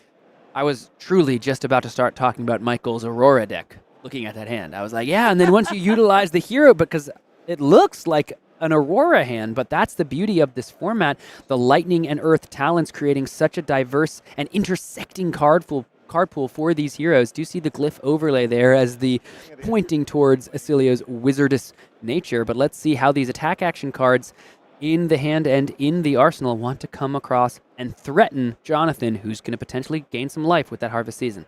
And this is something I actually really, really, really love about the wizards in this set, and Icelander, our long-gone ice wizard from the past, where they have actually kind of retroactively made the Drakai of Aether Kano more unique in that he is the only wizard that doesn't really jive with attack actions. All of these heroes find their own unique and interesting ways based on their talent to present attacks, especially ones with meaningful on-hits, into their opponent while they try to control the tempo and pace of the game. Trip the Light Fantastic out of the arsenal here, following up the Flash, so does have Go Again, 5 damage with Go Again. Looks like we got a hand. We certainly got a hand for Jonathan. I was going to say a handful of 3 blocks, but then I saw, I think actually it's mostly 2 blocks. We do see, it looks like an Autumn's Touch and the Twining, so a couple 3 blocks to go along with a couple 2 blocks for Mr. Jonathan Moore here on Verdance. Has to figure out how he wants to deal with this 5 damage and the Go Again. Now 2 Lightning cards have been played, so could come in with the Glyph and Amp twice, thanks to Volzar keeping the Heaven's Claws in the arsenal. That's the modality of this Lightning Wizard. Block 3, take 2 is the answer from Jonathan Moore, down to 17.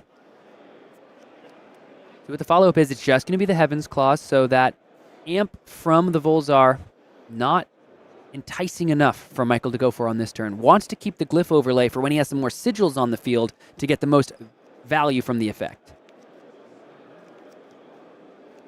Jonathan taking some time to consider his blocks here. As stated, hand not particularly rife with 3 blocks here, 2 in hand, 2 blocks in hand, 1 3 block in hand. Considering giving up this Autumn's Touch, however, also taking a look at that Harvest Season, thinking, well, I am 3 life higher than I look right now, as long as I don't die right this very moment. And then, eventually, deciding to commit the 3 block, just needing 2 cards and an arsenal for his next turn. Heaven's Claws. Nice reprint from the OG Aria set. Did you notice that it has different flavor text this time around? I did. There's a couple cards with different flavor text. Yeah, Autumn's Touch with some new flavor text. Autumn's Touch, Heaven's Claws. I'm not sure what else, but This looks to be Summer's Fall coming in. We're going to go ahead and decompose. There's the action. Now we need 2 Earth cards. Those are going to be the choices for Mr. Jonathan Moore, leaving a couple Earth cards in there, especially after the Summer's Fall resolve. So now that we've decomposed, I think we can put something on the bottom. you may put an aura that is in play on the bottom of its owner's deck, and there are presently none. This card is actually very cool. The Earth Heroes don't get a lot of access to the kind of flickering and aura recursion effect that the Lightning Heroes have. However, you can use this card to trigger your own sigils that you've played that turn. You know, if you're Florian, you can play a Sigil of Deadwood and then play this card and put your Sigil of the Deadwood on the bottom while getting 2 rune chants out of it if your text box is already active. And I bet if you're Michael Clair, you're seeing the Summer's Fall decomposing just to decompose, come down onto the table, and you're like, man, I sure am glad I didn't decide to establish any sigils last turn and pitched them instead. Absolutely. Here comes the crackback from Michael. Took some damage. It's going to be an Exploding Aether into the Photon Splicing here. No amp because no lightning being played, so this is just a big old Arcane 7 spot for Michael. There's actually a pretty interesting card in Michael's pitch zone here. This is a new card we haven't seen on stream yet. It's called Current Funnel. It's a 0-cost lightning attack action that blocks 3 at blue, which is pretty sweet. And it says if the last action card you played this turn was lightning, this and the next action card you play this turn get go again. Super nice card in Oscilio. Another way to utilize action point generation, giving itself go again, but again, similar to Arc Lightning, giving the next action go again. So that's a way to double spell, shall we say, Arcane Spell into Arcane Spell. However, it's the same as Arcane Spell into Arcane Spell with the amp, just 7 points of arcane damage that Jonathan has to give a real think about. At 18, feeling pretty healthy. You know, the spell is threatening a big fat 7, but it's also really only threatening life total parity. He could keep his entire hand here and have the game be at a draw as far as life totals are concerned, while having 5 cards with which to work. But with these heroes, these Earth Heroes, they have a lot harder time generating these action points with the go again. Looks like he's just going to take the 7 here, Jonathan is. Verdance headed down to 11. Once again, life totals evened up here in our feature match of the world premiere in Rosetta. Looks like we're getting ready to decompose, get Verdance's ability online. This is going to be Sigil of Sanctuary, Arcane Shelter 1. When it leaves the arena, create an embodiment of Earth. Arcane Shelter, Arcane Barrier once is going to be the play. And then into the Cadaverous Tilling, an attack for 8 and decomposing the critical 2nd and 3rd Earth card. So for the rest of this game, Verdance's ability is online. Coming in for 8 damage here. And when your opponent's at 11, it's a pretty nice number to throw down on that combat chain. Michael, taking stock of his hand, let's join him. He's holding Chorus of the Amphitheater and a yellow Arcane Twining. I believe that is a blue Etchings of Arcana, and interestingly enough, we actually see the Oscilio specialization in Michael's hand here, Sigil of Brilliance. Sigil of Brilliance. Powerful card, can be played at instant speed, and if it leaves the arena, draws a card. Of course, it destroys at the beginning of Oscilio's action phase, but if you play it on your action phase and are able to bring it back into your hand, maybe with something like that Glyph overlay that I think might still be in the arsenal. I believe it is. That would be a nice little combo there for Michael, but if he wants to get there, he's going to need a lot of the cards in his hand. When you're facing down 8 damage against a hero that's going to be able to do a good bit of pinging once that arcane and life gain spells start to fly.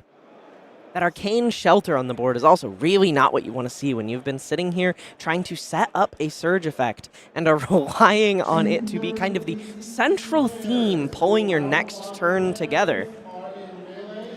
Michael having a real think. Oscilio with those instants also can be tough to block. Seen Oscilio activated once, just going to give 2/3 blocks here in the Chorus of the Amphitheater and the Arcane Twining. I believe Chorus of the Amphitheater is actually a 2 block and it's a powerful effect. And it is a powerful effect indeed. An amp for the whole turn when you discard it. However, damage going to come across. Michael down to 8 after taking the 3 damage. Looks as though might just be playing out the Sigil of Brilliance. Maybe coming in with an arcane spell if it doesn't cost anything. We'll have to see.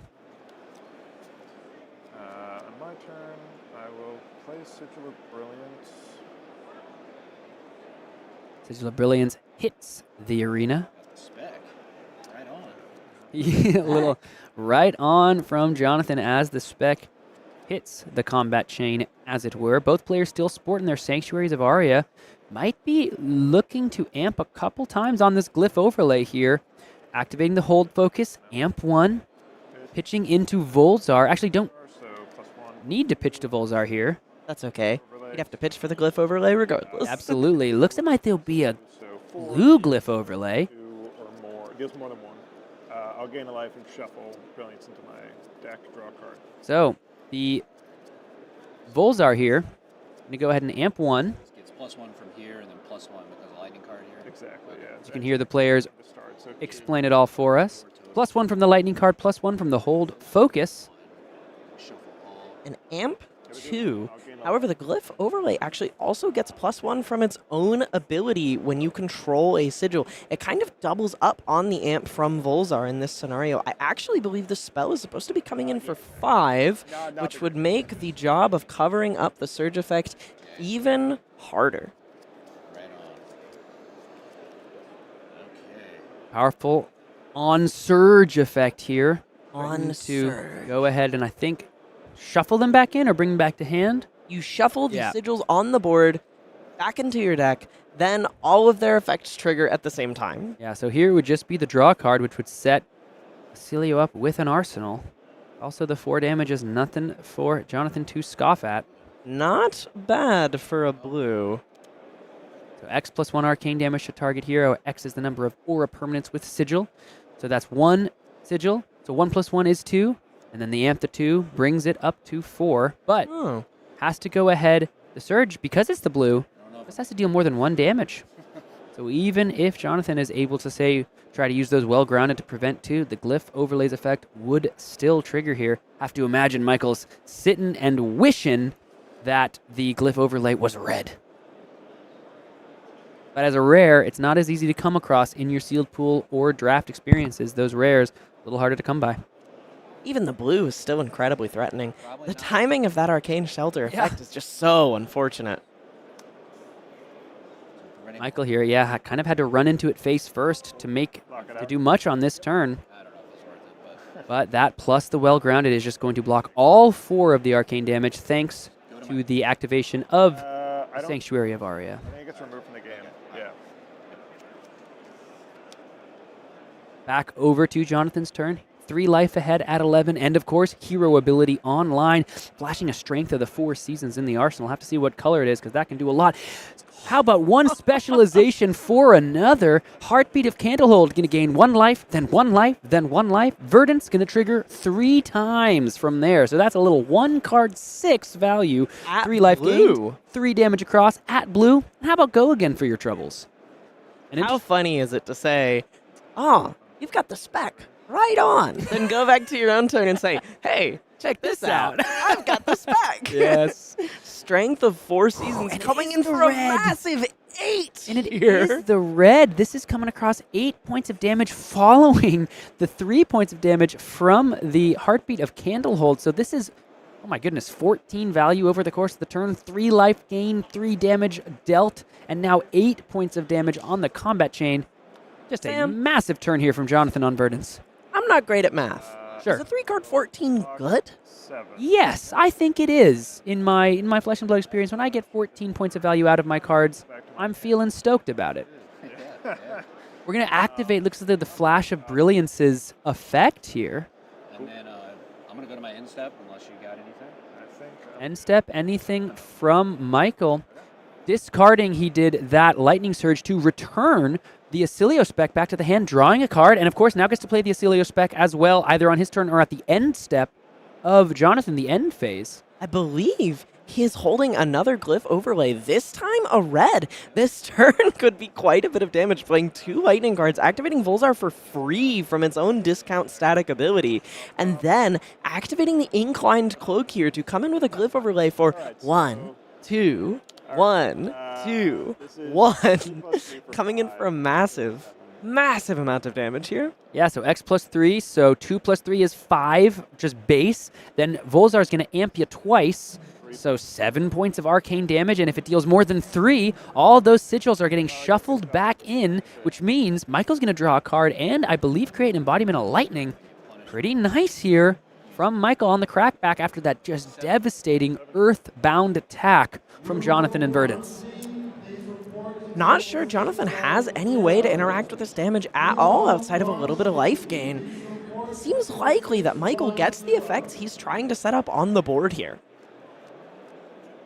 This is a pretty strong turn. 3 cards, 7 points of arcane damage, but threatening a life gain, a card draw, an embodiment of lightning, and a card for the arsenal. Is it going to be enough, given that he's down 10 life to Jonathan on 14 here? Michael's sitting at 4, 17 minutes left. Jonathan's just going to take it all. Half the life total disappears in a flash of Oscilio's arcane spell work. Both sigils getting shuffled in. Michael, let's see if he remembers to gain the life. Lightning and a draw. And I believe I draw after I shuffle. Because it's like the whole thing is resolving. So I gain 1. So you can hear the players there describing. is also a point of life gain. Yeah, that's what we were saying. This card does everything. So we're going to shuffle in, and then after the shuffle resolves from there with the surge, then we're going to trigger Oscilio's specialization to draw a card as well as the embodiment of lightning to be created. So there's a potential for Michael to just draw one of those sigils right here. Otherwise, it's going to be a card for the arsenal. Inclined Cloak was massive on that turn to allow this to happen without a single card pitched. And of course, similarly, the cost reduction on Volzar, one of the first times we've really seen that be put to good use in this world premiere so far. Cutting the deck and handing it back here, putting that tiny, adorable little baby embodiment of lightning token into play, and drawing a card to stick in his arsenal. And it's that current funnel Majestic that we saw in his pitch zone earlier. Though it's a blue, it's a card you're pretty happy to arsenal, given that it's worth 2 entire action points. Arcane Polarity there on the end phase of Michael basically turned that powerful 7 damage of Arcane only into 3, as 4 life was able to be gained, basically reacting to that Arcane before the turn was passed. A really great response here from Jonathan and this life gain focused Verdance hero. Bit of an unfortunate question that Arcane Polarity kind of asks you in Verdance, in that her life gain ability that shoots you for arcane damage only triggers if it's her turn. So even though this card is such a defensive powerhouse, a 0 for 4 life gain, you don't get the arcane ping out of it if it's not your turn. Blossoming Decay coming in, we're going to decompose, and this means 1 point of arcane damage once the Heartbeat of Candlehold, the Strength of the 4 Seasons, and let's see if he wants to do another Earth card. Probably just a generic if he has one. Nope, going to be 3 Earth cards here. Style points as well. This is going to be life gain, which is going to be a point of arcane damage, and if that point of arcane damage actually connects, that means an embodiment of Earth thanks to the Staff of Verdant Shoots. I might have a response to the What a massive swing back. And what a classic wizard saying here from Michael Clair, saying, I might have a response to this one. I might have something I need to say about that. I think I could be convinced. I cannot let this stand. I have a response. Gonna discard the sigil to activating Oscilio, drawing a card, trying to find a little more gas, finding the Sigil of Brilliance again. Oh, wow. He just shuffled back into his deck. Didn't go very far, was only 5 cards deeper there. Not what you're looking for when you need to cover up a big attack like this coming at you.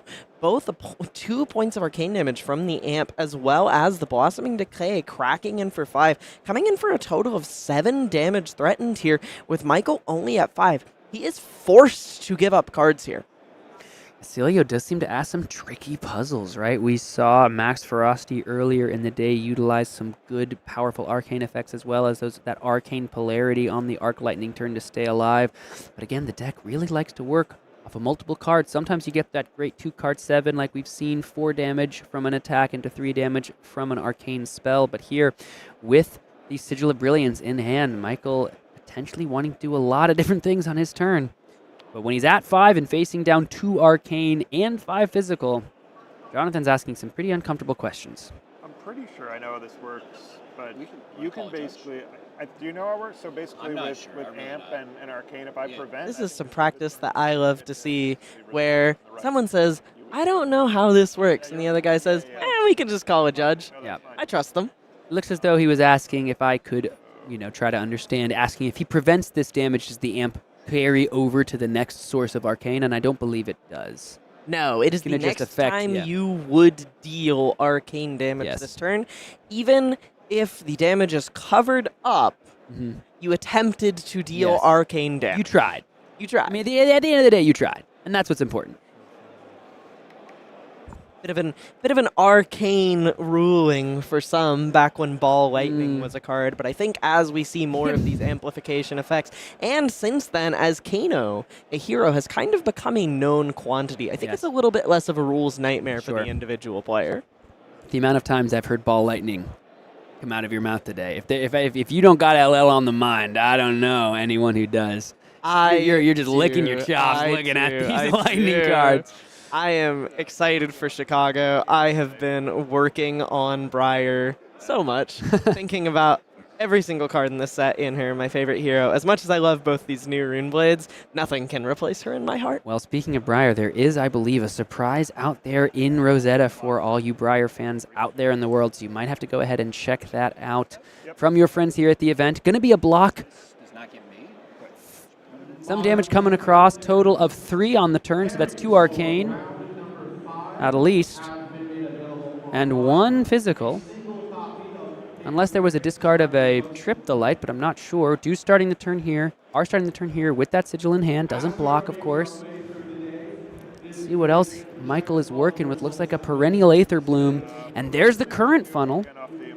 That's going to get go again here off of the embodiment. However, because a lightning card wasn't played before it, it doesn't give the next action go again. Next action go again as well. And so, right now it's just 2 go again. Just 2 again. Yep, just 2 go again. Just 2 go again. Michael still down a full 10 life on his opponent. Going to be tricky to navigate this end game state into a winning position. Jonathan's hero ability is online here.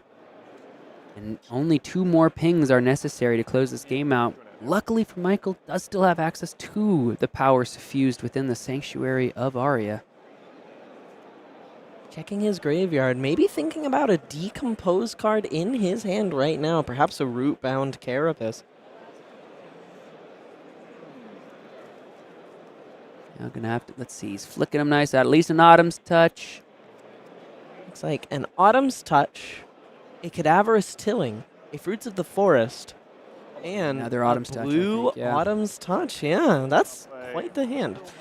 Slamming the Sigil of Brilliance here to activate Volzar, both generating the 1 amp and the 1 resource needed by discounting the card, and coming in with the Perennial Aether Bloom for 4 damage. Pretty sweet, but only a third of what Jonathan has left in the tank.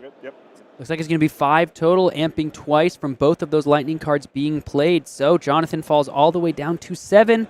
Luckily for Michael, he does still have the Sigil of Brilliance sitting there. So he will get to draw a card at the beginning of his turn, but can he get there is the question. Jonathan's bound to have a big turn here with that Cadaverous Tilling. And again, these Oscilio decks sometimes draw a hand with no blocks. The Oscilio ability can help out with that, filtering some cards away. Let's see how Jonathan wants to work forward here. The more you opt to filter, though, the thinner your deck gets, which is exactly what the Earth Heroes want from you. He is holding at least 1 Sigil in his hand right now, I believe. That card doesn't block, so he could be forced to hold on to, to give up 3 cards to block here, and then only keep a Sigil, functionally just passing his turn, though he has the Sigil of Brilliance to bail him out a little bit when we get back to his turn. Jonathan's showing him 8 damage here. That is not a small ask.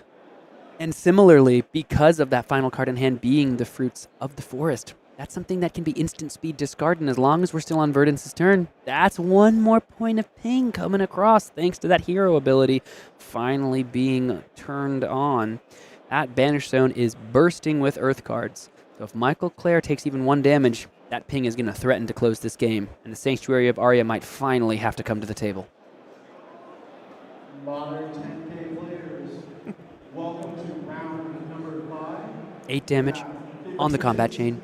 Jonathan Moore sitting at 7 to Michael Clair's 2. This is to go all-important undefeated here in the world premiere of Rosetta in Tampa Bay. Please stick around, everybody. After this game, we will be drawing the winner of the Osaka giveaway, bringing a lucky winner to Osaka. We're going to go ahead and discard Fetch with Oscilio. Let's see what we find. I think it's another Sigil. Drawing another no block. The writing is on the wall for Michael Clair here. Luckily, the Sanctuary of Aria will be able to keep Michael alive if he leaks one over here. Yeah, block 9. Just block 9, though, is going to be the call.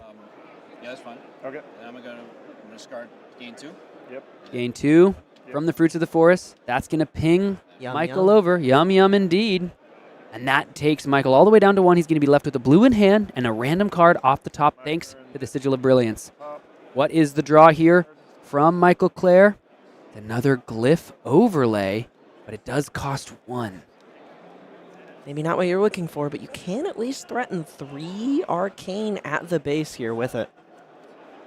Would even activate Volzar for fun. Yeah, just for style points. Maybe you say That's that what we're here for. maybe you say that your playmat is a lightning card just this one turn. You know, just this one turn, this playmat actually counts as a lightning card played. But no, it is just going to be a glyph overlay. This is coming in for 3. No surge effect. But Michael also importantly just wanted to get that no block out of the hand. The brush off here is going to perfectly brush that off. Prevent the 3. 1 ping is all that Jonathan Moore needs. But Michael Clair has kept that Sanctuary around this whole game just for this moment. Looks like another Majestic there in the Eternal Inferno. That's going to be buffed up here by the Staff of the Verdant Shoots. Have we seen this already? I don't think we have, because I have absolutely no clue what this card says, and obviously I'm infallible. Eternal Inferno, for those of us who are fallible. This is 4 arcane damage to any target, but if it deals more than 4 damage, it gets banished and can be played this turn, though you do still need your action point to play it. Doesn't say you may do not play it as an instant. We're just going to go ahead and prevent all the damage here, get rid of the Sanctuary of Aria, a bunch of blues in the pitch zone. The one that goes in the bottom of the deck. Okay. Yeah. Yep. So 3 no block. Okay. Yep. 3 no blocks because this is the final hand for Michael Clair. Earth Heroes take you all the way to the end. They sure do. Passing to the end of Jonathan's turn here, refilling his hand while Michael picks up all that remains of his deck, which was used to block a hearty 5 arcane damage last turn, but he had to sacrifice the Sanctuary to do so. Looks like the writing is on the wall as more arcane damage comes in with this Ether Quickening for 5. Playing a Sigil of Conductivity in response just for a little fun, then offering the fist bump. Jonathan Moore is our 4-0 here, going undefeated at the world premiere Rosetta in Tampa Bay with this sweet Verdance deck packing the specialization, this blue block 3 Heartbeat of Candlehold, that in addition to being a fantastic blocking card, a fantastic resource card, it was an efficient 1 for 6 used offensively, both to gain 3 life while shooting your opponent in the dome for 3 whole damage. Fantastic game played there by Jonathan Moore. Let's give him a hypothetical round of applause. It can be a real round of applause. It can be a real round of applause. Thank you, Sam. Thank you, Sam. Round of applause, of course, to all of our fantastic players for joining us in the feature match area. Thank you all for joining us, but we have more, so don't go anywhere because we have got a legendary reveal. We have got a giveaway to draw, and we have got more Rosetta for you all weekend long. Let's go ahead and see the final legendary from Rosetta. This is the Arcanite Fortress. You thought we were getting out of here without a generic legendary. You were wrong. This card's defense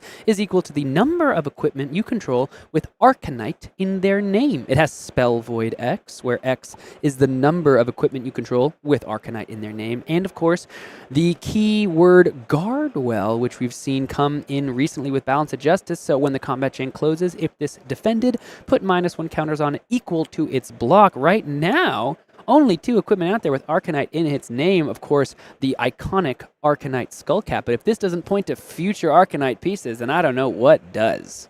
Have we yet seen a card period, not just a piece of equipment, but a card period where the defense value is just an asterisk? I don't know. Nothing's coming to mind for just. I mean, a Diabolic Offering. Diabolic. Because both the power and the block are stars. Are they asterisks? Yeah, they are. Because they only get 6 power if you banish to 6. Yeah. Let's go, Sam. I would never have remembered that. Come on. This card is so cool. The art is really, really sweet. I love the like very cool high fantasy, if I may invoke its name, the Elden Ring outfit. Yeah. This character, presumably the same character on Arcanite Well, Skullcap. yes, I mean, he's got the same face the there. same He's mustache. got the goatee. Exactly. He's got the Arcanite goatee. Yeah, I mean as it that's were. a dude out there. We will eventually know who that dude is. He bears the Arcanite set. So we will have to imagine that those greaves and those gauntlets will join at some point. But Is that a name leak, Sam? How much no, do you know? no, What I do know you nothing. How much do you know? I am extrapolating based on the text of this card and all the art that I can see. Ellie, my goodness, trying to get me fired. Now, talk to me though, because it does. We can imagine what it does in the future. What about what it does right now? Well, Spellvoid X, assuming you register Arcanite Skullcap, which, to be clear, is a legendary that has fallen a little bit out of favor in the days of yore for you fab boomers out there. It was the most ubiquitous headpiece in the game. As I got into the game, this was shortly after Uprising released, Crown of Providence was still a little bit unproven, and people actually told me, yeah, you want Arcanite Skullcap.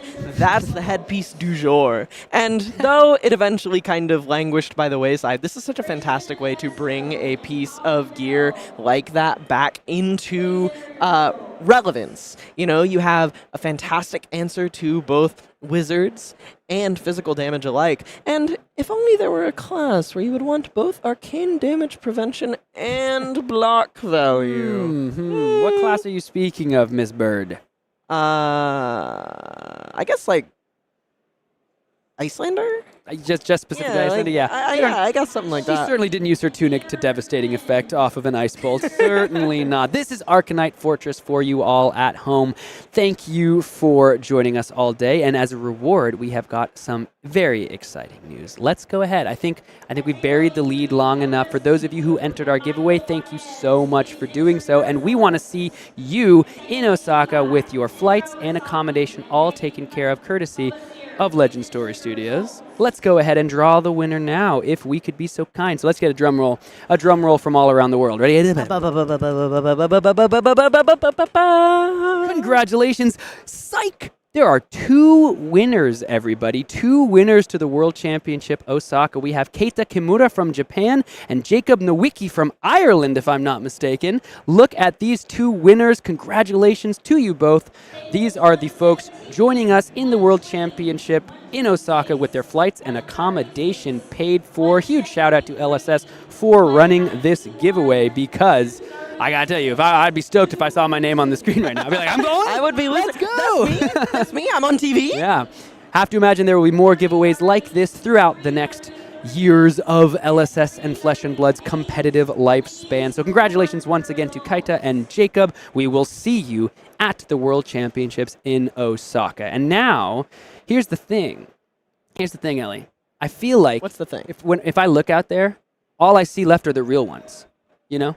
All I see left are the real ones who've stuck with us this whole day at the world premiere of Rosetta. And for the real ones, I think we have one final surprise, one final reveal for you all out there, because we've seen a bunch of legendaries, but absent from these reveals has been the Fabled of the set. And so if you are an aforementioned real one and have stuck with us this long, thank you so much. And this is the reward. Please put your hands together for the Fabled of the set. I guess we're doing claps instead of a drum roll, and it is the Will of Arcana. This is so gross. A blue legendary, you may only have one, blue legendary wizard resource gem. When this is pitched, Amp 1, I want you wizard players to stay a solid, let's social distance some. Let's say 6 feet away from me. I don't want you doing this anywhere near a game of Flesh and Blood I'm playing. That's gross. Let me tell you, the gems, they're just such beautiful pieces in Flesh and Blood's lore, Flesh and Blood's gameplay. They add such an interesting dynamic. They're only pitch cards for the most part, other than the locations, and you know they vary in efficacy. We haven't seen the Grandeur of Valahai be piloted to much success. It did win a tournament in the EU a couple years ago, but there are a couple that stand out. Hard to find all. Right? I have a video. I would not be surprised if Will of Arcana joins the list of most playable Fables. This card just seems cracked, right? Yeah, I mean, it's so fantastic. Amp 1 in your blue. Listen, unless you're Kano and it's on top, for all these other heroes, getting an amp, especially with all the surge that we're seeing surge into Flesh and Blood's cannon and card pool. I think this card is going to be kick you in the face good, or should I say blast you in the face with the spell good, especially when you look at that art, man. Are you kidding me?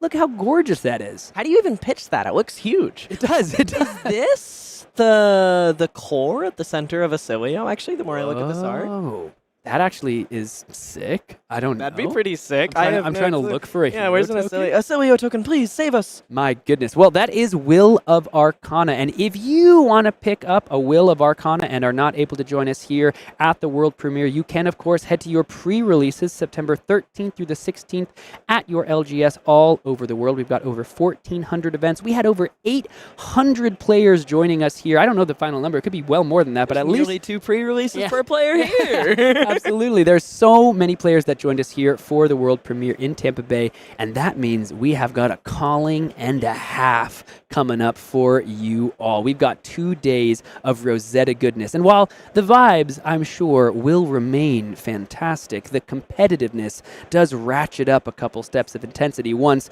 there is, of course, the $20,000 prize pool and the prestige of winning a world premiere calling. You look back to the likes of Darren Ying, right, all the way back in Queenstown, right? You look back at the winners from the world premiere in Part the Mistville. You want to add your name to that historic list. We are going to find our next limited calling winner in the next couple days. So we have got just so much high-level Rosetta limited action for you.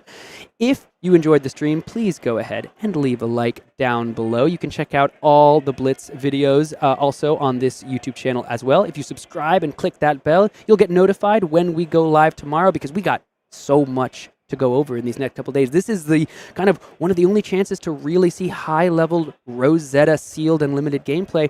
And Limited is going to be a part of the World Championships with this set. So if you out there want to get yourself completely ready for the World Championships, you got to stay tuned in and see all this Rosetta action. Any final thoughts from you, Ellie? You feeling ready? I want to play with the new set is what I'm thinking. I want these cards in my hands right now. So here's what we're going to do. We're going to sign off, and you can go ahead and run to a side event, and we can play some sealed. I will dead sprint, Sam. That sounds good. I'll see you there. Thank you all for joining us. We'll see you tomorrow. It's the world premiere of Rosetta and the calling coming up tomorrow. We'll see you there.